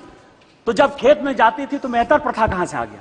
जो मुगलों ने दिया, आप उसको सही मान रहे हो, और आप पूरे देश को जो है हिंदुत्व के नाम पर, आर्य के नाम पर, अनार्य के नाम पर, इस्लाम के नाम पर केवल गुमराह करने की कोशिश करते हो। ये गॉस्पेल ट्रूथ को बंद करो, ये कहना बंद करो, और देश को जो है साथ लेकर चलने की बात करो। बस मैं अंत में, सभापति महोदय, एक पॉइंट है कि कल कहा गया कि स्पीकर साहब जो है झुक के प्रधानमंत्री जी को जो है अभिवादन किए और राहुल जी को ऐसे। आज मैंने एक फोटो देखा थल सेना अध्यक्ष का, वर्दी में कहा जाता है कि किसी को प्रणाम नहीं करना चाहिए। आज सारे अखबारों में थल सेना अध्यक्ष का फोटो छपा है और अपनी मां को पैर छू के वर्दी में प्रणाम कर रहे हैं। तैत्तिरीय उपनिषद का एक श्लोक है, अभिवादनशीलस्य नित्यं वृद्धा पसेबिनः चत्वारि तस्य वर्धन्ते आयुर्विद्या यशोबलम। आपसे जो भी बड़े आदमी हैं, पद की, मर्यादा की कभी परवाह नहीं करिए। अभी पार्लियामेंट खत्म हुआ, मैं फरवरी की बात कर रहा हूं। जिस दिन पार्लियामेंट खत्म हुआ, मैं बाहर गाड़ी का वेट कर रहा था, मैं सबसे ज्यादा कांग्रेस पर अटैक करता हूं। राहुल जी, सोनिया जी या पूरा कांग्रेस गांधी परिवार मेरा टॉपिक है, क्योंकि मेरे फादर 1975 में इमरजेंसी में सैक कर दिए गए, उनकी जिंदगी में नौकरी नहीं लगी। 19 महीने मेरे परिवार के लोग इमरजेंसी में बंद रहे, इसलिए कांग्रेस के प्रति इतना विद्रोह या ये चीज जो है मेरे मन में है, बचपन से है, क्योंकि मेरा बचपन मैंने देखा ही नहीं, क्योंकि हम लोग सभी देशद्रोही के परिवार के माने जाते थे। सोनिया जी आई, सोनिया जी ने मेरा हाथ पकड़ा सबके सामने, चूंकि सबके सामने पब्लिक में एक काम हुआ, इसलिए मैं पब्लिक में बात कर रहा हूं। और उन्होंने मुझे कहा कि निशिकांत, आज मेरी तबीयत खराब थी, लेकिन तुम्हारे जैसे लोगों को पार्लियामेंट आना चाहिए। मैंने प्रणाम किया उनको। मैंने ये नहीं सोचा कि वो सोनिया गांधी, वो बड़ी हैं। आप किस तरह के डिस्कोर्स में ले जाना चाहते हो? माननीय मोदी जी हमारे पार्टी के बड़े आदमी हैं। पार्टी टिकट दी तो ओम बिरला जो है इस कुर्सी पर बैठे। यदि उनको पैर छू के भी प्रणाम कर लेते ओम बिरला जी, तो उस कुर्सी की ताकत कम नहीं होती। आपको भारतीय सभ्यता और संस्कृति के बारे में नहीं पता है, और यदि भारतीय सभ्यता संस्कृति के बारे में नहीं पता है तो आप जिंदगी में कुछ नहीं कर सकते हो। आज आप 98 में हो, अगले चुनाव में आपको जो है लीडर ऑफ द अपोजिशन का भी मौका नहीं मिलेगा। आपने मुझे मौका दिया। इन्हीं शब्दों के साथ जय हिंद, जय Bharat. Francis George, Francis George. Rule? Under what rule? Will you please quote the rule? No. 352. 352. 352. Name was taken of our leader और कोर्ट, हाई कोर्ट के द्वारा उनको बरी किया गया, और उसके बाद उनको भ्रष्टाचारी यहां पे कहा जा रहा है, तो इट शुड बी एक्सपंज्ड।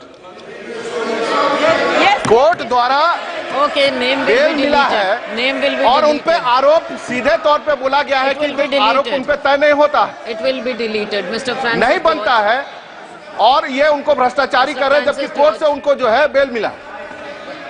एक्सपंज करना होगा madam. Yes, it is deleted. Thank you, ma'am.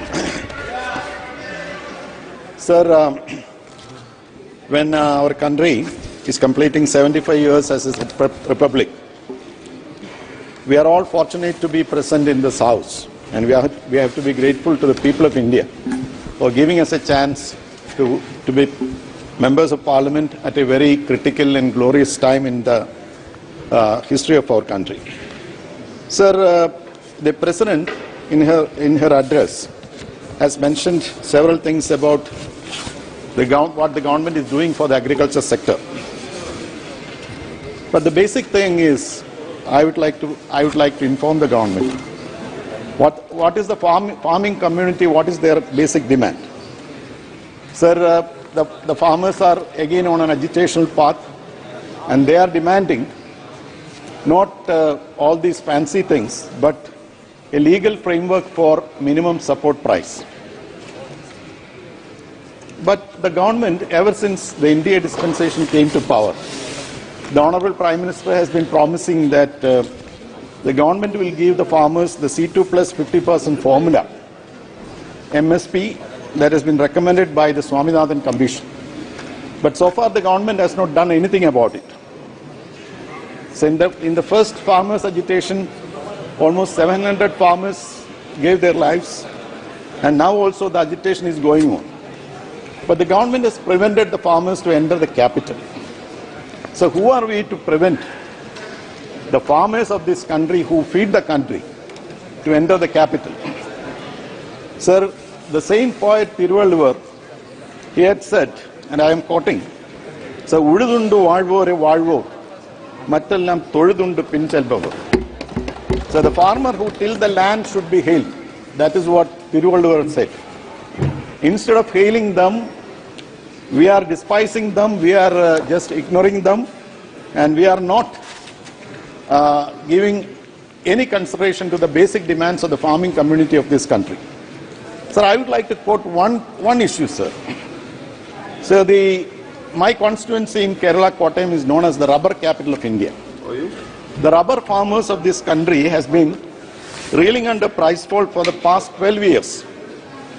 But the government did not invoke the basic safeguard duty when there is large-scale imports to control the unabated large-scale imports of natural rubber.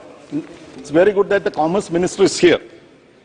Sir, under Article 19(1)(a) of GATT 1994, if there is large-scale import of a particular commodity and if it affects the economic situation of a particular area, also if it affects the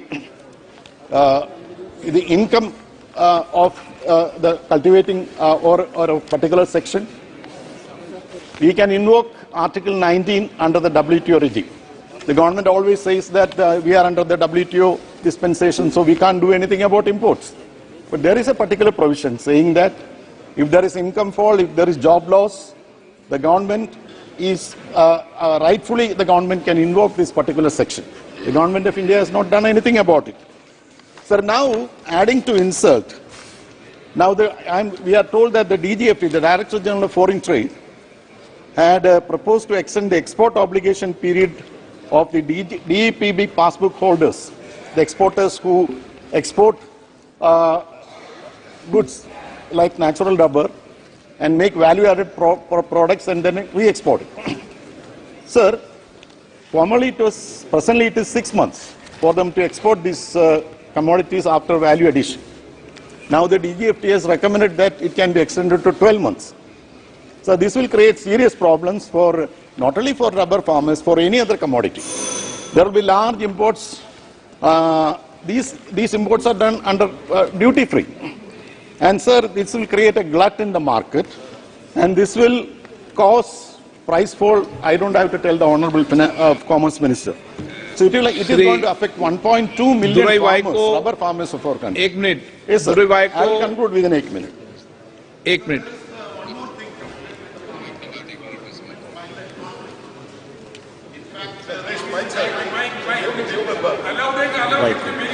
conclude कर दें आप. Saying that. Conclude कर दें आप. He is on record saying that India is the only country where you can't touch the wild animal, even if it attacks and kill you, if it destroys your crop. World over, there are rules prohibiting this. See, sir, there is well-known scientific studies saying that in a particular forest area there is this thing called carrying capacity, and if wild animals exceed the carrying capacity, they have to be culled and removed. India is the only country where it is not done. The poor farmers, the poor people who live in the forest fringes, they are being left to the mercy of wild animals. Every day, wild animals are killing people, destroying crops. Nothing is being done by the central government. Professor Madhav Gadgil himself has, in fact, he has recommended that the Wildlife Protection Act should be scrapped. We don't say that. We only say that the particular provisions has to be amended, and there has to be a mechanism to cull these wild animals who destroys crops and also kill people. Sir, I am concluding, sir. For this opportunity to make this maiden address in this temple of democracy, the Indian Parliament. I come from a state where in this house, I have to tell you, the so-called one member. Could you just please finish?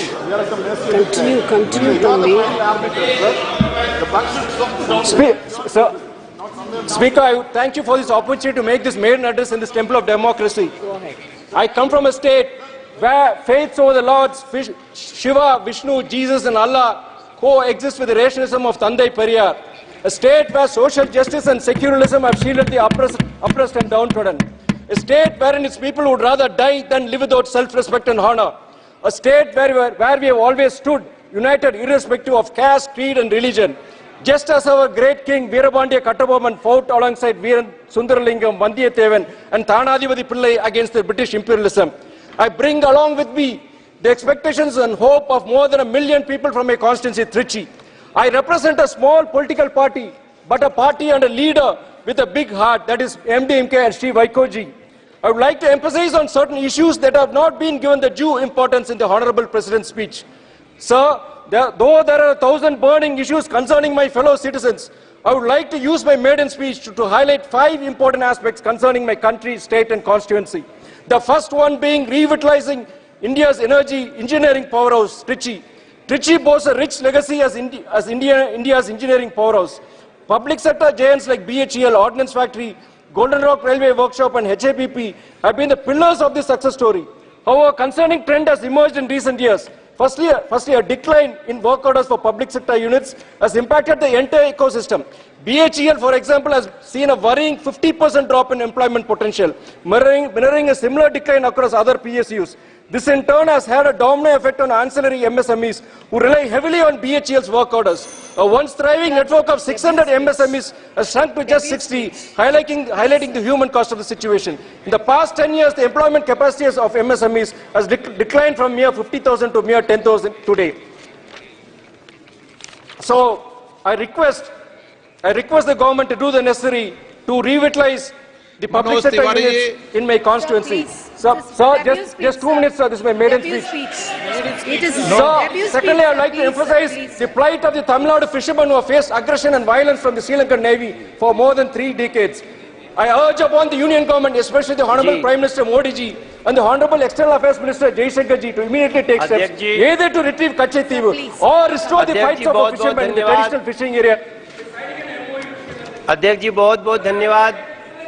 आपने हमें आज महामहिम राष्ट्रपति जी के अभिभाषण पे बोलने का मौका दिया है। मैं इस सदन में तीसरी बार आया हूं और मैं दिल्ली से नॉर्थ ईस्ट दिल्ली के जनता का बहुत धन्यवाद करना चाहता हूं जिन्होंने हमें तीसरी बार चुन के भेजा और सिर्फ हमें ही नहीं भेजा बल्कि हमारे दिल्ली के 7 के 7 लोगों को तीसरी बार जिता करके भेजा है। हम सभी यहाँ सांसद खड़े हैं, जरा इनका संरक्षण करें अध्यक्ष जी। मात्र मुझे ही नहीं भेजा बल्कि हमारे 7 के 7 सांसदों को तीसरी बार भेजा और नरेंद्र मोदी तीसरी बार जिता करके भेजा है। हम सभी यहाँ सांसद खड़े हैं, जरा इनका संरक्षण करें अध्यक्ष जी। मात्र मुझे ही नहीं भेजा बल्कि हमारे 7 के 7 सांसदों को तीसरी बार भेजा और नरेंद्र मोदी जी में वो विश्वास दिलाया। आज तक दिल्ली में नया इतिहास बना, कभी तीसरी बार 7 सांसद 7-0 से जीत के आए ही नहीं। ये विश्वास है हमारे नरेंद्र मोदी जी के प्रति, देश के प्रधानमंत्री जी के प्रति। और मैं पूरी दिल्ली के सहित अपने लोकसभा के लोगों का बहुत धन्यवाद करना चाहता हूं। माननीय अध्यक्ष जी, हम जब 2014 में आए थे इस सदन में, तब हम एक दूसरी दुनिया से आए थे और जब हम सदन में घुसने जा रहे थे, जब मेरी नजर पड़ी कि देश का प्रधानमंत्री बनने जा रहे एक व्यक्ति, जिन सीढ़ियों से लोग चप्पल जूते पहन के जा रहे थे, अचानक हमने देखा वो नरेंद्र मोदी जी उन सीढ़ियों पर माथा रख के झुक गए थे। हमारे जैसे लोग जो किसी और दुनिया से राजनीति में आते हैं, उनके लिए एक बड़ा एग्जाम्पल था। मैंने अध्यक्ष जी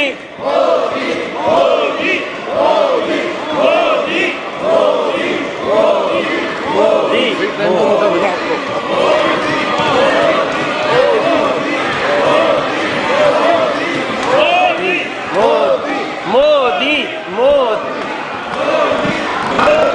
भारत माता की।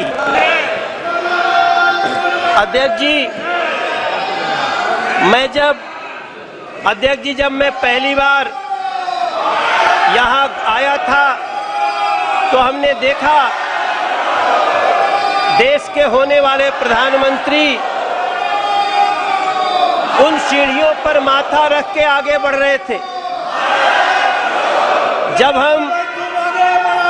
हम दूसरी बार, माननीय अध्यक्ष जी, जब हम दूसरी बार 2019 में जब हम संसद में आए तो हमने देखा देश के प्रधानमंत्री पद पे आ रहे नरेंद्र मोदी जी ने सबसे पहले संविधान को इसे माथा झुका करके प्रणाम किया। वो दृश्य हमारे लिए और मैं समझता हूं मेरे सभी साथियों के लिए, हाथ में संविधान लेना भी ठीक है, लेकिन संविधान लहराना और संविधान की पूजा करना दोनों में अंतर है। हमने नरेंद्र मोदी जी को संविधान की पूजा करते हुए देखा है। इसलिए मैं बड़े ही विनम्रता से कहना चाहता हूं, राष्ट्रपति जी के अभिभाषण के बाद मैं जब दिल्ली के ही अपनी कुछ बातें करूंगा, दिल्ली के ही सौभाग्य को देखूंगा, कोई द्वारका एक्सप्रेस पे जाकर के गाड़ी चलाता होगा तब उसको समझ में आता होगा कि सरकार क्या होती है और कैसे लोगों का काम होता है। NH-24 पे जाते होंगे, आज दिल्ली मेरठ तक चली गई है अध्यक्ष जी। आज लोग दिल्ली में मेरठ से काम करने आते हैं और 35 से 40 मिनट में पहुंचते हैं, तब हम सबको गर्व होना चाहिए। हमें गर्व क्यों नहीं होना चाहिए जब हमें पता चलता है कि देश के 4 करोड़ 22 लाख बेघर को पहली बार घर मिल गया। हमें क्यों नहीं गर्व होना चाहिए अध्यक्ष जी जब 12 करोड़ घरों में टॉयलेट बन जाते हो, जब 52 करोड़ में गांव का आदमी हो। अध्यक्ष जी, हमारी माँ पहले एक हमारी गांव में काम करती थी, उनके लिए हमसे एक बार वो 20,000 रुपया मांग के दी थी और एक दिन वही हमारी माई हमसे कहती है, ए मनोज तू जाना ताला झुरी तिवारी के मेहरारू के उनके घर मिल गए, मोदी जी घर दिले बाड़े। अध्यक्ष जी, हम जानते हैं कि गांव में घरों में टॉयलेट न होने का क्या दंश होता था। हम लोग साइकिल से जाते थे तो सड़क पे खड़ी महिलाएं खड़ी हो जाती थीं।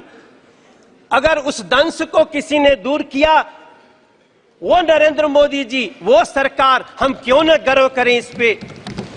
13 करोड़ घरों में नल से जल लगा दिए। हम दिल्ली में पाइप से घरों में गैस जा रही है, पाइप से गैस जा रही है और दिल्ली में एक बैठी हुई आम आदमी पार्टी की सरकार नल से जल तक नहीं दे पाई। हम ये भी दंश इसी दिल्ली में देख रहे हैं। अध्यक्ष जी, कभी भारत मंडपम देखिए।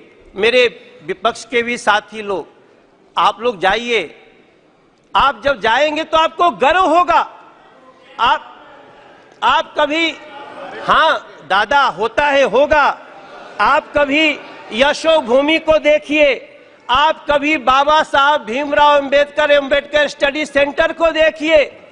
इसी दिल्ली में जिस बाबा साहब भीमराव अंबेडकर को अंतिम क्रिया के लिए 1 कट्ठा जमीन नहीं दिया गया, बुरा मत मानना, नाराज मत होना, उसी दिल्ली के हृदय में नरेंद्र मोदी जी ने 5 एकड़ में बाबा साहब का स्टेडियम। लेकिन जहां किसी का पल्लू पकड़ करके चलते थे, जहां वो जूनियर पार्टनर थे, किसी दल ने उनको कुछ दे दिया मौका, ऐसे राज्यों में कांग्रेस जहां जूनियर पार्टनर थी, उनका स्ट्राइक रेट 50% है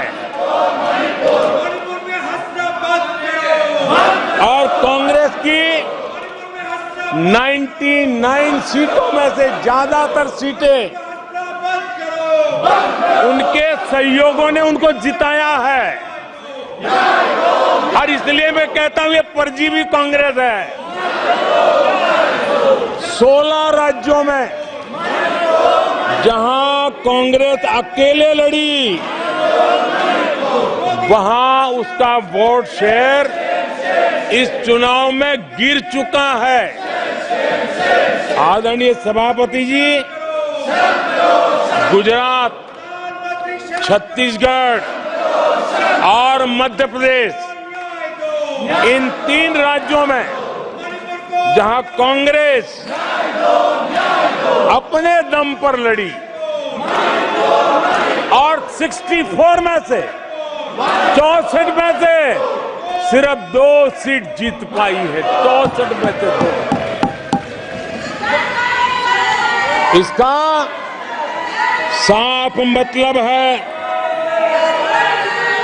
कि इस चुनाव में कांग्रेस पूरी तरह परजीवी बन चुकी और अपने सहयोगी दलों के कंधे पर उन्होंने चढ़ करके ये सीटों का आंकड़ा बढ़ाया है।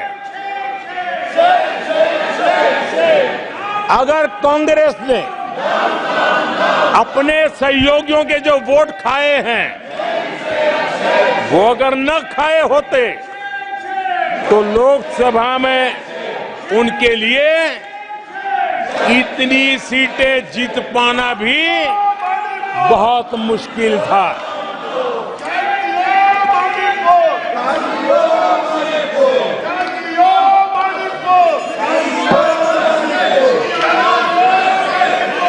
आदरणीय सभापति जी,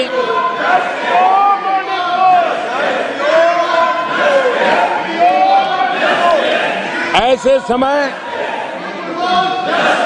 एक अवसर आया, देश ने विकास के रास्ते को चुना है, देश ने विकसित भारत के सपने को साकार करने का मन बना लिया है। तब भारत को एकजुट होकर समृद्धि का नया सफर तय करना है। ऐसे समय ये देश का दुर्भाग्य है कि हिंदुस्तान में 6 दशक तक राज करने वाली कांग्रेस पार्टी अराजकता फैलाने में जुटी हुई है। ये दक्षिण में जाकर उत्तर के लोगों के खिलाफ बोलते हैं, ये उत्तर में जाकर के पश्चिम के खिलाफ जहर उगलते हैं, पश्चिम के लोगों के खिलाफ बोलते हैं, महापुरुषों के खिलाफ बोलते हैं।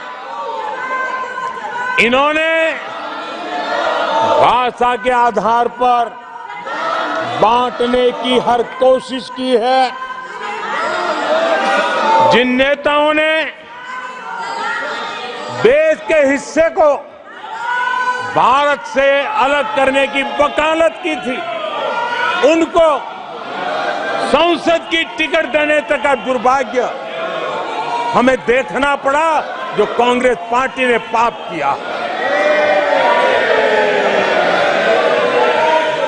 कांग्रेस पार्टी खुलेआम एक जाति को दूसरी जाति के खिलाफ लड़ाने के लिए रोज नई नैरेटिव गढ़ रही है, नए तय अफवाहें फैला रही है।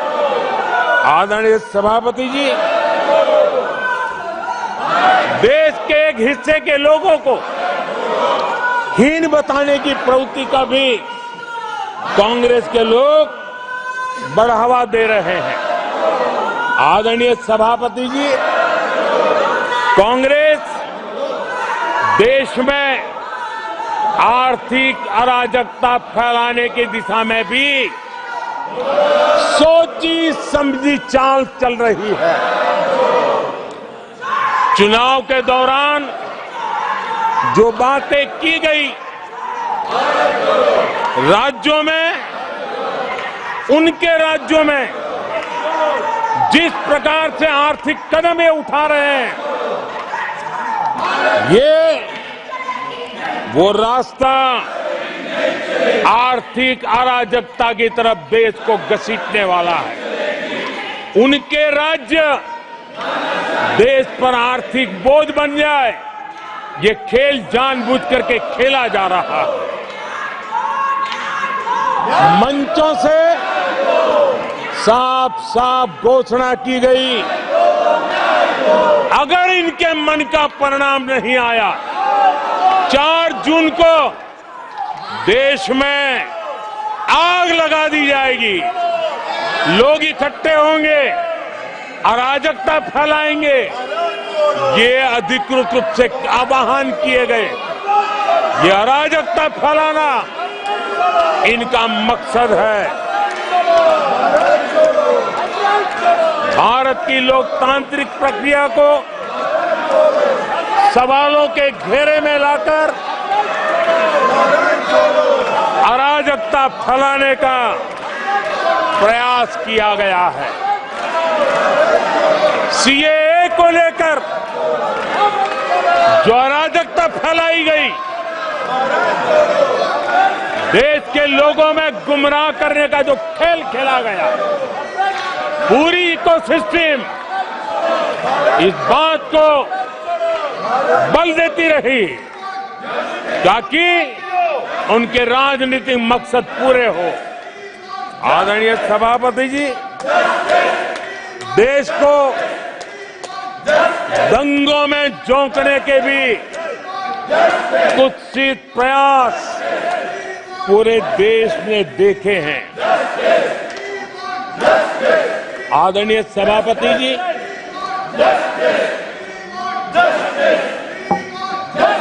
आजकल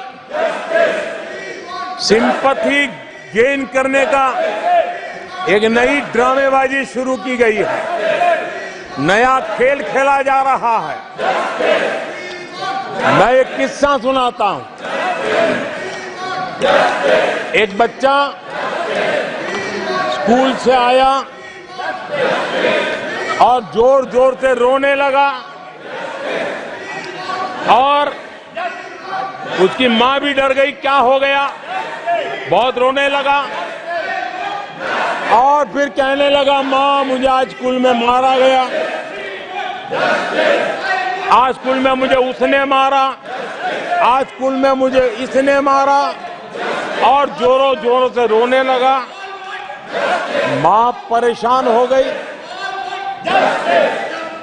उसने उसे पूछा कि बेटा बात क्या थी, लेकिन वो बता नहीं रहा था, बस रो रहा था, मुझे मारा, मुझे मारा।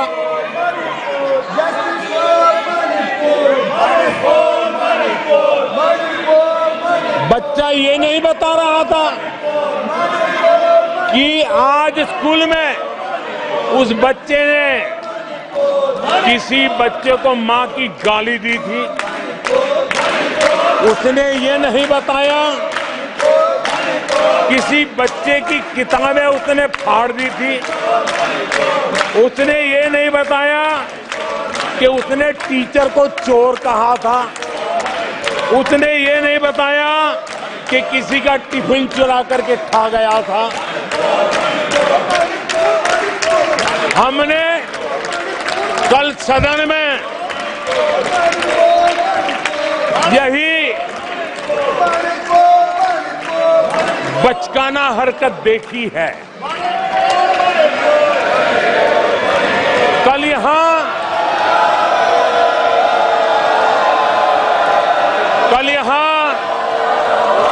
बालक बुद्धि का विलाप चल रहा था। मुझे मारा गया, मुझे इसने मारा, मुझे उसने मारा, मुझे यहां मारा, मुझे वहां मारा, ये चल रहा था। आदरणीय सभापति जी, सिंपैथी हासिल करने के लिए ये नया ड्रामा चलाया गया है, लेकिन देश ये सच्चाई जानते हैं कि ये हजारों करोड़ रुपए उसकी हेराफेरी के मामले में जमानत पर बाहर है।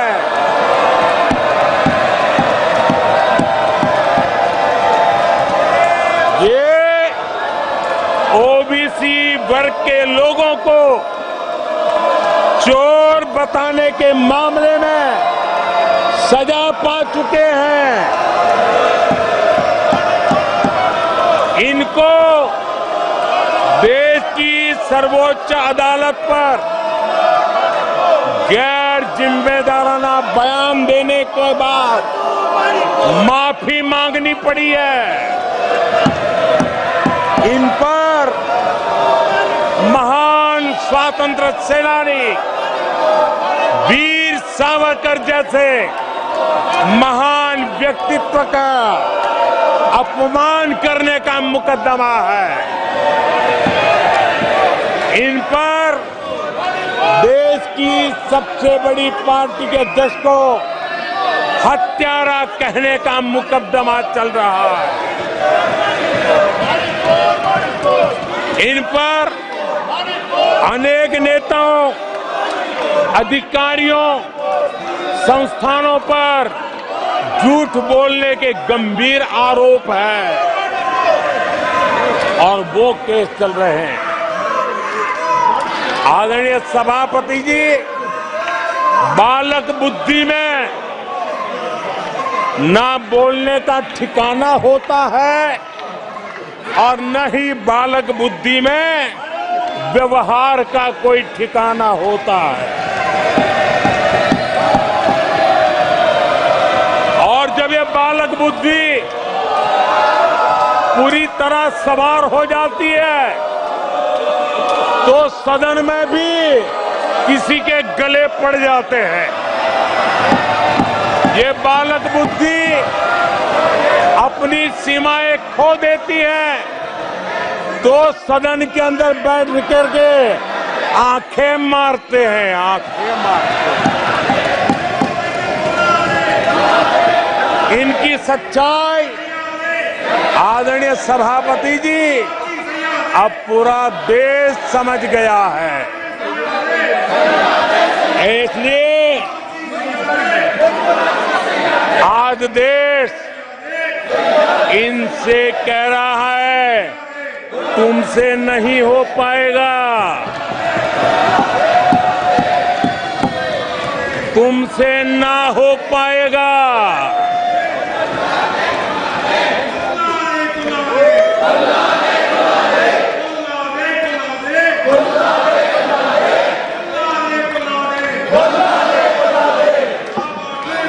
बैठिए ये तरीका आदरणीय अध्यक्ष जी, तुलसीदास जी कह गए हैं,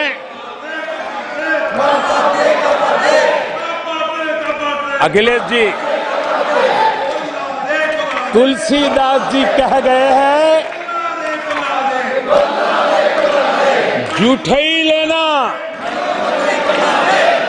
झूठई देना, झूठई भोजन झूठई चबेना। तुलसीदास जी ने कहा है झूठई लेना झूठई देना, झूठई भोजन झूठई चबेना। कांग्रेस ने झूठ को राजनीति का हथियार बनाया। कांग्रेस के मुंह झूठ लग गया है। जैसे वो आदमखोर एनिमल होता है ना, जिसको लहू मुंह पे लग जाता है, वैसे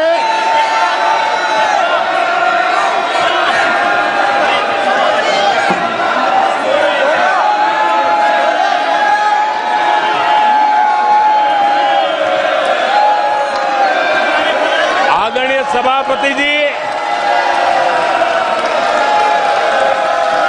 कांग्रेस के मुंह झूठ का खून लग गया है। देश ने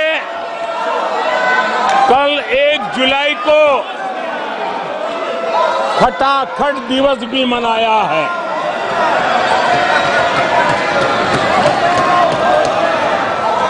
जुलाई को लोग अपने बैंक अकाउंट चेक कर रहे थे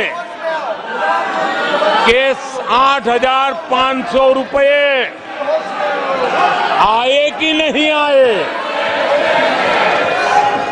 ये झूठ नैरेटिव का परिणाम देखिए। इसी चुनाव में कांग्रेस ने देशवासियों को गुमराह किया। माताओं बहनों को हर महीने 8,500 रुपये देने का झूठ इन माताओं के बहनों के दिलों को जो चोट लगी है ना, वो श्राप बन करके ये कांग्रेस को तबाह करने वाली है। आदरणीय सभापति जी, ईवीएम को लेकर झूठ, संविधान को लेकर झूठ, आरक्षण को लेकर झूठ, उससे पहले राफेल को लेकर झूठ, HAL को लेकर के झूठ, LIC को लेकर के झूठ, बैंकों को लेकर झूठ, कर्मचारियों को भी भड़काने के प्रयास हुए। हौसला तो इतना बढ़ गया कि कल सदन को भी गुमराह करने का प्रयास हुआ। कल अग्निवीर को लेकर सदन में झूठ बोला गया। कल यहां भरपूर असत्य बोला गया कि MSP नहीं दिया जा रहा। अध्यक्ष जी, संविधान की गरिमा से खिलवाड़ ये सदन का दुर्भाग्य है और अनेक बार लोकसभा में जीत करके आए लोग सदन की गरिमा के साथ खिलवाड़ करे, ये शोभा नहीं देता है। आदरणीय सभापति जी, जो दल 60 साल तक यहां बैठा है, जो सरकार के कामों को जानता है, जिसके पास अनुभवी नेताओं की श्रृंखला है, वे जब अराजकता के इस रास्ते पर चले जाएं, झूठ के रास्ते को चुन ले, तब देश गंभीर संकट की तरफ जा रहा है, इसका सबूत मिल रहा है। आदरणीय सभापति जी, सदन की गरिमा से खिलवाड़ ये हमारे संविधान निर्माताओं का अपमान है, इस देश के महापुरुषों का अपमान है, देश के लिए आजादी के लिए बलिदान देने वाले वीर सपूतों का अपमान है। और इसलिए आदरणीय सभापति जी, मैं जानता हूं आप बहुत सहृदयी हैं, आप उदार मन के मालिक हैं, आप संकट के समय भी हल्की फुल्की मीठी मुस्कान के साथ चीजों को झेल लेते हैं। लेकिन आदरणीय सभापति जी, अब जो हो रहा है, कल जो हुआ है, वो गंभीरता से लिए बिना संसदीय लोकतंत्र को हम रक्षित नहीं कर पाएंगे।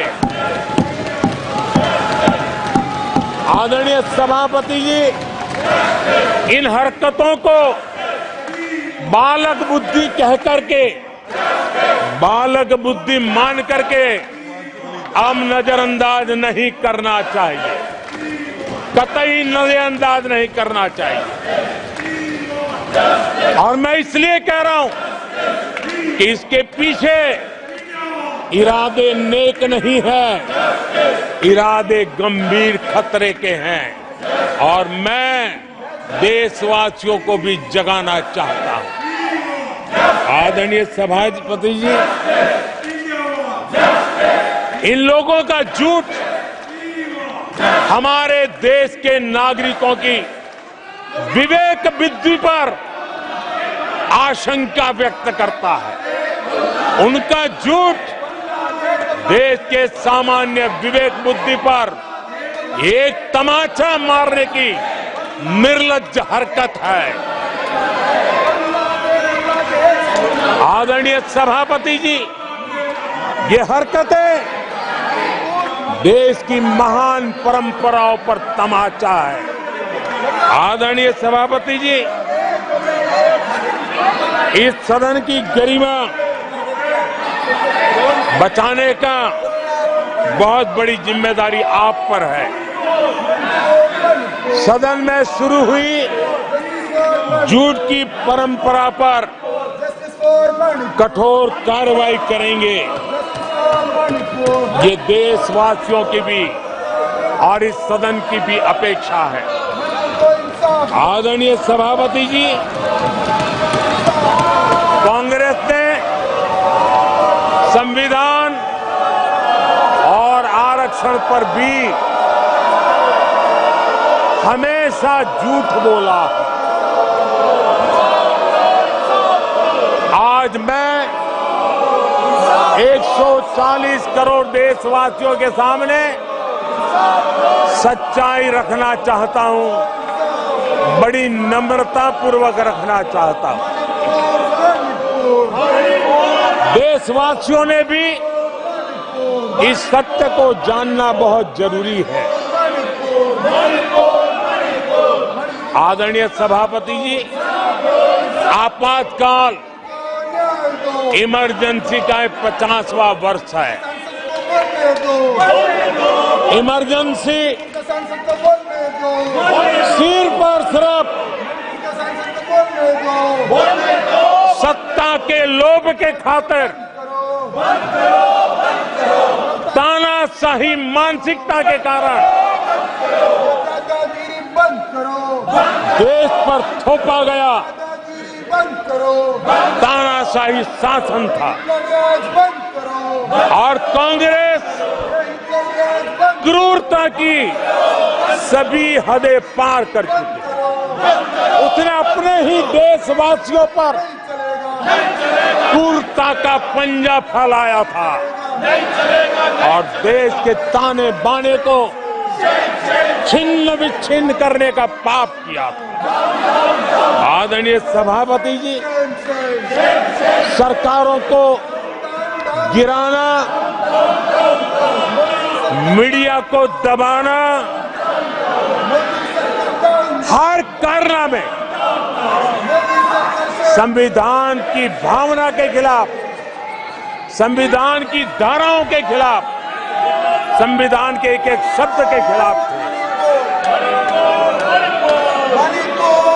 ये वो लोग हैं जिन्होंने प्रारंभ से देश के दलितों के साथ, देश के पिछड़ों के साथ घोर अन्याय किया है।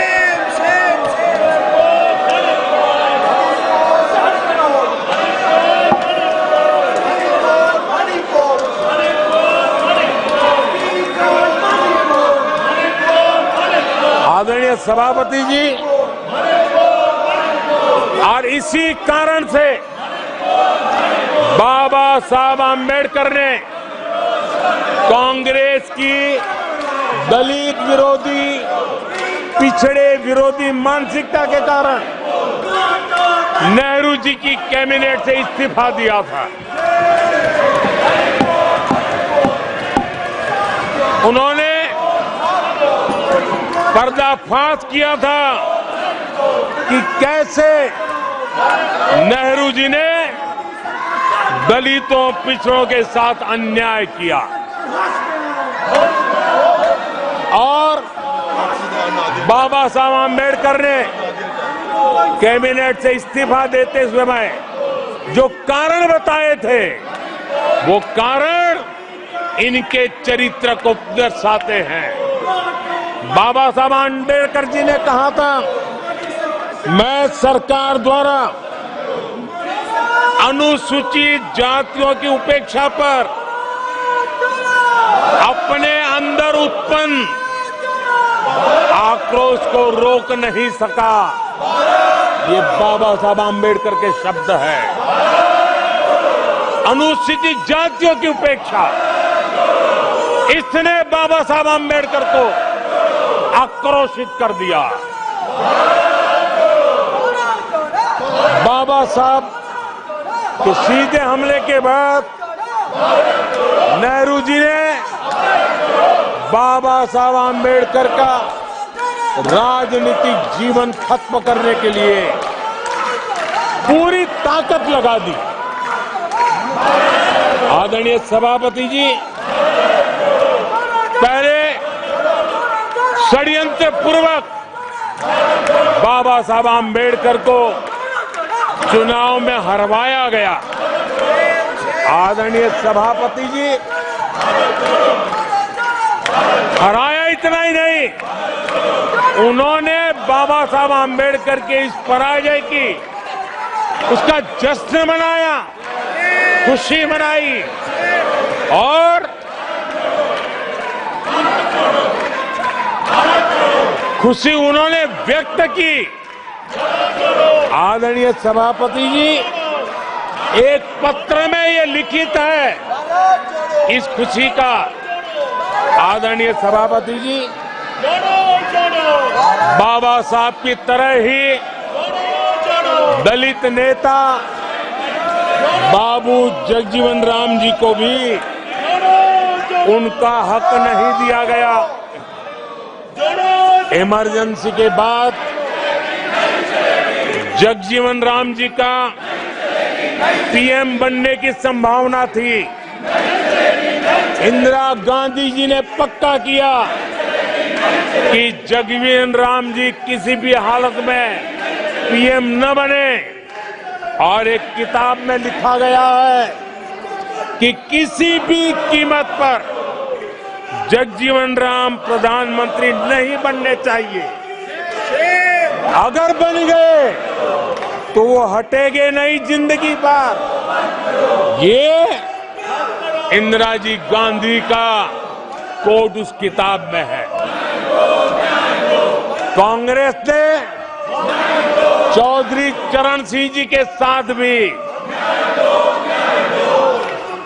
यही व्यवहार किया, उनको भी नहीं छोड़ा था। पिछड़ों के नेता कांग्रेस पार्टी के अध्यक्ष बिहार के सपूत सीताराम केसरी के साथ भी अपमानित व्यवहार करने का पाप इसी कांग्रेस ने किया।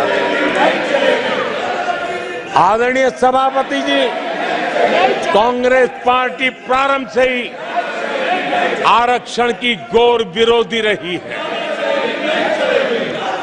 नेहरू जी ने तो मुख्यमंत्रियों को चिट्ठी लिख करके साफ साफ शब्दों में आरक्षण का विरोध किया था।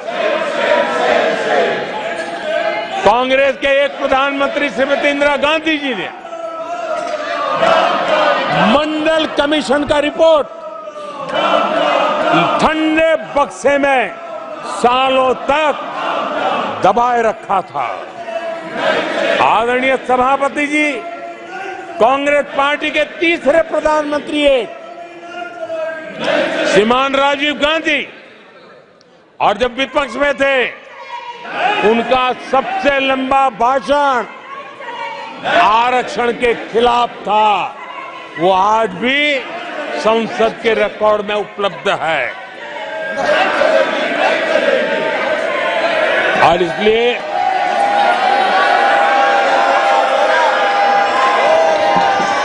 आदरणीय सभापति जी,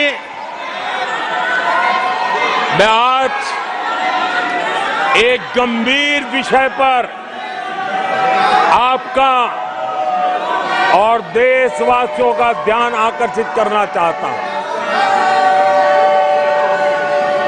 कल जो हुआ,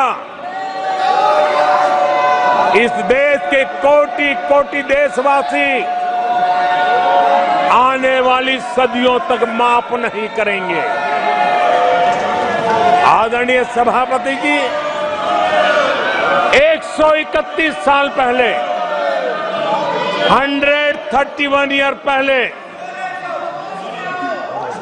स्वामी विवेकानंद जी ने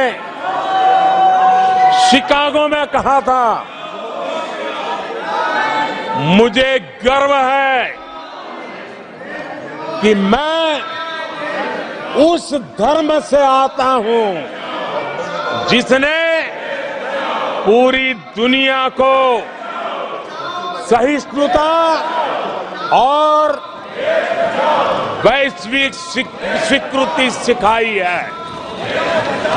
131 साल पहले हिंदू धर्म के लिए विवेकानंद जी ने अमेरिका के शिकागो में दुनिया के दिग्गजों के सामने कहा था। आदरणीय सभापति जी, हिंदू सहनशील है, हिंदू अपनत्व को लेकर के जीने वाला समूह है। इसी कारण भारत का लोकतंत्र, भारत की इतनी विविधताएं, उसका वैविध्य की विराटता आज उसी के कारण पनपी है और पनप रही है। आदरणीय सभापति जी, गंभीर बात है कि आज हिंदुओं पर झूठा आरोप लगाने की साजिश हो रही है, गंभीर षड्यंत्र हो रहा है।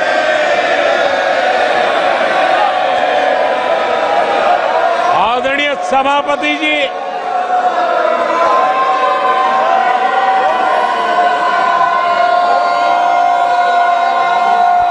आदरणीय सभापति जी,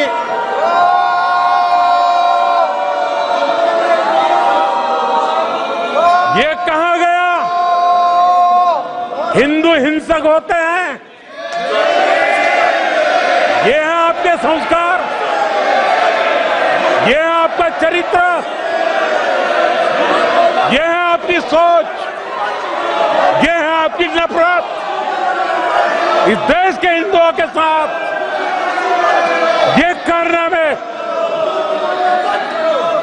आदरणीय सभापति जी, ये देश शताब्दियों तक इसे भूलने वाला नहीं है।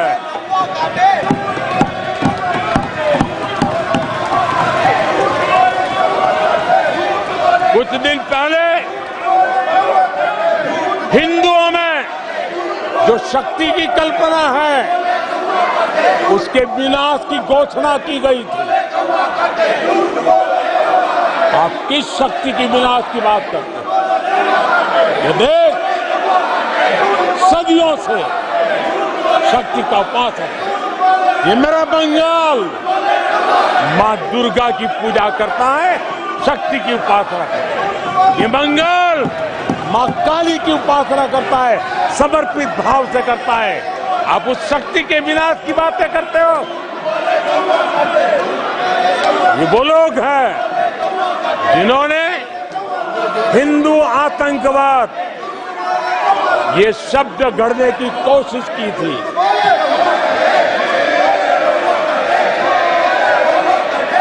इनके साथी हिंदू धर्म को, उसकी तुलना डेंगू, मलेरिया ऐसे शब्दों से करें और ये लोग तालियां बजाएं, ये देश कभी माफ नहीं करेगा। आदरणीय सभापति जी, एक सोची समझी रणनीति के तहत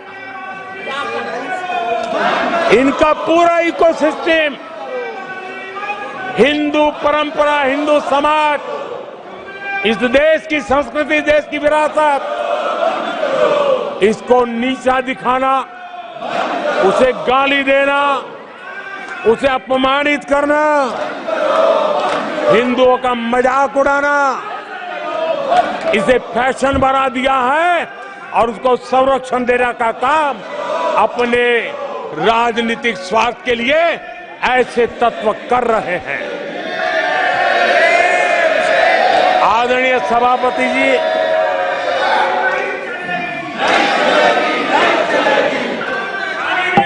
माननीय सदस्य प्लीज। आदरणीय सभापति जी, हम बचपन से सीखते हुए आए हैं, गांव का हो, शहर का हो, गरीब हो, अमीर हो, इस देश का हर बच्चा ये जानता है, ईश्वर का हर रूप, आदरणीय सभापति जी, ईश्वर का हर रूप दर्शन के लिए होता है। ईश्वर का कोई भी रूप निजी स्वार्थ के लिए, प्रदर्शन के लिए नहीं होता है। जिसके दर्शन होते हैं उसके प्रदर्शन नहीं होते हैं। आदरणीय सभापति जी, हमारे देवी देवताओं का अपमान 140 करोड़ देशवासियों के दिलों को गहरी चोट पहुंचा रहा है।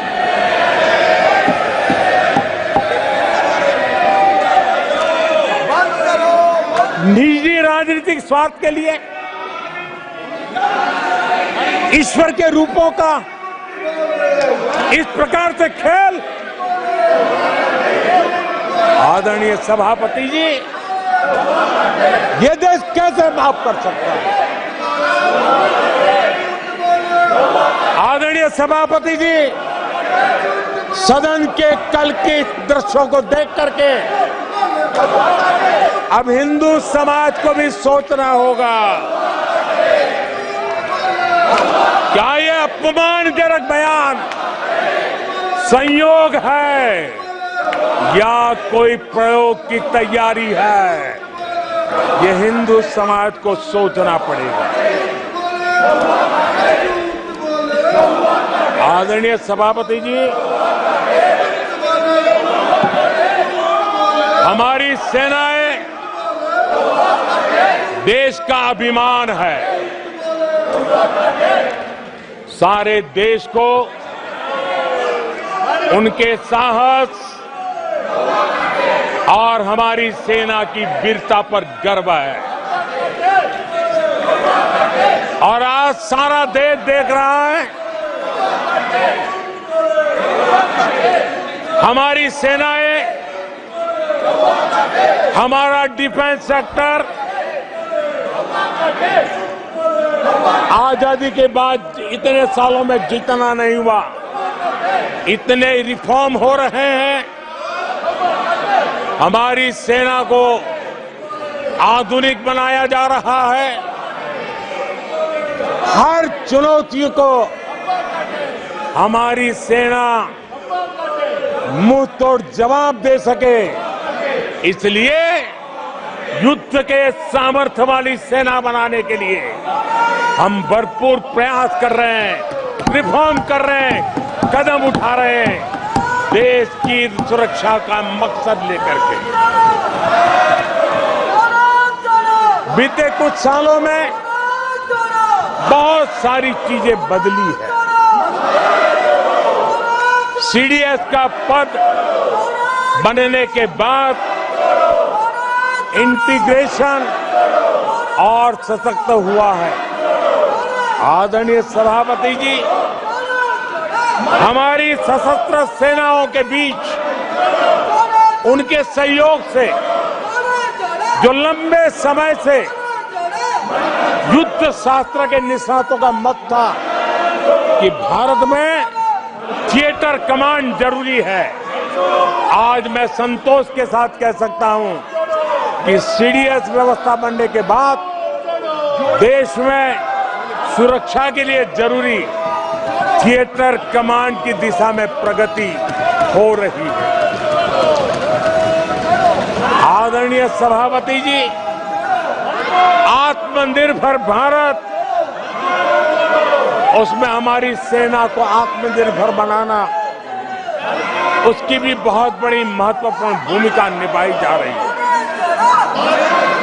हमारी देश की सेना युवा होनी चाहिए।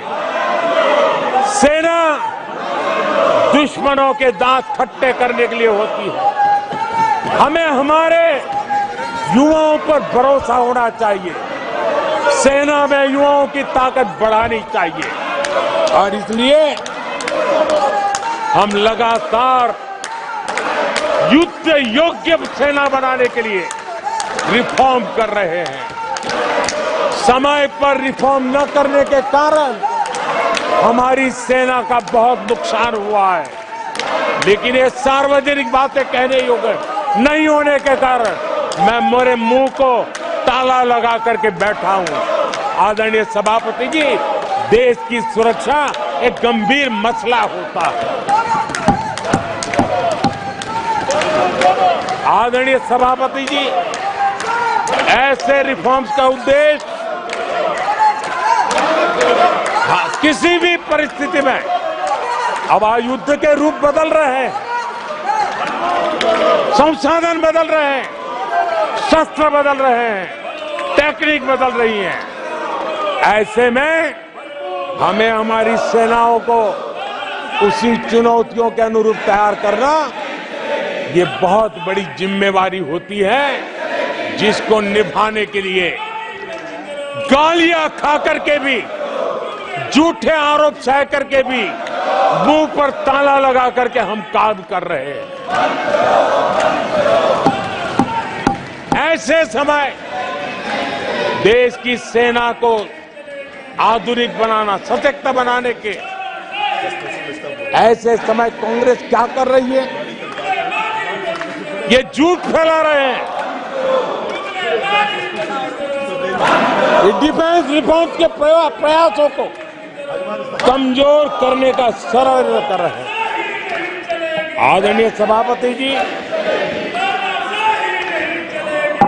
दरअसल कांग्रेस के लोग कभी भी भारतीय सेनाओं को ताकतवर होते नहीं देख सकते। आदरणीय सभापति जी, कौन नहीं जानता कि नेहरू जी के समय देश की सेनाएं कितनी कमजोर होती थी। हमारी सेनाओं में कांग्रेस ने जो लाखों करोड़ों के घोटाले किए, वही तरीका था जिसने देश की सेना को कमजोर किया है। ये देश की सेनाओं को कमजोर किया। जल हो, थल हो, नभ हो, सेना की हर आवश्यकता में इन्होंने देश आजाद हुआ तब से भ्रष्टाचार की परंपरा बनाई। जीप घोटाला हो, पनडुब्बी घोटाला हो, बोफोर्स घोटाला हो, इन सारे घोटालों ने देश की सेना की ताकत को बढ़ने से रोका है। वो भी एक वक्त था आदरणीय सभापति जी, कांग्रेस के जमाने में हमारी सेनाओं के पास बुलेट प्रूफ जैकेट भी नहीं हुआ करते थे।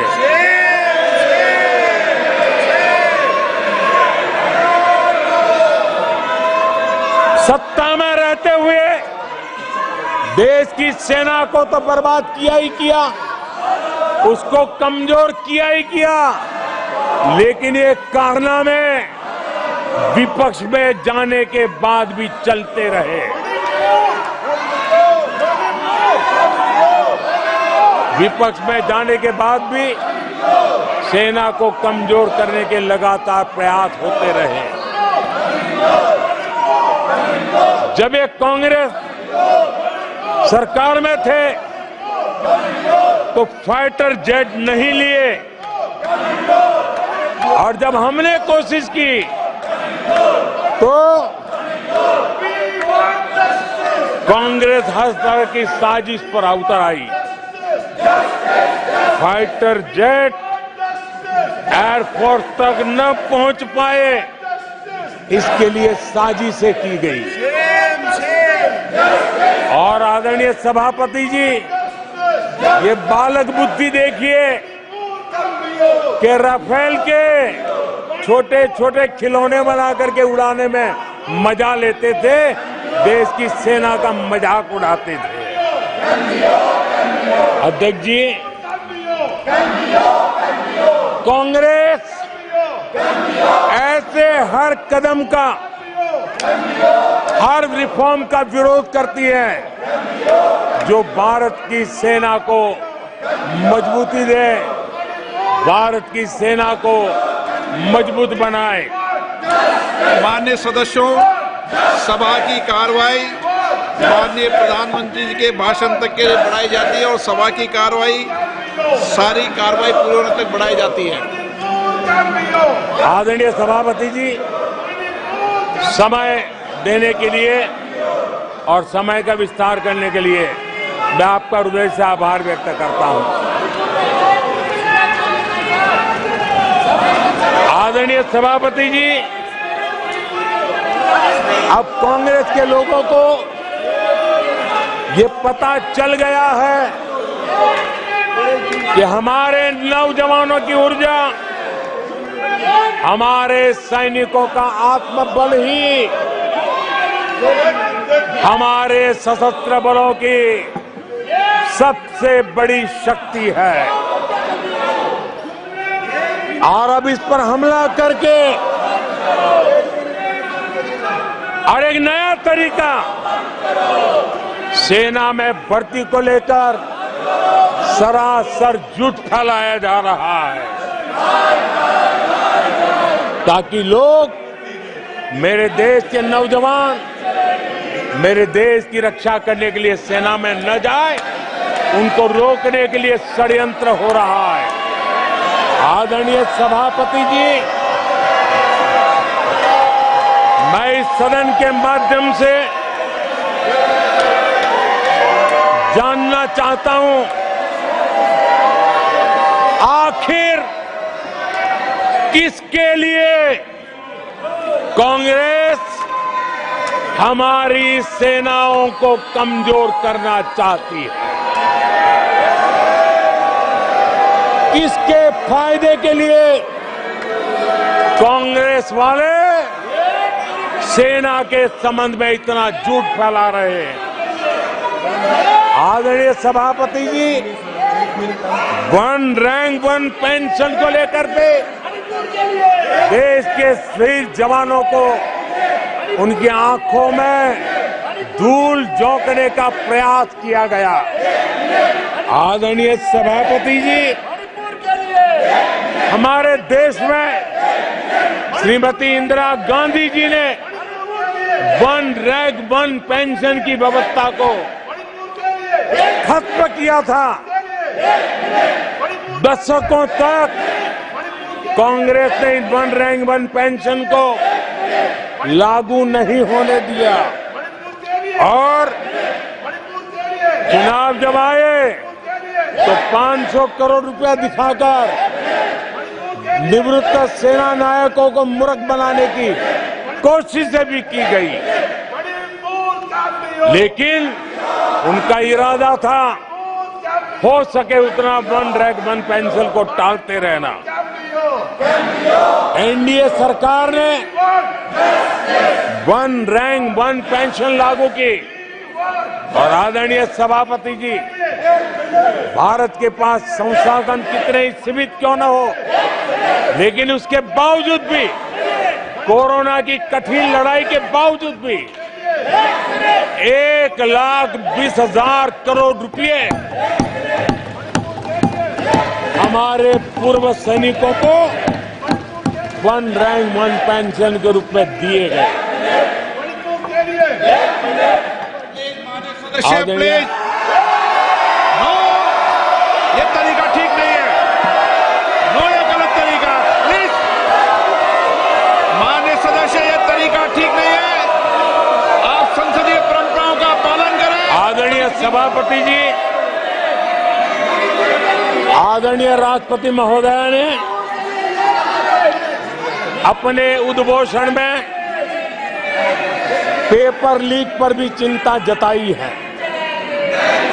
मैं भी देश के हर विद्यार्थी को, देश के हर नौजवानों को कहूंगा कि सरकार ऐसी घटनाओं को रोकने के लिए अत्यंत गंभीर है और युद्ध स्तर पर हम अपनी जिम्मेवारियों को पूरा करने के लिए एक के बाद एक कदम उठा रहे हैं। युवाओं के भविष्य के साथ खिलवाड़ करने वालों को कतई छोड़ा नहीं जाएगा। नीट के मामले में पूरे देश में लगातार गिरफ्तारियां की जा रही है।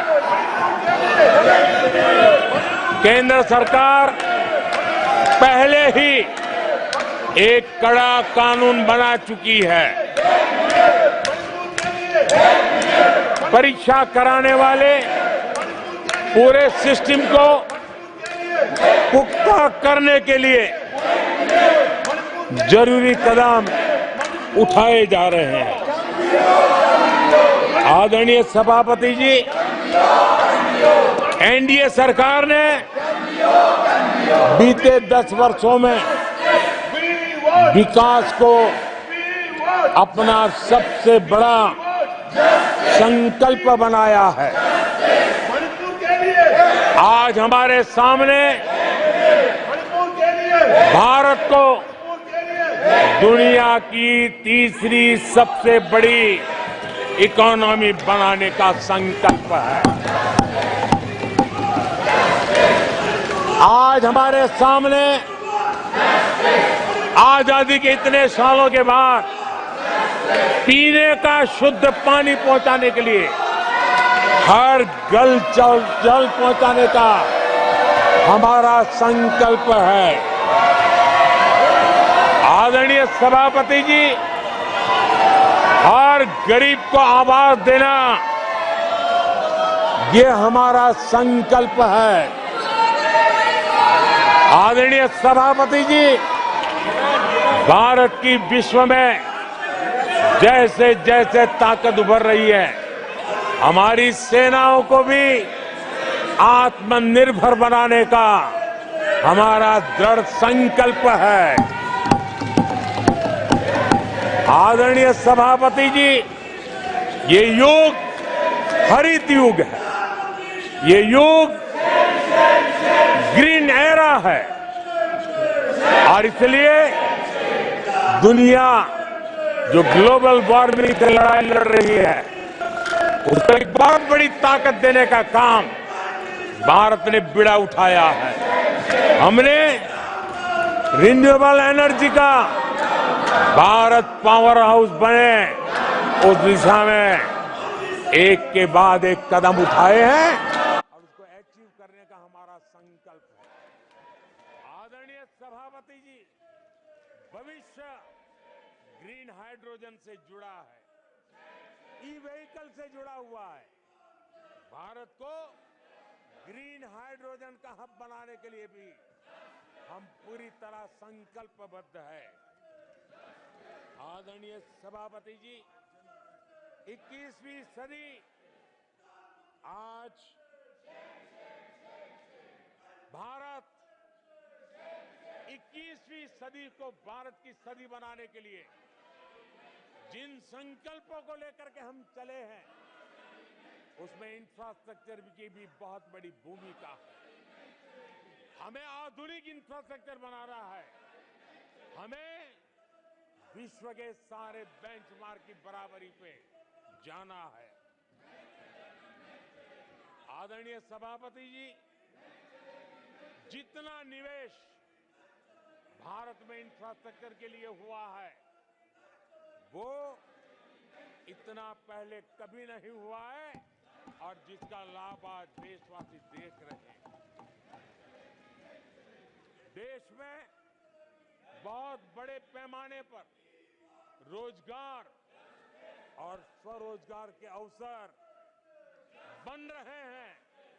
उसको विस्तार हो, उसको एक नए रूप रंग मिले, आधुनिक भारत की आवश्यकताओं के अनुसार स्किल डेवलपमेंट हो और उसके आधार पर इंडस्ट्री 4.0 में भी भारत लीडर के रूप में उभरे और हमारे नौजवानों का भविष्य भी संवरे, उस दिशा में हम काम कर रहे हैं। आदरणीय सभापति जी, एक स्टडी है कि पिछले 18 साल में, ये स्टडी बड़ा महत्वपूर्ण है, यह अध्ययन कहता है कि पिछले 18 साल में प्राइवेट सेक्टर में जॉब क्रिएशन में आज सबसे बड़ा रिकॉर्ड बना है। 18 साल में सबसे बड़ा रिकॉर्ड बना है। आदरणीय सभापति जी, आज भारत डिजिटल पेमेंट सिस्टम पूरी दुनिया में एक उदाहरण बना है। विश्व के लोग, मैं G20 समूह में जब भी गया, भारत की डिजिटल इंडिया मूवमेंट को लेकर के, डिजिटल पेमेंट को लेकर के विश्व के समृद्ध देशों को भी अचरज होता है और बड़ी जिज्ञासा के साथ हमें सवाल पूछते हैं। ये भारत की सफलता की बहुत बड़ी कहानी है। माननीय सदस्य प्लीज, ये तरीका ठीक नहीं है। नो। आदरणीय सभापति जी, जैसे जैसे भारत आगे बढ़ रहा है, स्वाभाविक है प्रतिस्पर्धा भी बढ़ रही है और चुनौतियां भी बढ़ रही है। जिन्हें भारत की प्रगति से दिक्कत है, जो भारत की प्रगति को चुनौती के रूप में देखते हैं, वो गलत हथकंडे भी अपना रहे हैं। ये ताकतें भारत की डेमोक्रेसी, डेमोग्राफी और डायवर्सिटी पर हमला कर रही है और ये चिंता सिर्फ मेरी नहीं है, ये चिंता सिर्फ सरकार की नहीं है, ये चिंता सिर्फ ट्रेजरी बेंच की नहीं है। आदरणीय सभापति जी, देश की जनता और माननीय सुप्रीम कोर्ट तक सबको इन बातों से चिंतित है। सुप्रीम कोर्ट ने जो कहा है, वो कोर्ट मैं आज सदन के सामने रखना चाहता हूं। सुप्रीम कोर्ट का एक कोर्ट देश के करोड़ों करोड़ लोगों के लिए भी कैसे कैसे संकट आने की संभावनाएं दिख रही है, इसकी तरफ इशारा करता है।